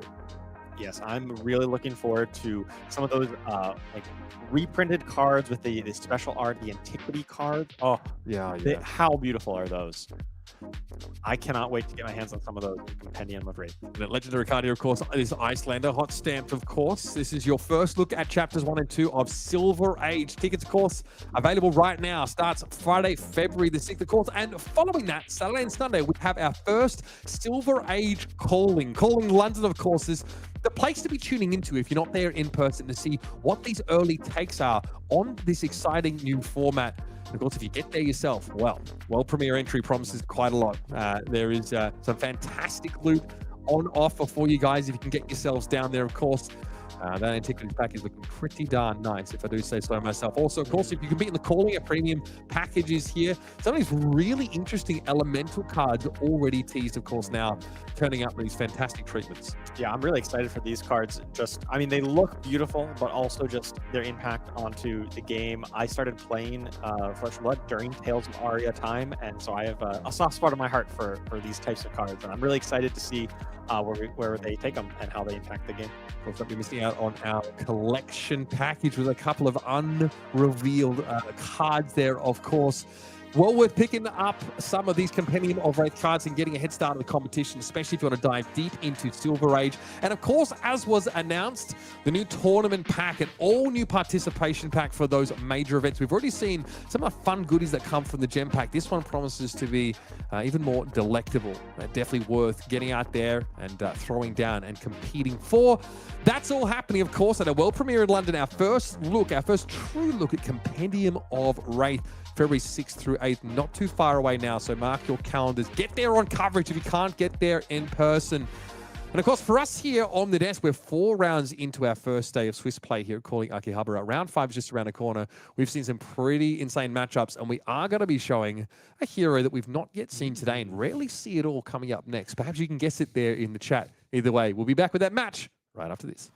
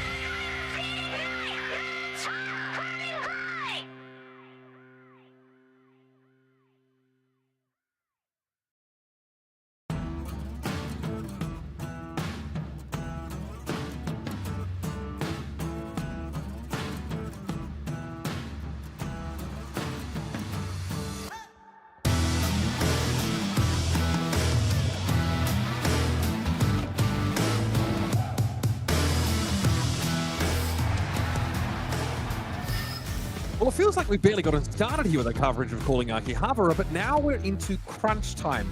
When we head to day 2, X and 2 is the cutoff point here. We're at the top 64. So now if you're 4-0, you're feeling good, but you know there's still things that could go wrong. One slip up and you could find yourself spiraling and out of the competition. Yes, I've definitely been in a state where 4-0, I'm feeling great, but then, hey, you still got to win one of your next 3 in order to lock in your ticket to day 2.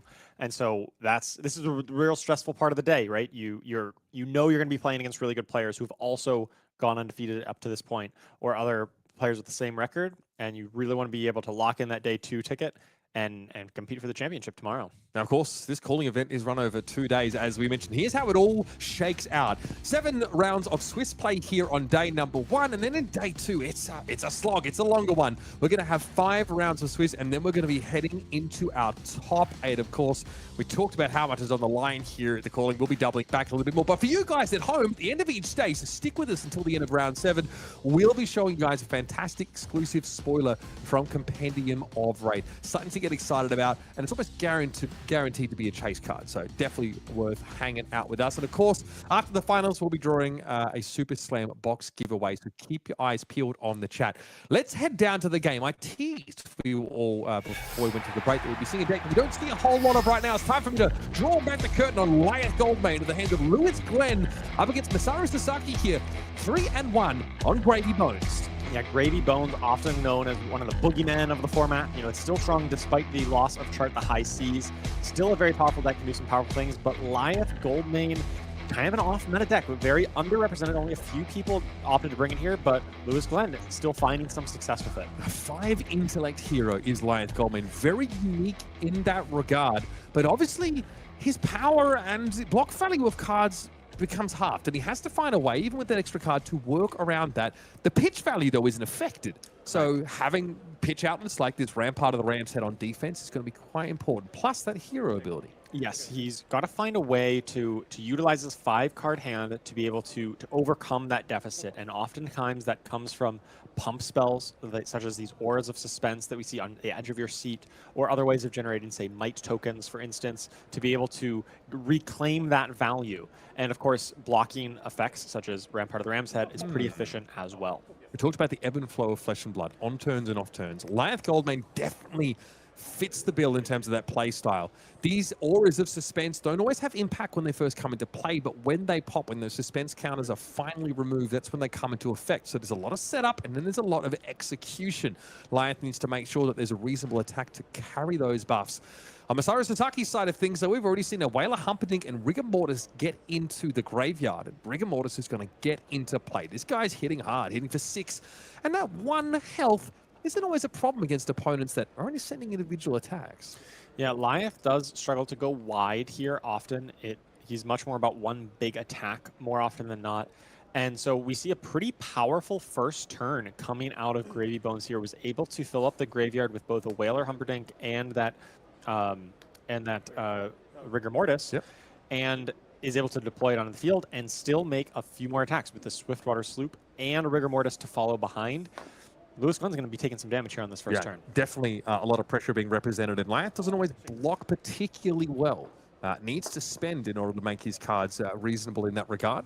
He's already gotten sideways, so we know that effect's been generated. There's a lot going on here. What a first turn out of Masaru Sasaki, able to deal 10 points of damage to Lyath and generate a gold token and deploy a Rigor Mortis. Unfortunately, he doesn't have an arsenal. I think. Oh, sorry. Yeah, sorry, yes, Gravy players. Yes. Well, no arsenal after all that. So on the flip side, Lewis Glenn does have 2 auras of suspense, which should have ticked down at this point, down to 1. But still, 2 auras of suspense. So that is a little bit of banked value. So it's a little bit deceptive here. That's why he had to take so much damage, because he wanted to deploy these auras. So that'll come back to benefit him a little bit later. But in the meantime, Lewis Glenn's got to find a way to convert this hand. Okay, Villainous Pose is one of those pump effects that you mentioned earlier on, which is able to, take some of these understated cards and make them look pretty reasonable. Villainous Pose, of course, also has a Boo trigger, which for Lyath Goldmane can mean Might Generation. Right, so functionally this is pay 2 to gain plus 5 damage, but it's just split up.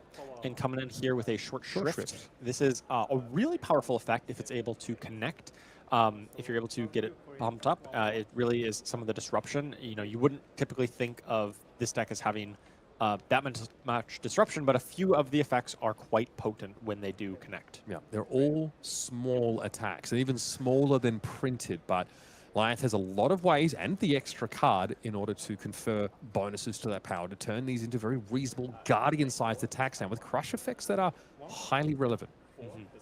And Gravy Bones is a deck that sometimes can really struggle to block out. Sometimes you draw a handful of multiple allies that don't block at all. Yep. But if that's the case and you have to discard a Short Shrift, well, discard an ally. There's worse things that you can do in this game. With an Iva Feeder in the hand, that certainly isn't going to be blocking. Sorry, deciding now. Okay, he actually wants to make a Gravy Bones activation. So the ability to filter the hand further here now. Draw a card, then discard a card. It's going to be an ally who wouldn't block otherwise, getting into the bin. But the crush effect here of Short Shrift still needs to be respected. Yeah, it still probably demands 2 cards out of Masaru Sasaki here to prevent this from crushing. Yeah, even a free block on gold-baited hook is an enticing prospect here. Mage Master Boots, of course, in the foot slot for Masaru. Do love some Mage Masters to kind of unbrick some of your hands where you draw too many allies. It allows you to play them out with Go again if you're a little short on gold generation. Now, of course, he's lost some gold generation since his peak, losing some tipples, losing Chart the High Seas. So having a little bit of extra option on that boot slot is kind of worth the downside of not blocking. Okay, Fearless Confrontation. It's going to be the card blocked with, just used for its printed value in the bottom right. Does block 3, but does not stop the crush, so he's going to have to discard a card anyway after this. Probably another ally? Yeah, Yeah, it looks like a rigor mortis. Wow, discards discarding an Eye of Ophidia. That is an interesting choice when there was a Rigor Mortis in hand. Interesting decision there. We'll see what the play. It looks like he has a Portside Exchange and needs to discard it to that. Okay, that would make some sense. So it still enables his turn. This is one of the powers of Gravy Bones, right? Even though, it looked like he took a bad turn, right? He had to discard a card. He took some damage. Lewis Glenn deployed a tension in the air.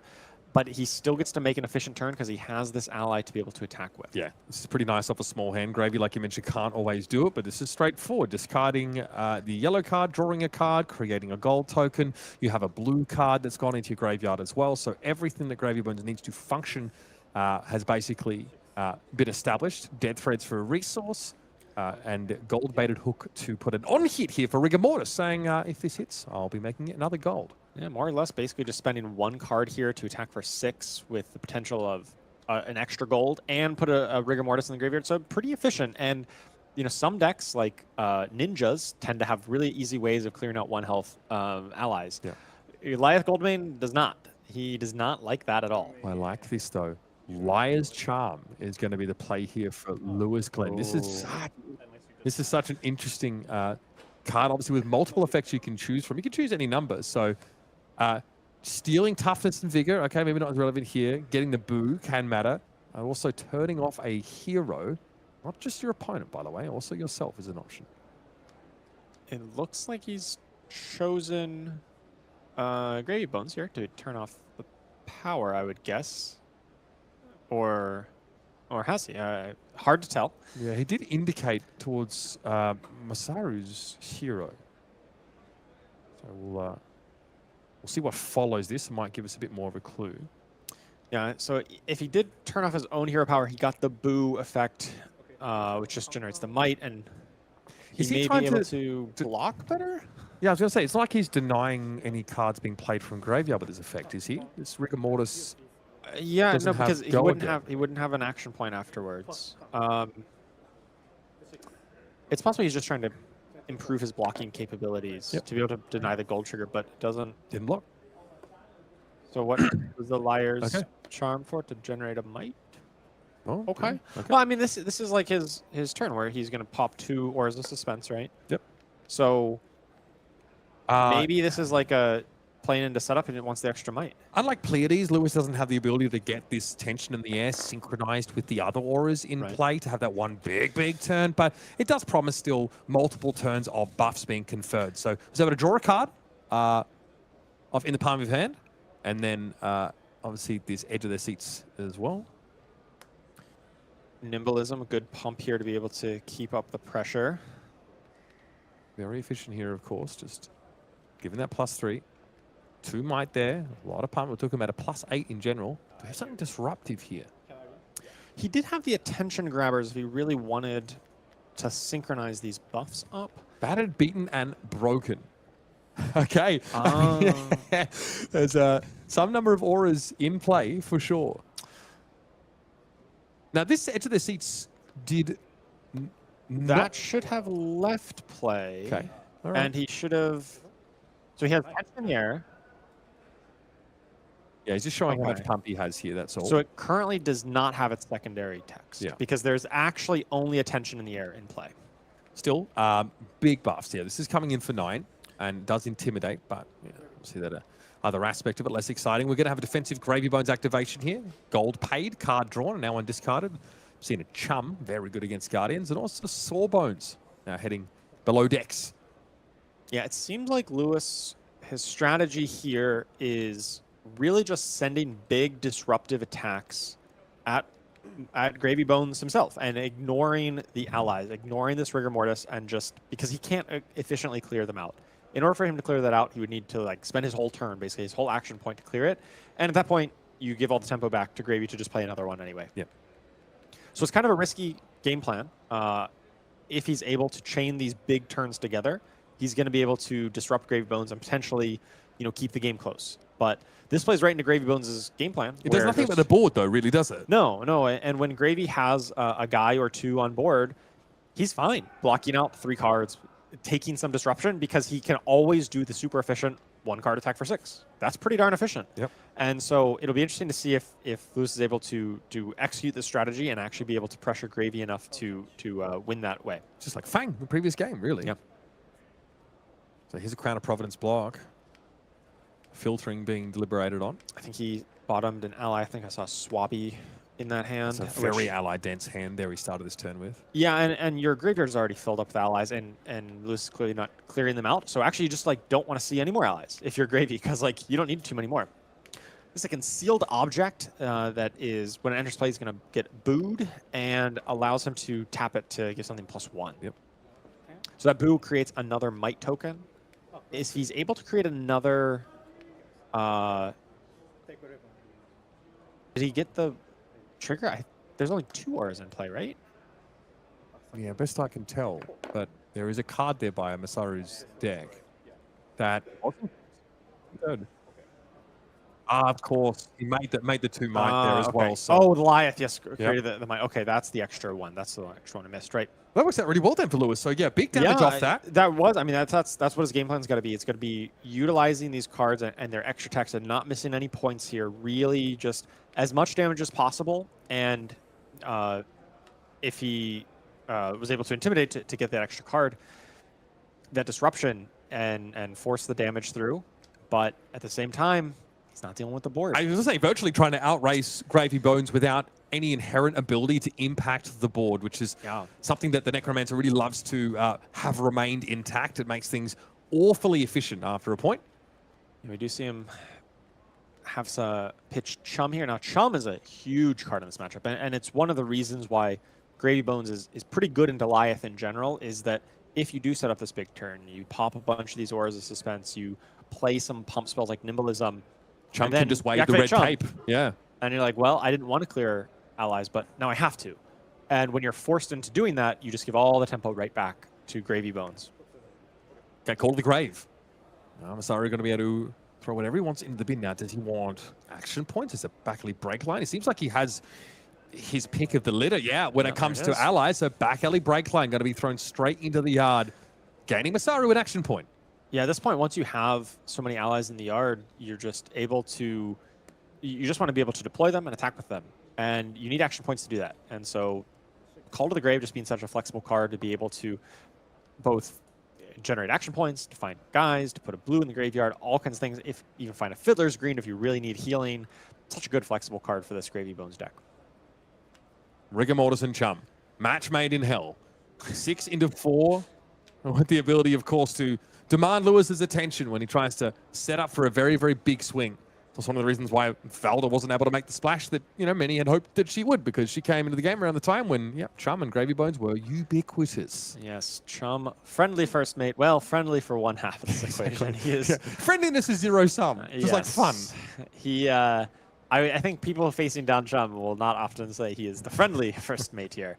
And yeah, I definitely see Lewis feeling a little bit of the frustration here, right? Knowing that that Chum is going to be really disruptive to his game plan, and he's going to have to clear out that Chum probably at some point before he's able to threaten Masaru's life total. But despite that, he's still being attacked for 10 damage this turn, right? Yeah. 6 into 4. We're using the word disruptive a lot here, and we know that, you know, Lyath does have access to intimidate and discard effects and short shrift, but can Lewis be disruptive enough to stop Masaru from just rinse and repeating this game plan now that he's got a board established? It's going to be really tough. I think Masaru started off really strong, just having that rigor mortis on the first turn of the game. And Lewis, you know, taking some time to set up, needs to get those auras deployed, needs to get some might tokens built up to be able to keep that pace, whereas Gravy Bones just off to the races right off the bat. All right. Oh, Yeah, yeah, so- confrontation. Oh, my goodness. Throwing cards everywhere. Just the port That's side, the Sean. port side exchange. You can always assume Gravy has some card that allows him to do egregious things in a turn, but port side's not the worst to show. Yeah, port side's not that great in this hand, all things considered, True. because it is missing a yellow to discard here. But So why is Fearless Confrontation so nasty when Chum's on the board? well, it allows you to, if you think, okay, I'll attack for 6 damage into Chum, and then you are able to reduce that attack, and suddenly you thought, okay, well, I'll take my turn off I've to used kill my Chum, action point. and then you don't actually kill him, and it is extremely frustrating. If you've ever tried to be like, all right, here, command and conquer, attack into Chum, and got fearless, you just, you know, you feel like an idiot. And you are not playing around Fearless Confrontation. You're not playing around a -1 to your attack all game. You can afford to do that. Short Shrift goes into... Oh, this could be relevant. This could is be exactly relevant. 6, right? It's 3. No. Attention gives +4. Yeah. So it is. I played around it. Ah, I Okay. played around it. Okay. Make a so fool out of me, Lewis. Nicely done. even more because of the might tokens. Yeah, it was well overkilled. And had to use his Snapdragon Scalers to give Go Again. That's one of his few Go Again effects in this deck. And so able to clear out one ally, but hopefully he never has to clear out any more because I don't know that he can afford to. Saw a Chum get pitched, he did. So that might give him some reason to, you know, feel good about that decision. But Call to the Grave doesn't really care about where a card gets put in your deck. It's going to pull it out either way. Villainous Pose, though, going to follow up the Minuism. So multiple pumps here. Okay, so despite the you know, the heavy investment into killing off that Chum before it could really disrupt his turn, he was able to do that and still potentially present a big attack into Masaru here. You know, 2 pump spells. We'll see what he follows up with. He's debating between 2 options, it seems. The other one likely destined for Arsenal. It's +7, functionally +8 with the Might token generated off the Boo. All things Few considered, pretty obscenities. reasonable turn, yeah. All right, coming in for 10 here. Of course, Masaru taking a moment to see what Spew Obscenities does. You go up against one of the very few Lyath Goldmane players in the room. Yeah, what were you saying earlier about having your opponent read your cards? It's a singular pleasure, I will say that. Yeah, so if you do control a Confidence or Might, it's going to get +1. And when it hits, you create a Confidence and a Might. Now, Confidence Ooh, confidence. is an extremely powerful effect. It's kind of upgraded Dominate in a way where it can only be blocked by 2 cards. Equipment or reactions or from Arsenal, doesn't matter. 2 cards, that is the limit. Yeah. And this is kind of key for a lot of these decks like Lyath or something like Pleiades to be able to close out the game by getting this really hard to block effect. Now, it's likely 10 damage. That's pretty big. Is he able to block this out? He is. So yes, yeah, gold-baited hook and 3 cards get in front. So Masaru demonstrating that he has a pretty efficient turn planned. Now, no gold right now for the Gravy, which matters. Means that hero ability is not going to be able to be activated. Yeah, honestly, I mean, block No, never 9 mind. with your Port hand. side. Yeah, well. Block 9 cards, or block with 3 cards, and then play your port side, play a guy, attack, create a gold off Riches of Triple Donny, And remember, port side, if it's the only card in your hand, you still can activate as much of the cards effectively as you can. So if you don't have a card, you don't have to discard a card. You still get to draw a card. So that's the issue of the gold generation sorted. And now there's a second rigor mortis on the table. It's the same reason that Codex of Frailty is pretty darn good, huh? You get the effect whether or not you discard a card or not. Same concept here. So very powerful effect. It gets that blue in the graveyard, draws a card. It happened to be Riches of Tropaldani, which is one of the best things to draw in this situation. Potentially generates 2 gold, 1 from itself, 1 from the gold-baited hook activation that you're now kind of allowed to activate. Now Lewis, of course, here facing down an attack for more than 1/3 of his life total. And a lot to say about it here. He knows he needs to put the pressure on himself. Lyath Goldman can put together some of the most terrifyingly powerful turns, but the setup has to be there. Or we happen to cross over to Lewis on a turn when he doesn't have any auras of suspense ready to pop. I assume that most of his damage here is going to come in the form of these front pumps. Yeah, so he's playing this, generates 3 might tokens, so for 3 for next turn. Cruel Ambition, so this does enable some of his other effects that like look for auras in play, as well as just being efficient for next turn. It's like the Lyath Goldman head jab, really, because it can't be reduced by Lyath's hero ability. It does functionally look like a 0 for 3. So is that a Tear Asunder I just saw? I think I saw a Tear Asunder, yes. That's, Okay. You know, that's more of that disruption, but at this point, how much disruption do you care about? As long as Masaru has 1 card in his hand to be able to pitch to attack with Rigor Mortis, he's perfectly happy. Like, very efficient turns he can play, just blocking out, attack for 6, And at block this out, point, attack for 6, and that could be good enough. And Lewis is not clearing any of these. No. Right? And the moment Masaru is able to find a go again effect, an extra action point, like Gold Kiss Ram, another back alley break line, both those rigor mortises are getting sideways. Escalate violence comes in. So really, I mean, again, showing that efficiency, not powerful on printed value, but it's pumped up by the Minnoism. And of course, the first card he plays on this, well, the Cool Ambition, sorry, generates the might tokens, but it also generates 3 might tokens in the back. Right, so this is coming in for 6, no on hit, but there will be 6 might tokens for next turn. So a lot of damage, but at the same time, there's 24 life and 6 isn't enough. Doesn't feel like it moves the needle, really, as Masaru's at 24 right now. Yeah, Lewis does have 2 cards in hand, 1 in arsenal, so it'll be curious to see what his plan are with those cards. Like, he could have blocked with some of them. Are we in pummel territory here? Well, Is this that a card isn't thing? pummelable. It needs to be cost 2. True. So it's possibly Sigil of Solace? Okay. An Aura of Suspense? Okay. Well, fair it enough. converts the hand, so we'll give him Yeah. that much at least. But it's Converts- damage that is promised later and not right now. Yeah, this next turn is probably the big turn, right? You probably use the attention grabbers to speed that up a little bit. Yep. And then at that point, you know, you get the edge of your seat plus the 6 might, and does Lewis grab a card that is worth pumping up on this next turn? Okay, Remembrance. They're called to the grave, though. Important. Remembrance. That is an interesting card. I guess hedging, you know, in the dark, you just see your opponent flip over Lyath Goldman, and you're not really sure exactly what they're doing. I have seen some Lyaths who their game plan into Gravy is to fatigue Gravy, right? You have a weapon, you can play defensive enough, and you just burn through all of the allies. That's probably a hedge against that. It's like, okay, if Lyath is trying to fatigue me, I'll bring in the Remembrance so that I can pull back some Conquer the High Seas or something to give me a bit more gas in my deck. So the response from Lewis here is to go for in the palm of your hand, excuse me. So card drawn, and then a promise of a card draw when those suspense counters tick down. Is this really a scary hand here? I'm not really sure. Some defensive pieces. Like a sunken treasure at the back there. Is that a jittery bones or something similar? Is that a Tip the Barkeep, the second one? So the Tip the Barkeep is probably important to be able to get go again, right? You get the rum, and then you're able to attack with both Rigor Mortis, which is going to be important, right, to keep the pressure up. Yeah, Gravy's going to have a swig. Yeah. Attacks with Rigor, okay. With go again, thanks to the rum. And then still has the potential to, say, play the Sawbones, for instance, or something else out of the graveyard. Are we like in Call to the Grave chum territory, perhaps? Are we worried about? Yeah, I think a the big only hit? way you lose from this point as Gravy Bones is just some crazy big, powerful turn here from Lewis that you're not able to properly protect yourself against. You know, maybe something that cut a long story short, which hits you and discards your hand, or something like we saw the Tear Asunder.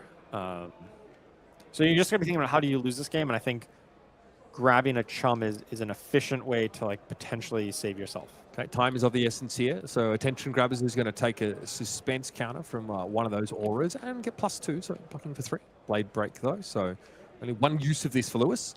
Yeah, doing your best Pleiades impression here to be able to sync up your auras of suspense. But in this case, it's just syncing up an aura of suspense with your might counters, which are basically aura of suspense with one counter, more or less. So here, just syncing up the bonus damage all onto the same turn here. Combat chain still open. There's Conqueror. Oh boy. Well, Yep. if you're looking for damage, if you're looking for return extension, you've got it right here. Gold Kiss from Rigor Mortis swing. Conqueror of the High Seas now coming down. And yeah, that high tide effect is active. This has go again and is coming in for 8. This is exactly what Masaru Sasaki was looking for when Lewis Glenn opted to give him a little bit of space here. Give him the chance to ask a question that could end the game. Yes, and 2 ally attacks plus a Conqueror that he's threatening that arsenal. That is a great way of, I believe that's blocking. It's a great way of pressuring the Lyath here.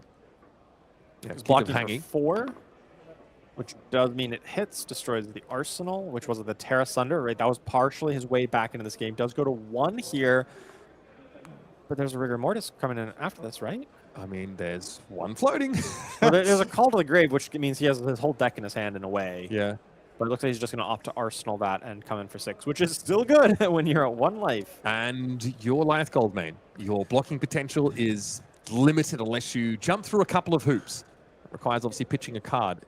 Yeah, you can see the look on Lewis' face. He knows. Yep, there's the fist bump. He is not able to defend against this onslaught of Rigor Mortises. Now, not only undying, but apparently ineffable. He can come for his card, but Gravy Bones will still find a way to succeed. Strong showing here, even without, Chart the High Seas, Gravy Bones still able to find his way out of some of those slightly awkward turns, low on cards, tip the barkeep there, pretty impactful, of course, to get that extra width, make sure that extra ally that you develop early on at some point can get in on attacks. You still have access to Conqueror of the High Seas, and even things like Portside Exchange off a small hand allow you to have some play. Yeah, Gravy Bones is definitely a deck where when it works well, it looks amazing, right? Things just click, you're super efficient, but sometimes hands don't line up that well. In this game, we saw the hands line up really well. The Gravy Bones functioned very well and was able to secure that victory against Lyath. Great to see, of course. And we teased this earlier on in the day, but I want to remind you guys exactly what is on offer if you get yourself out to Yokohama. It's going to be Cherry Blossom season. I mean, you don't need much of a reason to get out there as well. Beautiful city, steeped in history, one that's worth seeing. We're playing the game, we're seeing the world, and it's quite a prestigious location. Charles, we got to look at these earlier on in the show. This treatment of Scar for a Scar and Gravy Bones, respectively. Yeah. Incredible. We just saw Gravy Bones on camera, and I would love to see this version of Gravy Bones on camera as well. And Scar for a Scar, one of my all-time favorite cards. It's an OG. It's so iconic to Flesh and Blood, and love seeing it in this treatment here. Highly playable, very relevant. Gravy Bones is there too. You know, as we just saw, Gravy Bones very much still in the mix. Now, if you get yourself there, get yourself the souvenir package. You've got a playset of those Scar for Scars. Of course, the Gravy Bones card included, and a whole bunch of other goodies, including this playmat, which of course is going to be fantastic. I think distracting your opponents is very, very important. So either that or causing them psychic damage, whichever one. So big fan of this. Great to see it blown up on Neoprene. And even participants in our Pro Tour in Yokohama are going to receive, as is custom, of course, our our gem playmat, but they are going to be able to get straight away into that Gravy Bones and get their hands on this Scar for Scars and a set of sleeves, which are TBA. So much excitement around Pro Tour Yokohama, so much more to come as well, including all the announcements that are going to be around the event. It is the next summit, the next pinnacle of competitive play here. So make sure you keep an eye on chat for all those details. You can, of course, still get yourself there and find those tickets. We're going to go to a break. We're going to come back. It's going to be round number 6, 2 rounds left in the day. And guess what, baby? We have an undefeated Dorinthia Iron. Oh, your favorite. Sometimes things just work out. Hopefully we get to check that one out on the other side of this, and I'm going to be insufferable for 40 straight minutes. So don't go anywhere. We'll be right back. Round number 6 of Calling Akihabara.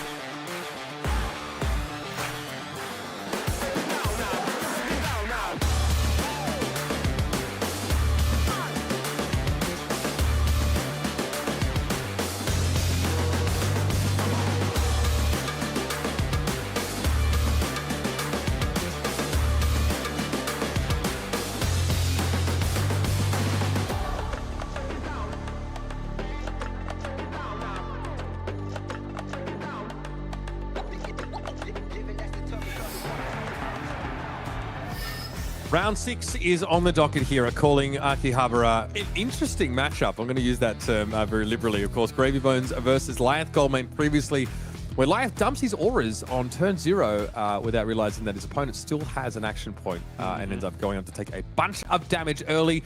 Unfortunately, wasn't able to fight back from that position, but that's fine because I basically have had that roll out of my ears when I heard what we're going to be looking at in our next game. We have an undefeated Dorinthia Iron Song play, which is very impressive. I'm always questioning what kind of configuration, what build that's going to be on.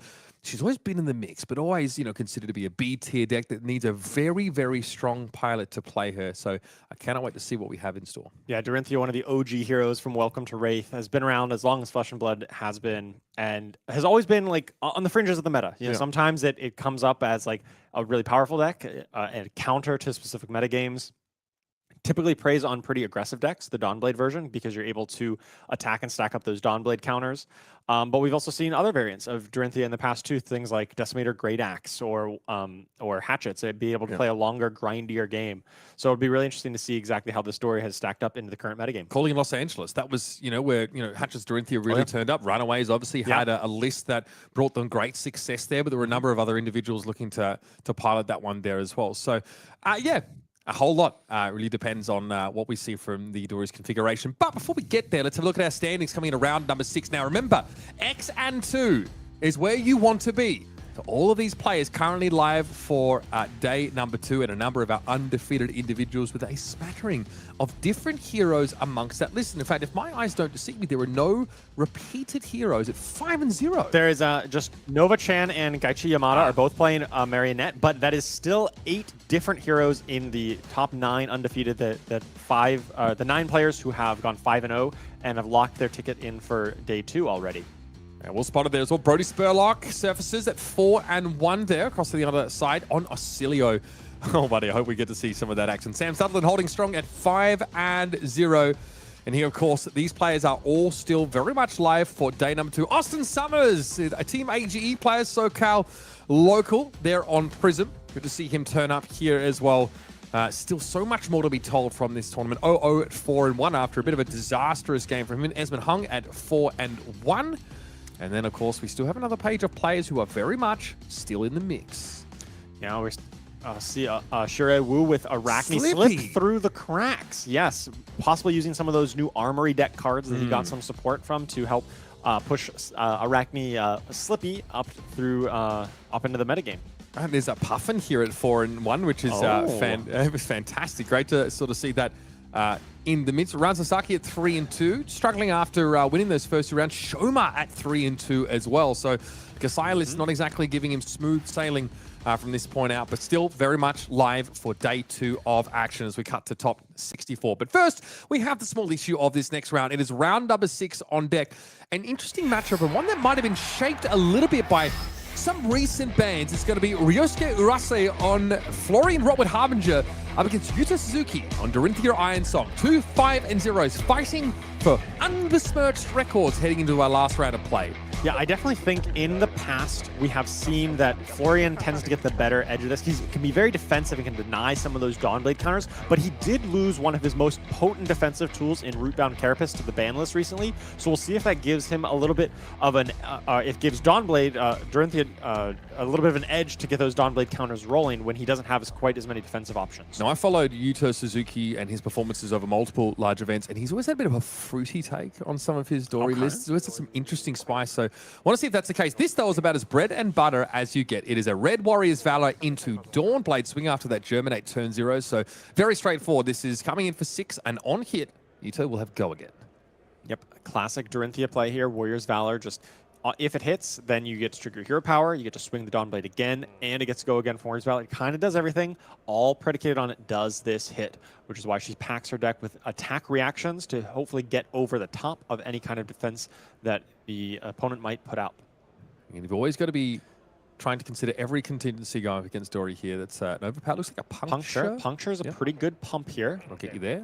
Having the extra blue is quite nice, especially if we want to be using Brave Forge Braces. What I want to draw your attention to, though, is the chest piece here for Yuto as we see that puncture come down. That is a bona fide USDA grade Courage of Blade Hold. Ladies and gentlemen, welcome to Unga Bunga Dori play. We are going to go fast and we are not going to stop. Yuto was hoping to run Ryosuke Urase over here. As Courage of Blade Hold is what you use on your pop-off turns, ideally on a triple hit turn. Sure. Discounting each Dawn Blade swing, making it free. And obviously getting your max value on those kind of turns. So look for the block with Courage of Blade Hold. Dori has decided to stop playing this, refined mid-range game. We get little value edges here and there. No, we're going to throw our cards. Yeah, We're just going to throw our cards at our opponents. It's going to be pretty difficult for him to play that kind of mid-range value game plan against Florian, who has so many good defensive tools. So just opting to be this much more aggressive style and just hope to really start the steamroll going. And maybe if he catches Florian without some defense reactions at a key time, he's able to really snowball the game.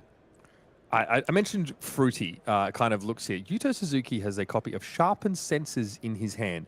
This is a card in some decks that's great, giving weapon attacks +1 and if their power is greater than twice their base, they get go again. It's harder to achieve that condition with Dorinthia because we're base 3 on Dawnblade, so this always needs another pump to sort of join it. Dauntless is going to be thrown in front of this Reaping block. It can work with attack reaction pumps. Yep. So even if you pump it up in the reaction step, unlike something like Unsheathed, which does check when you attack with it, which I presume is probably also in this Dorinthia deck, just little minor differences between cards. And also, speaking of some off-meta cards here, we've got Dauntless. I know that's maybe picking up in popularity here, where there's a lot of D-reacts in the meta. It's becoming more and more common because we're seeing a more heavy blocking meta. We're seeing a lot more defense reactions. Even without Rootbound Carapace available, Florian's still going to stack as many D-reacts. But I want to point out this Warmonger's Diplomacy in hand. This list of Dorinthia, especially if it has Dauntless and Warrior's Valor, which she almost always has, these are non-attacks that come in before weapon swings. Sure. Warmonger's Diplomacy is a real problem for decks that are trying to do that. If you don't have a way in reactions to give your Dawnblade go again, then your turn can be functionally stuffed by that card. That Dauntless forced Ryosuke to pitch a sink below here in order to play this this defense reaction. So that Dauntless was very efficient on this turn. Yeah, and sometimes you run even yellow copies if you really value that effect. You know, it sits in the sideboard. The sideboard's very tight for Dori, so hard to have all those options. Cadaverous Tilling, though, is going to be coming in for 8 damage now. And, okay, Refaction Bolter's already being offered up. That's a tell, as you can imagine, as these bolters can still be used after the fact. Yuto says he either doesn't have a go-again source in his hand, which I'd be surprised about with no blocks, or he wants to swing thrice. And yep, with a Steelblade Supremacy, that's usually the go. Yes, and it did not block with the Courage of Blade Hold, so not full all-in on this being the one turn, especially with something like the Face Purgatory still being an option available. He doesn't want to get caught in that, kind of going all-in too early, but still kind of like having the threat of this Refraction Bolter is there with the draw a card from Steelblade Supremacy, just forcing some blocks here and just trying to get Florian to engage with this attack. So if there's a block, this Singing Steelblade could go and fetch a glint, draw the card, still guarantee a hit. If there's no block, that's the issue, right? If you don't get reprised, that might be what Yuto was sitting on the bolters for, saying, my opponent might choose not to block me here because they're worried of what I can do. I have to make use of this. So it's really heads up because a turn ago, Yuto is already saying, my opponent might not block my Dawnblade attack on the next turn while he's deciding blocks. Yeah. So very much had to think ahead. And then there's the enigma of this unknown card in Arsenal for Yuto. Yes, and he does have a few options here, right? Can play this Singing Steelblade, like we mentioned. Probably grabbing a glint. That's probably the most efficient, but we'll have to see. Yep, they're thinking, making sure this is right. Does have an Iron Song response in hand to be able to actually push this over the limit. He's also maybe thinking of like a future where Twinning Blade is an option. It's the only way you get that third attack, but you're not. It's expensive to swing thrice, especially when you're paying for this Singing Steelblade. Yuto might say, I want to use bolters anyway now, and might take another response to guarantee hits on the first and second attacks of the Stormblade. It's a pretty early point in the game to get a counter if possible, but Yuto needs to play around defense reactions, because if we see a response and a glint, that's great. But if Ryosuke just responds to a defense reaction, goes to 10, blunts this attack, Yuto is in deep trouble. It's a disaster, right? It's a disaster if he just finds the glint, and then just hopes that this Iron Song response is enough, and then Ryosuke just plays a defense reaction. It's like it's brain bending. It's really frustrating because okay, I'm going to go for the response anyway. And this is I think you're hedging essentially around a D react. You've got reprise already, and you might need to go +6. This also should be a tell that Yuto doesn't have a more powerful, more expensive defense reaction to go through. But this makes even more sense. Yeah, this is kind of splitting the difference here. It's more efficient, assuming you're going to get the next thing. And it does play around the defense reaction. The defense reaction Yeah. gives +4, but you're actually getting +5 between the Blade Flurry and the Iron Song response. It does kind of force the bolters to be your go-again source here, but it seems like that's probably what he was planning to do anyway. But we watched in real time a Dorinthia about to walk into a blowout. Yeah. Reconsider and make the right choice. Really hard to do when you are looking at your whole deck. It's a toolbox to you, and you have to think about the potential for that defense reaction. Now, if this is me, if I'm playing in Yuto's seat, my opponent plays another defense reaction, we just get on with the ways. But there might be enough here to get Yuto that card draw. And, okay, bit of the Iron Song. Well, Yeah, it's pitch fodder. You need a pitch anyway to swing the Dawn Blade again. And so that is finding a blue is pretty ideal, right? Because you get to activate the Brave Forge Bracers, you get to play your Dawn Blade, and potentially pay 1 for something that's an arsenal. We're not sure what's down there, but there's a possibility of something being useful. Yeah. There's also, telegraphs the potential for that puncture, right? So Ryosuke now, if he's really, dialed in and thinking about what Yuto might represent, has to be careful about putting equipment out because puncture is going to go up to, 4 Yeah, in that case. This should be coming in for 6, right? 3 base, 1 from Bracers, 2 from Blade Flurry. Also Supremacy as well. Supremacy, yes. Yeah, Plus still 2 from bad Supremacy, Supremacy. of course, yes. So we've got 8 coming in here with on-hit draw. Now, no go again, so the draw might not be relevant. I mean, we but can't get an still, extra attack without our Twinning Blade anyway. This is true. It does hit for the full 8, which is 2 hits and a counter. So it's a Dawn Blade counter. So this big turn, this risky gamble, and the correct choice to use the get the pump from Singing Steel Blade and use the boots is what enabled him to get a counter here. Yeah, and that's fine. It does mean, though, that now you don't have bolters. So when you send a naked Dawnblade swing, your opponent can surmise that you're trying to get value off Glint and just not block that first attack. But once you have a counter, that means you get to keep it if you get that first hit. And if you run into a defense reaction like the billions that they have, well, then it's an issue. But here's a felling of the crown as we digress. Yes, so this felling is able to get up to that 4th Earth card in Banish, which does get itself pumped, but it crucially, he didn't decompose optimally. And I say optimally by decompose 2 Earth, and then 3 Earth, and then 3 Earth, to be able to get to that 8 as quickly as possible. So now Ryosuke is going to need to get 4 total decompose effects in order to fully turn on his hero power. But now with the Dawnblade counter, Unsheath does what it does in Kassai. It gives you the pump, it gives you the go again printed on, and it becomes above rate, which while you're already working with the counter is really important. It's sending a breakpoint, one that obviously can be answered by a defense reaction, and you are expecting them, to come out of, oh my God, he's throwing this. Face Purgatory says, I don't want to know what you're dealing with. I don't want to know what's the rest of your head. But that card, that's kind of extraneous, that's sort of glistening. But Yuto knows here he's going to get reset. The Face Purgatory is almost going to guarantee a reset of Dawnblade counter once in the game. And he just, lets that one go. Yeah, as I mentioned before, you don't want to go all in and really blow everything you have when that Face Purgatory is still face up on the board. And so here we see him cashing in, get that the value, and reset the Dawnblade counter. So Yuto still needs to find a way to return this game, get the aggression going, but he's staring down a Command and Conquer. Yeah. And he does not have Crown of Province because you need that 1 point of Arcane Barrier in this matchup to prevent Rune Chant damage. Yuto's also drawn a hand that looks so much worse without a Dawnblade counter. Beat the Iron Song only has 1 mode active. Unsheathed needs something else to help pump that Dawnblade, get it past that 3 power, and it needs to happen before you attack, before you play that card. So Beat of the Iron Song doesn't help there. It's a stinker. Nip at the heels doesn't help here. I mean, facing down a Command and Conquer, it seems like it's block 2 cards, try to send a 2-card hand as best you can, but that's not a winning formula against Florian. You do it when you have to, but it's kind of just treading water and kind of losing ground. So Beat of the Iron Song gives you go again. That you can work with. Nip at the Trot Along does the same thing, right? Nip at the Heels is just a +1 pump. So in comes our Armor Brave Forge, and also the Courage is going to be blocked with here. So Command and Conquer respected. That Arsenal card's still being sat on here by Yuto, but in trying to get that Dawnblade counter, Yuto had to take a fair bit of damage, leaked a lot of it through, and this should be naked 3 into Beat probably just for that go again. Let's see what our opponent throws.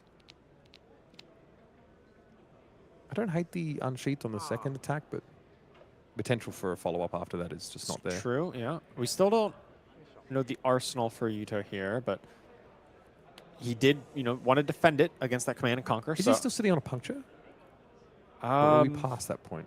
He played a puncture on the first turn. That is true. Not sure if I saw a second one in there. Ah, yes, the blue hand, almost as bad as the all red hand. Mm-hmm. Well, there's still potential to play for a counter here. I think that nip at the heels is still sitting in the hand, so that gives you a little bump. Beat This is Beat of the Iron Song. is really a powerful card when you have these counters, but in this case, it's pretty lackluster, right? It's just a go again, or it's just a +1. This was my preview card because my simping for Dori is legendary at this point. But amazing, obviously, when you've already done the thing. But what Dori sometimes lacks and struggles with is doing the thing in the first place. And doing the thing without taking a boatload of damage that sometimes you can't catch up on if your opponent chooses to block you out. You are giving agency to your opponent as Dorinthia, and there is usually a right answer for them. But this is the go again. So old Dawnblade going to get in. The blue's being made use of now. And this matters because we've now conferred a breakpoint onto this second attack. Yuto was fighting for this second counter and also putting a pretty large amount of damage in front of his opponent. Florian does have 4 Earth cards in Banish, so this does mean that the chest armor, the Millennium Tree, is active, and the Barkskin, so could have the option of generating the extra embodiment of Earth, but choosing here to just send 2 cards plus the Grasp of the Arcanite. All right, so not an Iron Song response in Arsenal, that's for sure. Yep. Okay, here comes Enlightened Strike. Ryosuke off a pretty small hand is again putting Yuto's life total under pressure. And in order we don't have a counter here, and Yuto really has to keep like a critical mass of cards to get there, especially if there's things like sharpened senses and such in the hand. I think I saw a Steel Blade Shunt in Yuto's hand. What? Not. There's no way. Oh!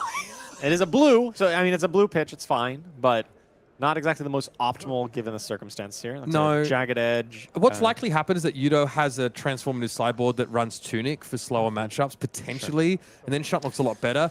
And in a matchup against a lot of Rune Shunts, you might board a couple blues in. It's pretty bad.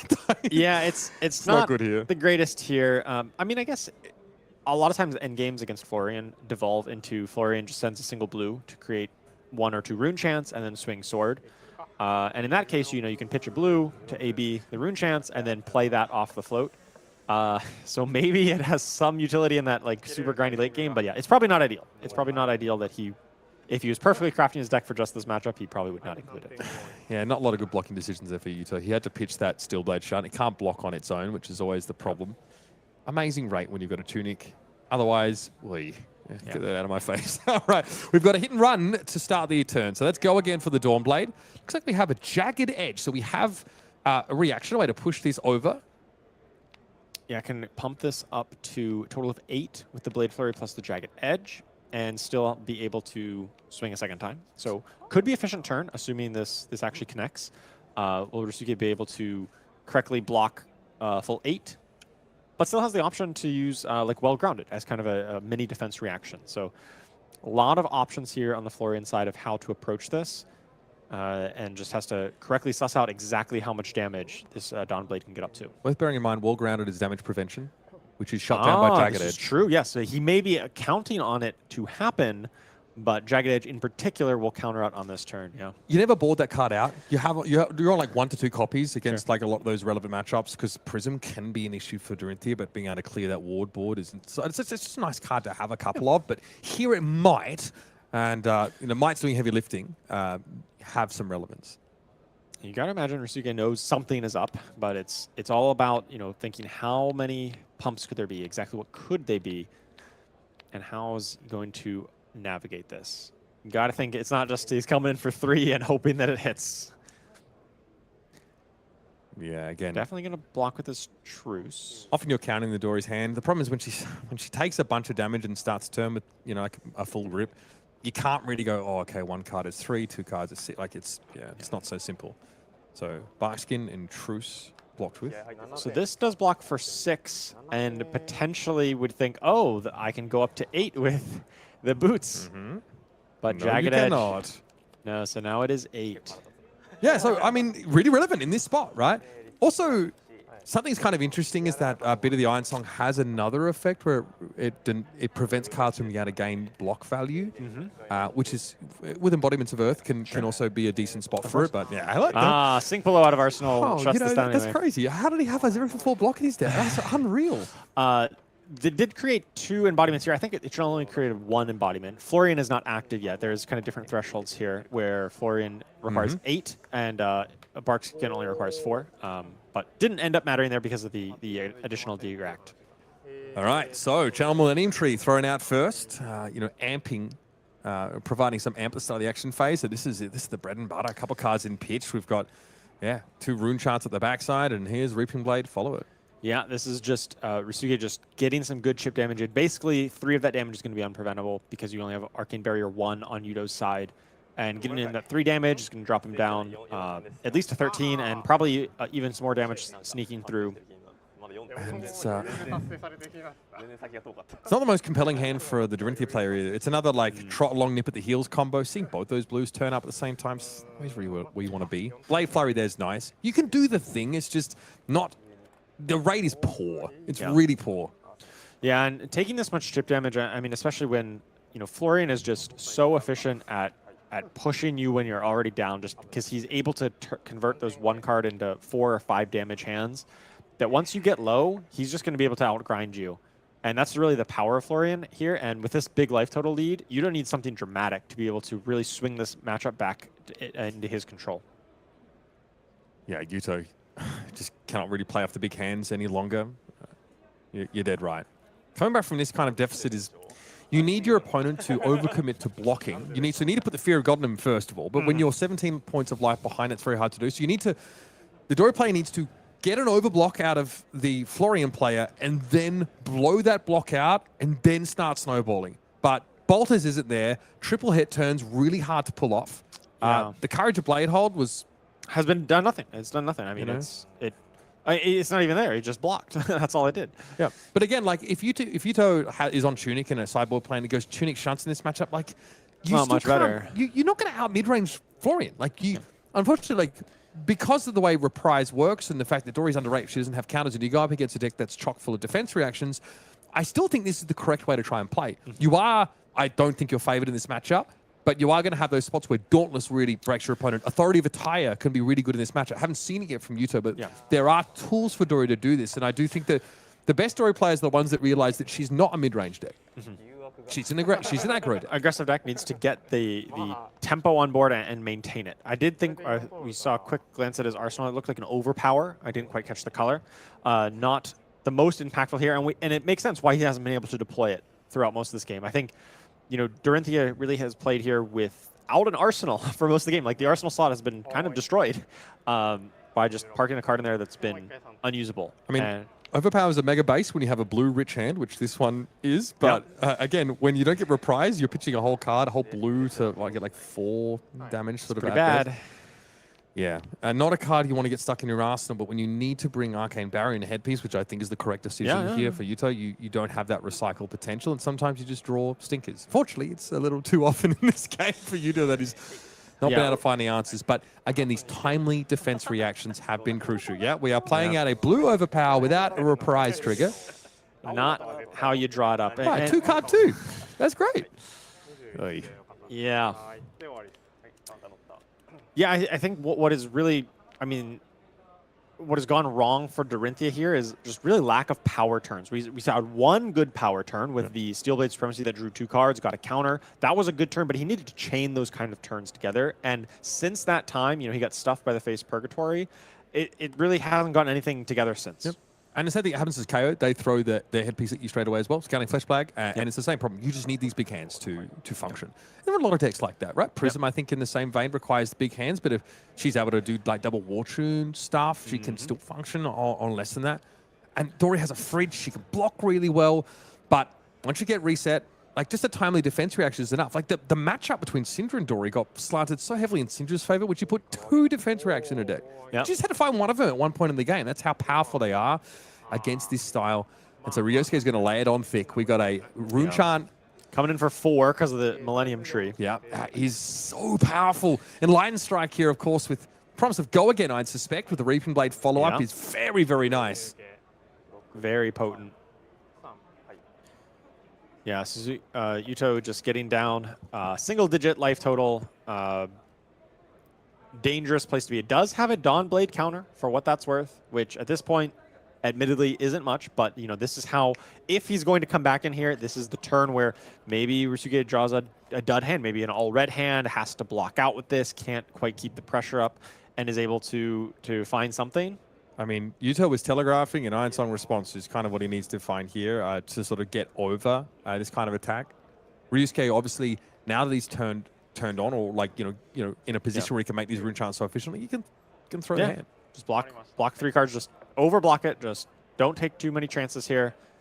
You get to reset it, you get to play your efficient 1-card hand of just come in for the most efficient 2-card hand in the game, of course. And I think if Yuto, I think if folding the hand here, honestly, you've got to respect what this fellow in the crowd is. You can't just like block a little bit of it and try and, No, you got to send everything. Or just, block it out in its, in its entirety as much as you can. 2-card plays with Dori are pretty obvious without bolters in play, and you're not really wanting to use those refraction bolters on a small turn unless you have to. So, sharp and steel pitch for Dawn Blade here. So Yuto is saying, what could it be? For 3, I don't know that I think you're right. I think the way Yuto comes back from I know it's very difficult at this point, but I think you just need to block with that card on the felling and then just hope. Okay, Sigil suffering. Now, the only way Yuto gets through there is that it's a 2-block from Yusuke into a glint of Quicksilver out of Arsenal, and Yuto's off to the races. Says, this is insult to injury there, seeing that Sigil come up, cover the Dawn Blade, and do some damage. I do love me some Sigil of Suffering. That card is so powerful when it works. It's so efficient, being that kind of 0 for 5 defense reaction in a way. And here, just kind of insult to injury as Dorinthia's already kind of down in the dumps. Yeah, it's tough. I mean, we got Rampant Growth Lyath here into Reaping Blade, so... Yeah, and not just from the like raw efficiency, and raw efficiency standpoint, but also just from the, hey, I'm missing Rootbound Carapace. What am I going to replace it with? Well, Sigil of Suffering. That you still maintain the same kind of density of defense reactions, and in some cases it's even better, like right now. Yeah, it really relevant. I mean, your opponent technically has the option to cover the Arcane, and it's not really something that can not be when done. you're pitching a red. There. No, it's almost always getting you that sort of 4 value. Nourishing Emptiness here is presented by Yuto. This is the only attack action in his deck, most likely. This is old school tech, and that also folds to defense reactions, sensing a theme here. Defense reactions, and still there's armor left. This seems to be a very difficult spot for you to come back from, staring down 8 damage, and Florian is now finally online, finally has hero text. Did not up until this point in the game. And still was able to show us, I think, some really high rate plays. Yuto without a counter cannot play above rate on small hands. Yeah, must block out here. Can't go too much lower, but then that's going to give Ryosuke plenty of time to find a way to punch through these last 3 points. All right, well, at least that damage is respected. But again, like another channel Millennium Tree, and it's curtains, essentially. Yeah. Looks like there's a Arcane Seed's Life that's going to make a lot of rune chance, or a Command and Conquer. Yeah, lots of options of how to play this one. A boatload of them. Here's a Naked Dawnblade 3, but without take it. without Refraction Bolters in play, there's really no threat here for Ryosuke. Just let that one come in. And generate bunches of rune chance here. Yeah, this is where it starts to get absolutely out of hand, and Yuto understands the writing likely is going to be on the wall. Tough to cover this efficiently. Arcane Seed's Life here. That's 6 rune shards and Command and Conquer, so that's split damage. Now, if you have the blue density, you can cover a decent amount of this. Only 1 blue drawn up, so some Arcane leakage. 1 damage leak through here, but still Ryosuke gets to full hand, try it again. Just repeat it, find some other way to push through some more damage. At the very least, keep Yuto down. Definitely never going to get a big hand again, right? Definitely going to be really struggling here to get any kind of action on the back end here. Now, aspiring Dori players, this is not where you switched into the fatigue strategy against your opponent.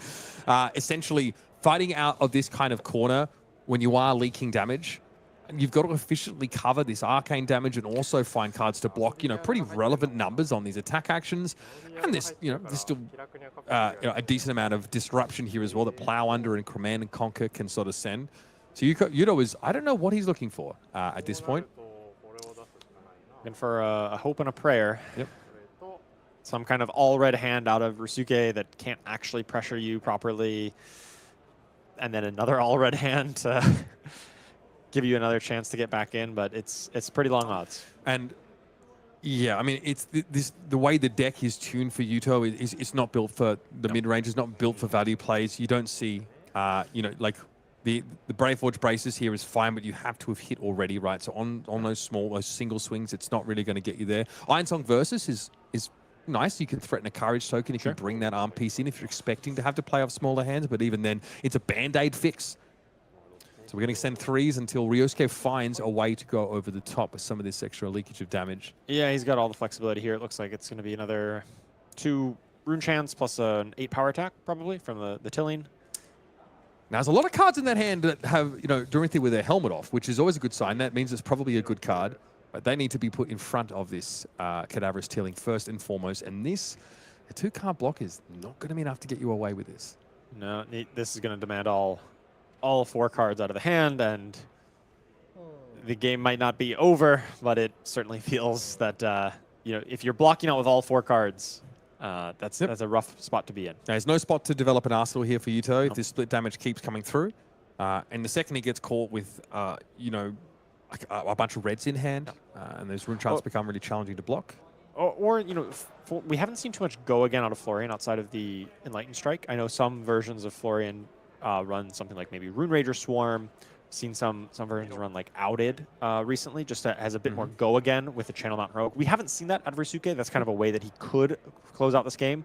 It seems like he might just be content to grind this down and just play like Rune Chants into attacks until Yuto kind of actually runs out of cards. Worth noting there that is it a yes? Yes! Absolutely! There it is! Stick it to the man, Yuto Suzuki. Oh, I love to see it. Emboldened Blade here revealing a defense reaction in Arsenal, destroying it, giving a +1 to a weapon swing that was never going to come from Yuto. It's about the moral victories at this point here, Dorinthia Nation. Yuto was able to keep that card because it was a Cadaverous Tilling that didn't have a decompose on it, so it was only coming in for 6. Understood. And again, we've stuck it to the man. We've done our job. Moral victory there. Heads held high. You can walk away from a Dori game saying, my Emboldened Blade hit, and you just end the story there.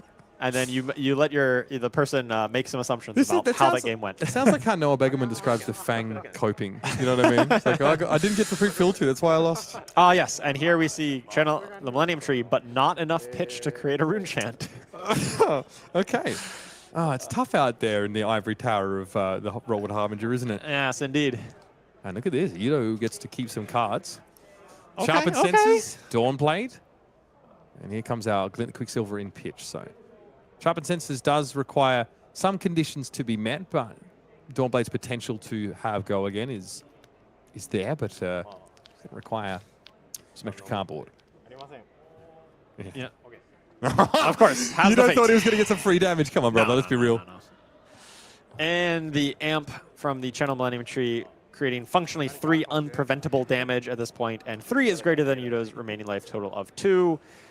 And that is all she wrote. Do it. Swarming Gloomfire will be the vehicle for Yuto Suzuki's demise as Dorinthia Iron Song falls to 5-1, going up against masterfully played Florian Rockwood Harbinger here from Ryosuke Urase. Has the defense reactions when he needs them. He's able to just assess the moments where it's okay to let some of that Dorinthia damage come through, but it's okay to let a counter be developed, and then sends turn after turn of undeniable pressure. And frankly, Dorinthia crumbles under. Yeah, we saw Dorinthia just really struggle to get some offense going. Had one good turn there, which was the Steelblade Supremacy, but then every turn after that wasn't able to chain those together. The Florian played it very well, was able to play around some of those attack reactions with the good defense, as well as the face Purgatory to really disrupt the tempo at the right time. Yeah, beautifully done. A nice Florian operation. It's pretty impressive to see Rockwood Harbinger going to 6-0 going into our last round of play. It's RTN season right now, folks. That's right. If you want to get up there and represent your country, Road to Nationals is where you want to be. January 3rd through February 1st. So we are in the thick of things. You'd likely have RTNs in an area near you because attendance is up, and we have a heck of a lot of events running. So make sure you get down and check them out. And the rewards are plentiful, folks. For top 2, of course, we've got a Call to the Grave or New Horizons playmat. For top 8 and top 4, respectively, this fantastic alternate full art treatment of Twin Drive and In the Palm of Your Hand of the cold foil variety. For those like me, who usually bomb out after round 3 after facing Chris Iali on a ridiculous, Viserai build that is only about rune chance even after Skeletta's banned. Yeah, well, that's fine. We get a gem pack. Of course, for the winner, it's going to be a gold foil in the black envelope, exactly what you're after. And of course, that spot at Nationals, which I very much hope will be broadcast to the world. My favorite time of year is Nationals season. Yeah, Road to Nationals, just absolutely a great time. Attendance has been through the roof this season, and do your part to keep it going up. Play in some Road to Nationals this weekend. Play some of the decks we've just seen. We've seen a lot of awesome decks this tournament, and I'm sure we're going to see even more as we continue out through this tournament. Yeah, 6 rounds in, we've seen a whole swathe of different decks, and I'm hoping for much the same. But of course, after the break, we've got players fighting for undefeated here after day 1. Round number 7 at Calling Akihabara is around the corner, and after that game, we'll be showing you guys for the first time another fantastic spoiler out of Compendium of Wraith. It's so secret, even I don't know what it is, and even begged Sam for it, and he's not about We it. don't So know. We will find out the same time you guys So do. we are going to be live react Andying on the stream for that one. Don't go too far. Round number 7, it's around the corner.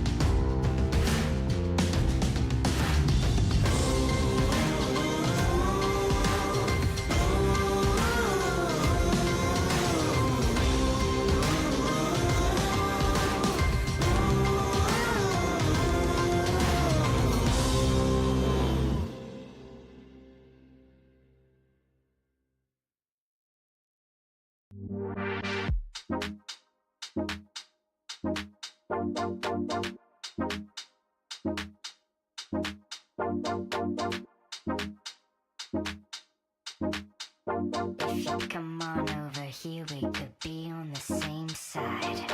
Same side, same side. Same side, same side.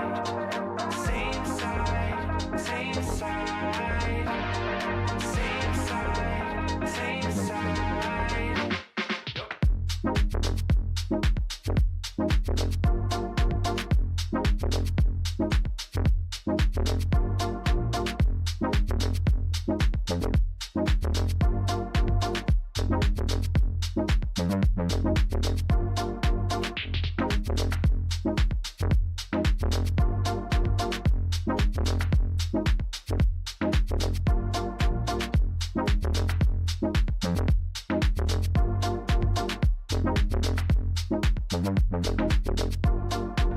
I'm here breaking my neck, looking over my shoulder. Stepped into your skin, got me tripping over myself. Figured I would say something, passing the time. If you come on over here, we could be on the same side. On the same side. On the same side. On the same side. Same side, same side. Same side, same side. Same side, same side. Same side, same side.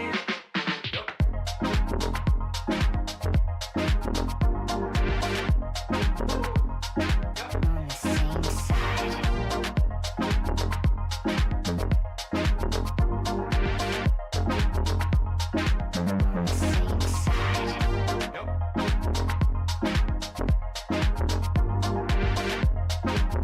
same side. Same side, On the same side.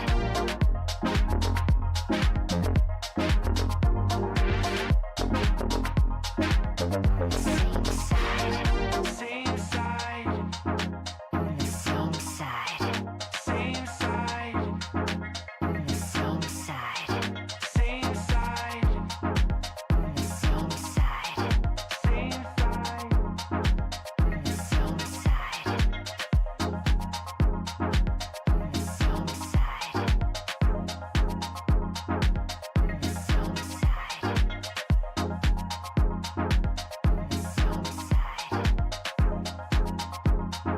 On the same side.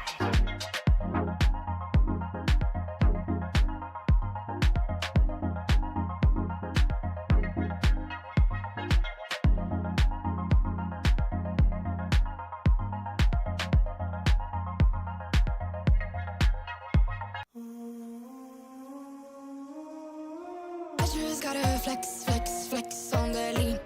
I just wanna rap, rap, rap to the beat. I just wanna back, cause I'm mean. I just gotta go back, I'm a freak.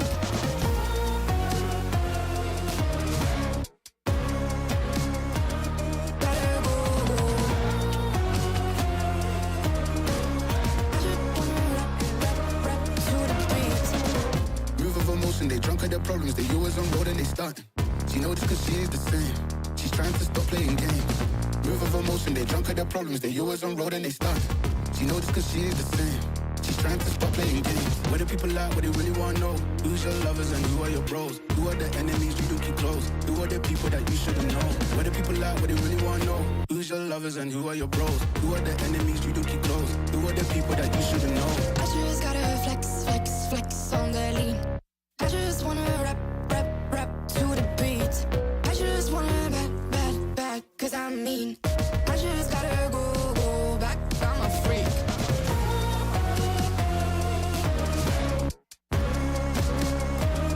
Gotta go. I just wanna rap, to the beat. The chains, my vest, my watch, my belt, my cheese, my house, my sneakers, my blouse. I just party hard, popping a one in the chart. I've already won, babe, but then you start. Flexing on ya, flexing on me. Flexing on ya, flexing on me. I just gotta go.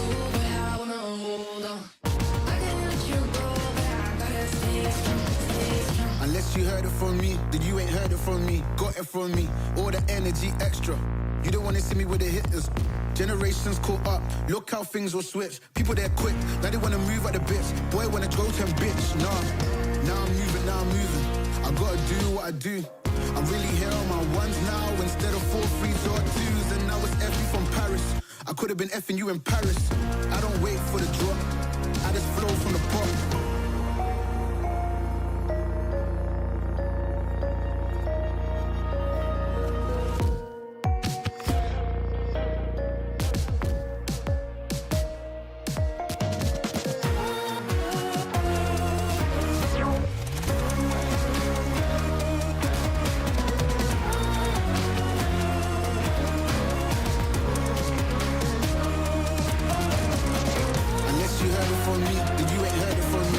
From me, all the energy extra. You don't wanna see me with the hitters.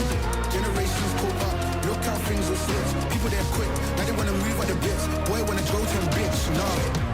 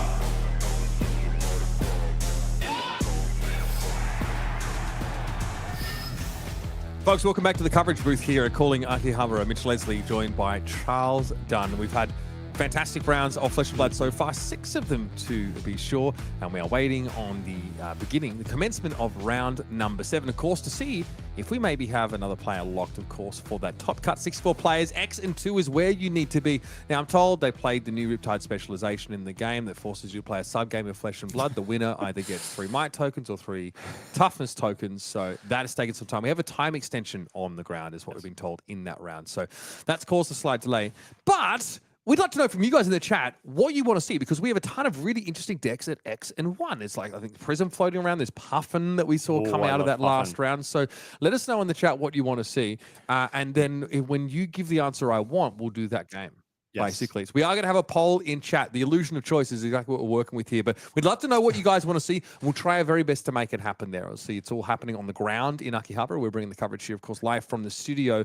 And we'll still be waiting on those games. But to go back, they do this to me every time. They like to throw me in a Dori game and just see just how angry I can get. You were getting a little angry there at the end. It was a little dooming on how can he have this many defense reactions? I mean, I know how they have that many defense reactions because you always expect to see another one. But great to see him at 5 and 0. I mean, that's always a deck that is a dark horse. Is tuned in one direction. Obviously, it's one deck that throughout the high seas metagame has always been really threatening for Gravy Bones to deal with, because Dori can advance her own game plan while keeping that ball quiet. But we've got to see what Florian is capable of doing. And this is a Florian, of course, now without those root-bound carapaces, but still seems like a really good option.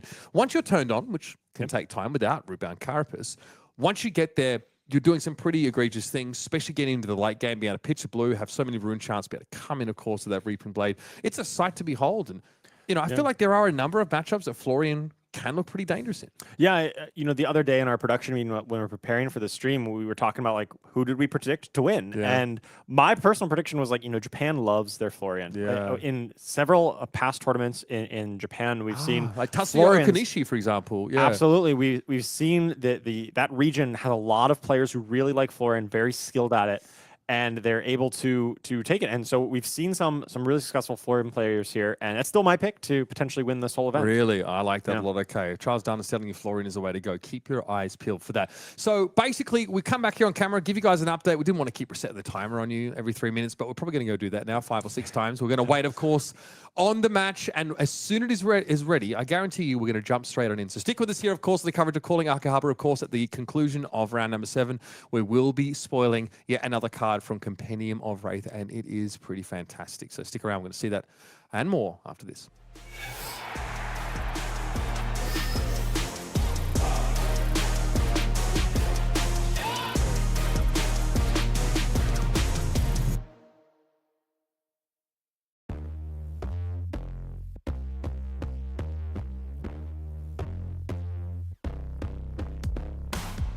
Turn up the lights, my friend.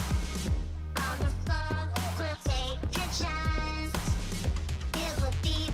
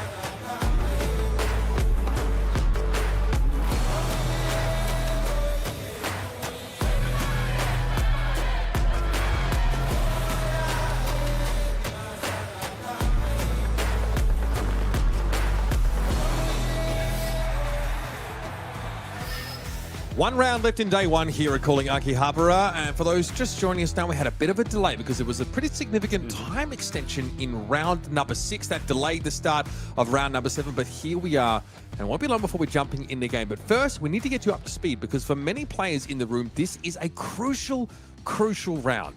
X and 2 is the cutoff. So many of these players you're going to be seeing here are live for day 2. Some are locked for day 2. And I'm already seeing some household names turn up here. Sam Sutherland, Justin Koo, Gaichi Yamada, Nova Chan, Yuto Suzuki, obviously at 5 and 1 here, still in decent shape. Of course, going down the list again, some real household names in flesh and blood at 5 and 1 or better. Yeah, 5 different heroes, already 6 and 0. Really impressive to see that diversity. We've seen a lot of different decks here, and I think we're even getting no repeat heroes on coverage today. So we've seen a lot of variety here, a lot of decks finding success. We head to our next page here, and again, the diversity of heroes continues. Austin Summers turning up here at 5 and 1.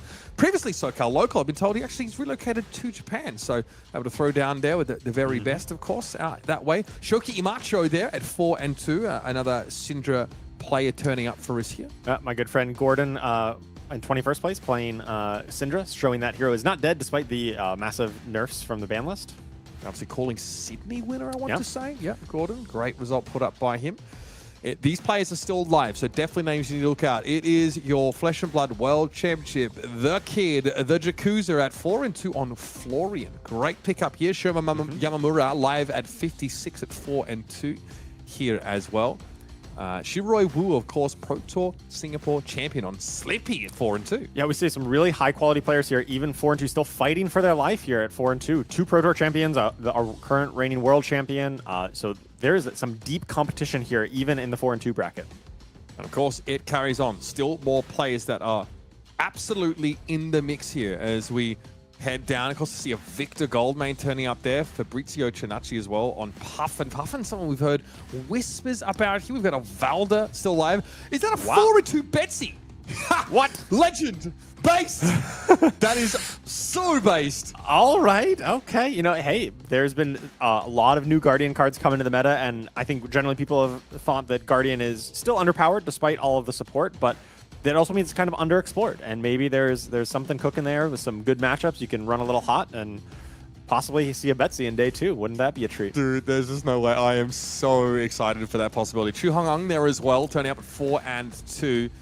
And we keep going on, of course, down the list here. We're going to get towards our 3 and 3s here, but our 4 and 2s still very much in the mix. I see Pudding Tam there. Ten Chang, one of my locals that are turn 0 games. Beautifully done on his Ira that he has fully blinged out, and he loves to show anybody. So if on the floor you want to see what some serious bling looks like, you check it out. And Jacob Clemens, of course, player of the year in Europe at 4 and 2 on Acilio. Yeah, they've got to be fighting for their life here, and really exciting to see the high quality players throughout this. And we're going to see who gets make day 2 and who can potentially make top 8 tomorrow. Yeah, crunch time. Do or die for some of these players already. And having a nice record heading into day 2 is definitely something to hang your hat on. Let's jump into our last game of this day of coverage. It's round number 7. We have a treat for you. Leon Liu on Cindra at 5 and 1 versus Naoki Ishizaka on Puffin. There's 14 different heroes on coverage we've had for you today. Love to see it, both these players. Still live for tomorrow. Yeah, I'm really excited. We all know we've played against Cindra. We've seen it a lot.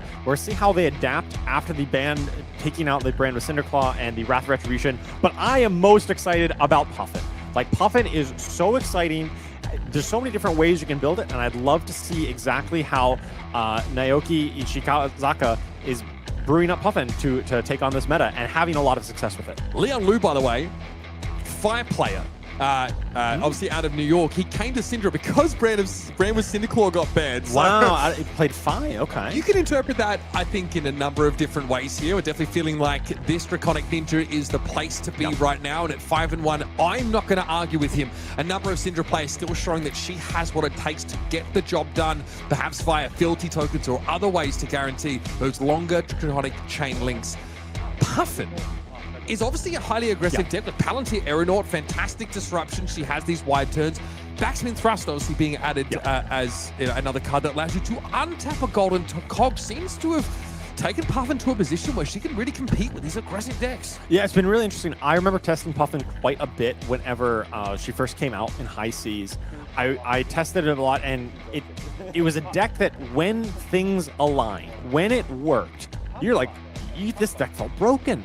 You were able to crank 2 cogs, use gold to generate cogs, draw cards, your attacks were on rate, and go again. You just felt unstoppable.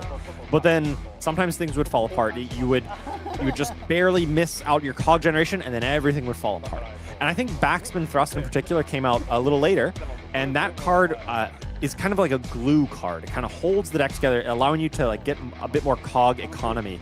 And we'll see if the Puffin here is able to utilize that to good effect to be able to keep up pace with Cindra. Yeah, I mean, that's something that we know that can do. You mentioned those fail states, right? Those situations in which Puffin can falter, and being able to get an extra use out of that cog feels like it could smooth things over, because generating that individual cog, not the hardest thing to do, whether it's you playing out a copper cog or you're generating it from, a number of any of those other card effects. But being able to, get use out of it twice potentially, and a backspin thrust that's just a nice on-rate attack that sort of enables that kind of game plan has shifted her closer, and as far as we can tell, into competitiveness. So this will still probably be 2 pretty aggressive decks going at each other. So this is going to be, I would imagine a relatively low number of turns being played, because neither deck really wants to block that much. Obviously, Puffin has a lot of copper cogs probably in the deck that don't block at all, and also just scales really well with bigger hands because a lot of the attacks have go again. So not a lot of blocking coming out of Puffin. And of course, Cindra, being a ninja, every ninja in the game doesn't really block all that well. A lot of 2 blocks even so. So it'll be kind of some haymakers being thrown back and forth. Putting Cindra's ability to race to the test, I think, in a post-Wrath of Retribution era is going to be fascinating. Also, those Art of the Dragon cards that are not so easy to turn on anymore. I'm looking to see what these Cindra decks are filled with in order to keep that consistency in place.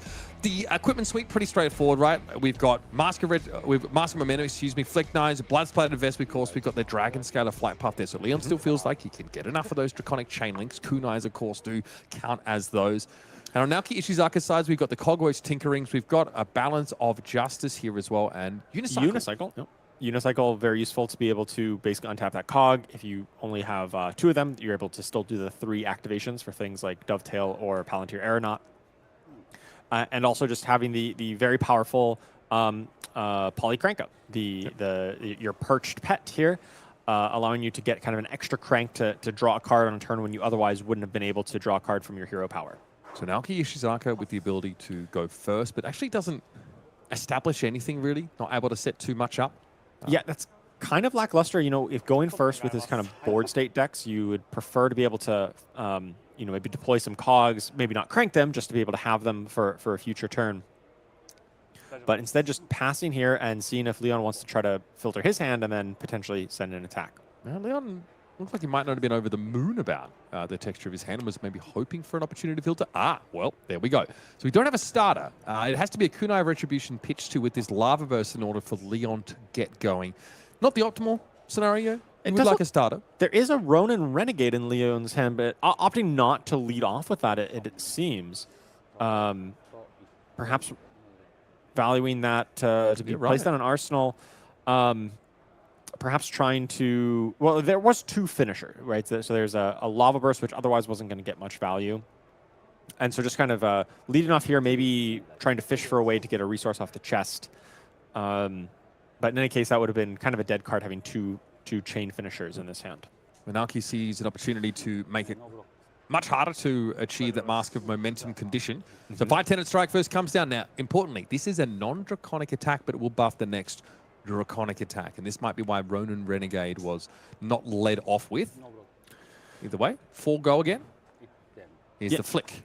Yeah, pretty powerful situation being able to, flick for that free point of damage and get the resource to be able to finish on Breaking Point, which does have the on-hit because we did have that extra chain link. So despite having a starter, this was the rare case where actually pitching a red was still useful just to ensure you have the appropriate number of chain links to trigger your Rupture effect. Yeah, being able to threaten Arsenal, still very important. This is chain link 4 or higher. It's threatening a Mask of Momentum trigger.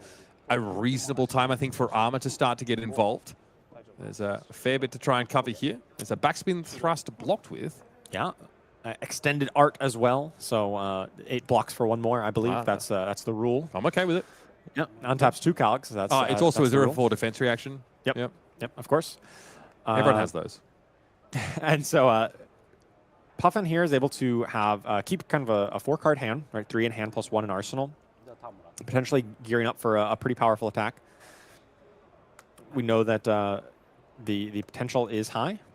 All right. Sky Skimmer, though, red card being pitched doesn't necessarily spark joy. But Cog in the Machine is just one of the power cards for Puffin here, right? It basically says you get to draw a card, it just replaces itself, and just puts 2 cogs into play. And you get a bonus action point because if you crank them both. That's right. So you kind of get a profit of full action point here. It's a little unfortunate. You do need to pitch the red here, so it's a little less efficient, but we'll see if his hand got kind of unlocked with that extra card draw. Obviously, Naoki's not going to tap a cog to put cog in the machine back under the deck because the likelihood of getting to that part of the game is a little on the unlikely side. And both these cogs are going to be activated to send Spitfire across here. So you need to tap a cog alongside Spitfire and then tap an extra cog to get the +1. So this is fun. This is coming in for 3. 3 and has the extra action point from a cog in the machine, so functionally has go again. Still be able to come with a follow-up here. There's the backspin thrust, as we mentioned. You know, playing a role here. He's going to be able to untap one of those cogs, get it go again, and then be able to potentially deploy his last card, or his last 2 cards here with an untapped cog available. The modality's so nice, right? Like a nice 0 for 5 finisher or, another 0 for 4 go again extender. Yeah, very good, like I mentioned, a glue card that really helps the deck just kind of smooth out the rough edges. Like, if you didn't have that here and you needed to tap, you'd maybe lose an extra point. Like the Sky Skimmer that was pitched, right? That could only, you need to tap it in order to trigger. Nicely done by Leon. Yeah, just making sure that there is the untap of the cog to give backsmith thrust go again. Otherwise, that would have been that for the turn. Yeah. Just need to give it go again. Leon does have a sink below in hand, trying to find the spot to use that. Okay, this doesn't suck at all. It's going to be a Cogworks Dovetail. Obviously, on hit, untapping cogs is pretty important. Being able to pump this up thrice per turn, obviously. So this Cogworks Dovetail could be deceptively nasty. Yeah, it's a very powerful card, right? A 1 for 5 that could potentially be up to 1 for 8 or 1 for 7, go again. Yep. Plus untap all your cogs. It's just a very powerful, flexible card. And even just a 1 for 5 is just often a good rate in this deck. And it has so much text on top of it. And one of the few, well, actually, some lists going up to 6 in the past, defense reactions here coming out of the Cindra. Leon able to find value off that extra block value here in Sink Below. Not a really difficult thing to do, of course, against this deck. But Cogworks Dovetail, still gets through. So Cog's untapped. We'll see if that actually ends up being relevant or not. We'll pass back to Leon with a 3-carder. Yeah, solid offense here from Puffin and be able to turn even that red pitch, despite a little bit of awkwardness there, turn it into a pretty solid offense. Get some blocks out, and now this 3-card hand out of Cindra here, not the most impressive 3-card hand I've ever seen. Rake over the coals is an interesting inclusion here, but that we don't have a way to make the Art of the Dragon card draconic. No, this hand is pretty bad. I mean, it really converts 2 cards to 5, no matter how you slice it, at best. Looks like it's going to be even less. Just opting to maybe set that rake over the coals for a future turn and keep the Oath of Loyalty as kind of a starter and to be able to enable a big turn in the future. Yeah. But it is kind of, suffering an intellect penalty here. It is. This is not how you want to race at all. And this is kind of one of the tricky parts here about playing these Art of the Dragon cards. This is an amazing starter if you can make it draconic somehow. But Naoki realizing that there's not really a way to get this go again. It's not going to be draconic. Dragon Scatter Flight Path, of course, not really an option. Yeah, and sometimes even just, using the flick knives here to still get that 1 extra point, but does mean lacking the dagger. All right. This is how it's going to be, I suppose. Okay, Naoki has an open door here. Now, no cogs in play, in fairness. Those were both cranked for the extra action point, but a very, very middling turn here out of the Cindra. He did have the option to get a cog with his Cogwork Tinker Rings based on the attack if he thought that was necessary, but looks like we're cashing in the Polycranka here, which is going to get the first crank, and that means there's 1 cog and that ends up replacing itself. Really powerful Polycrank here to be able to smooth out the draws when you just have one crank and still be able to cash in a draw.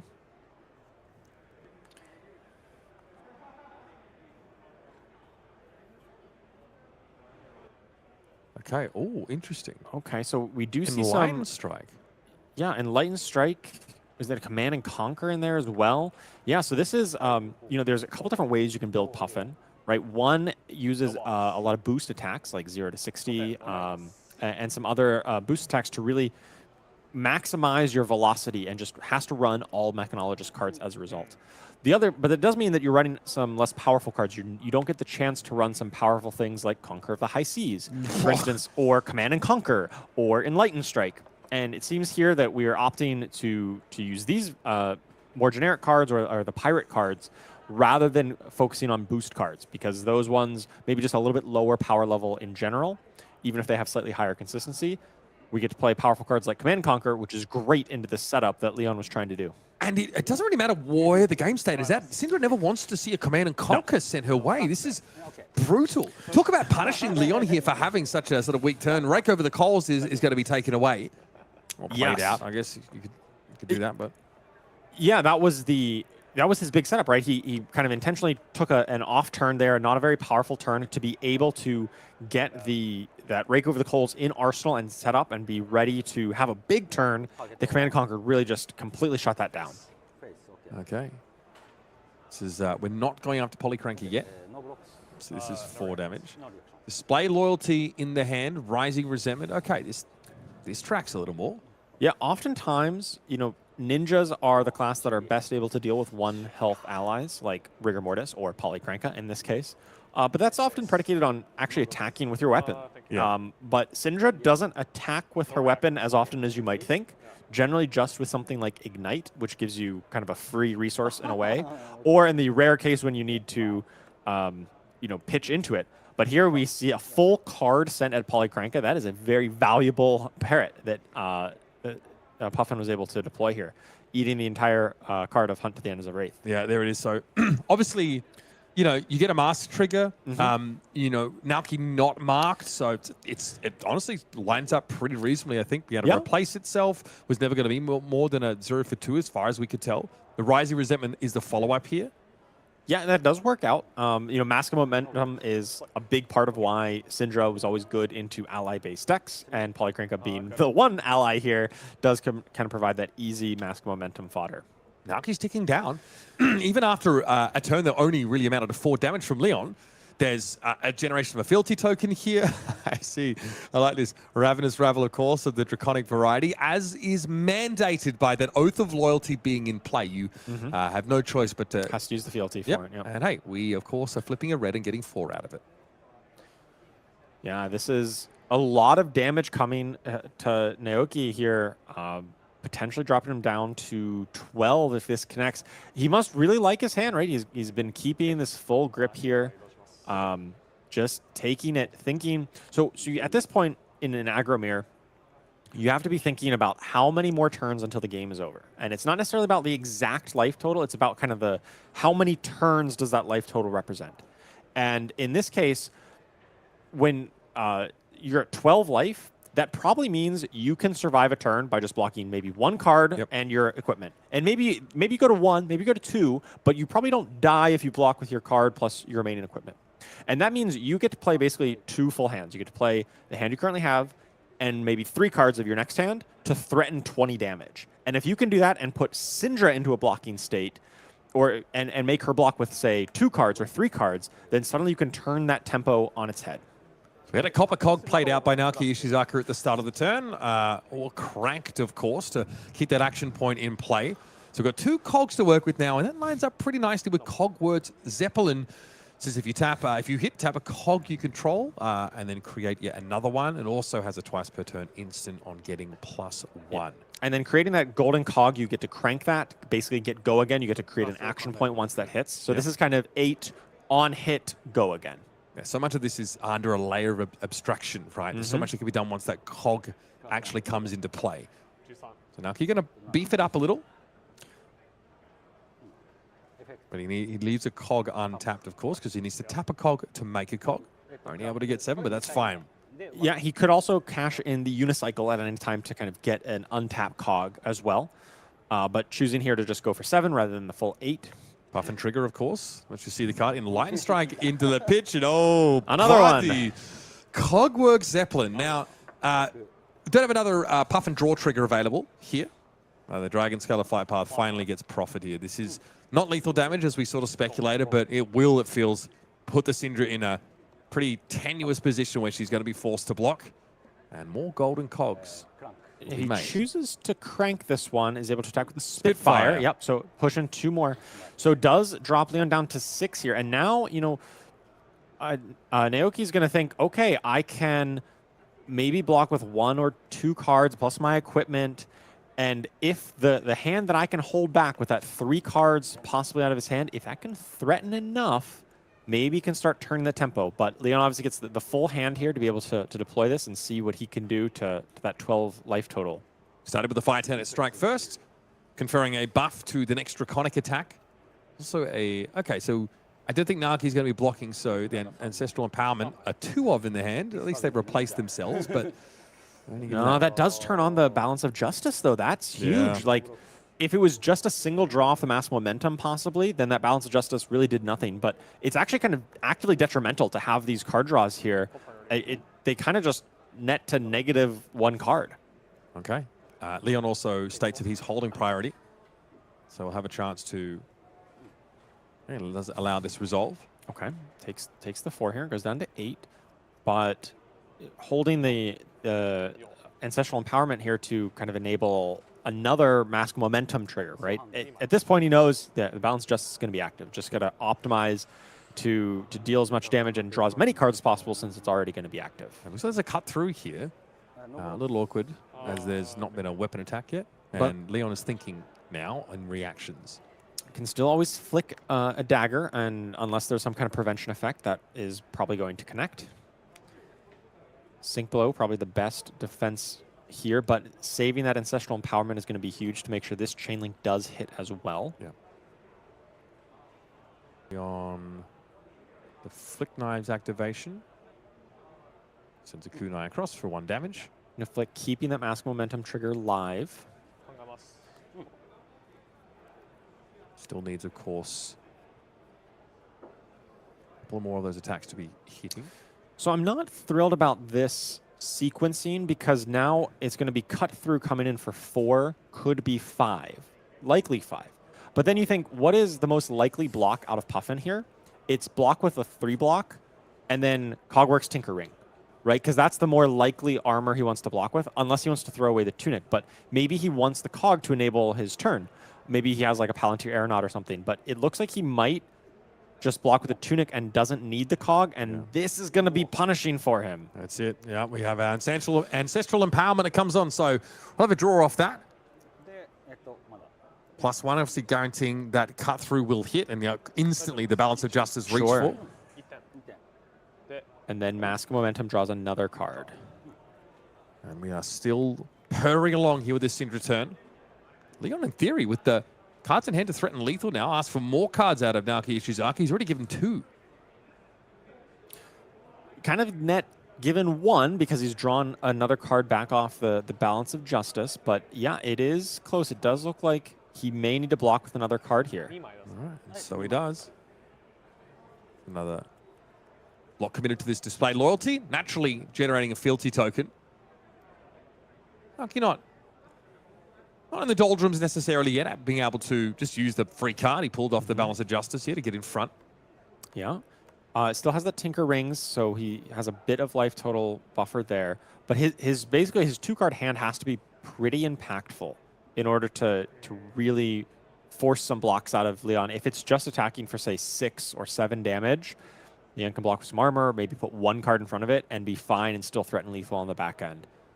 I'm going to think about, like, you know, does he need some density of cogs to threaten some of that sort of instant speed pump? I think his best possible plays, without knowing what his hand is, would be to block with Cogworks Tinkering to make a golden cog, and then he starts his turn with 2 cogs total, right? The one that's the copper cog that's in play with a counter, plus the golden cog, and then play something like Palantir Aeronaut, which requires 3 pumps but then you can use the unicycle for that Yeah. third pump. I think that would be the best case scenario.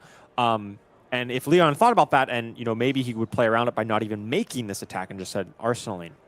This is tricky though for Naoki Ishizaka. This would drop him to 1. So here come those Cogworks Tinker rings. Yeah. Oh, wait a minute. Thinking about it. The gears in his head starting to mesh. Okay, he does get that cog. Does not crank it. Obviously, needs to keep it around for next turn, and we'll see what his 2-card hand is. If it is something like a Palantir Aeronaut, this could still be a close game. But if it is not, then Leon may be able to get to keep a larger hand. Yeah. And when you're at 3 life against the Cindra with a large hand, it's not looking good. The margins are slim in this kind of matchup. Oh, yeah. You make one misstep, one stumble, and the game can get away from you pretty quickly. Both these players have taken plenty of damage. Super is going to be the 4 start. go again. Okay, that's good. Hopefully follows it up with another. There's a couple of options here, right? You can have another 4 go again, and then use your Spitfire to end the chain for another 3. Sky Skimmer? Oh, 4 go double again. 4 go super. again. Into 3. Okay, yeah. So this comes at like a 2-card 11 functionally, right? 4 into 3 from the Spitfire because of the cogs. That is some good numbers. You've got Better to than be happy with that. Palantir, yeah, at that point. So Leon, I guess at this point says, I'm going to leak some damage here. Can I get a 3 block out in front of this? He's at 2. These 4s present a bit of an issue for him now. Oh, man, this is such a close game. And Cindra just won't have much to crack back with. All of a sudden, both these players really in the blender, but Naoki has that edge in tempo. He is the one that is asking the lethal question of his opponent. Lava Burst in hand. Leon knows he's not getting to that point on his chain links. He's not going to be able to keep a big enough hand in order to do so. There's a cut through there as well. So he's going to be able to block, let's say, block with a Lava Burst. That's going to happen. Probably needs to block with a Mask of Momentum somewhere in here, which does make it awkward. So maybe you need to block with a Mask of Momentum on the 4, and then put the 3 block in front of the Spitfire. And then with a 2-card hand, you could first Fire Tenant strike first, flick a dagger, get a resource. Yep. So that's 3, 4, 5. And then Demonstrate Devotion, but then you're out of daggers. But Yeah.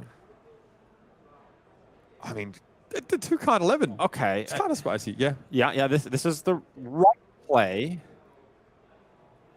Yeah, as pointed out by our producer Ethan, is 2-card 11. That's Felling of the Crown level value that now he's now created. A couple more moving parts, literally.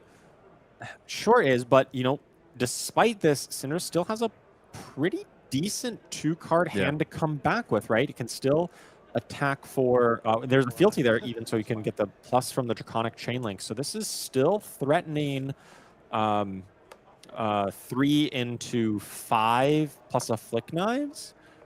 That's still substantial. That's very good. Here's Fire Tenant strike first to start things off.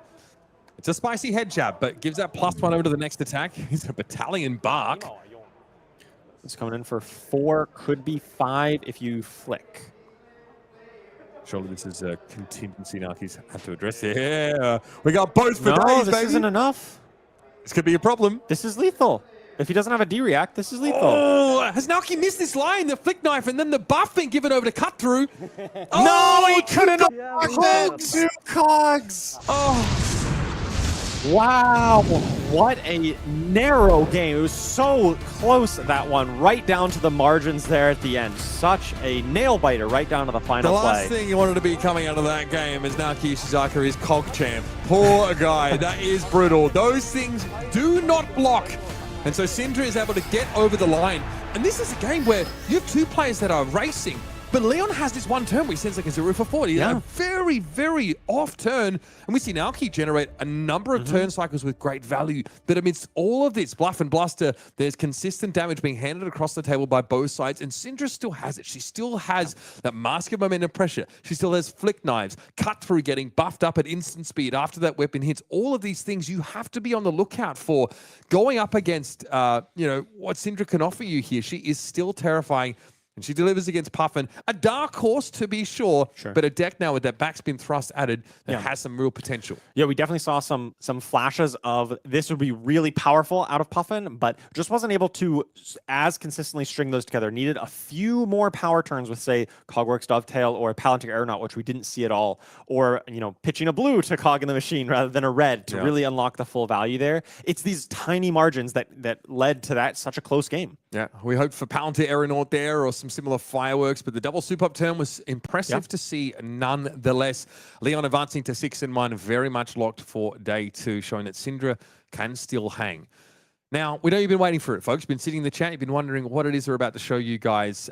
It is, of course, our pleasure, and we're going to see it for the first time, too, to show you a newest spoiler here from Compendium of Wraith. So feast your eyes.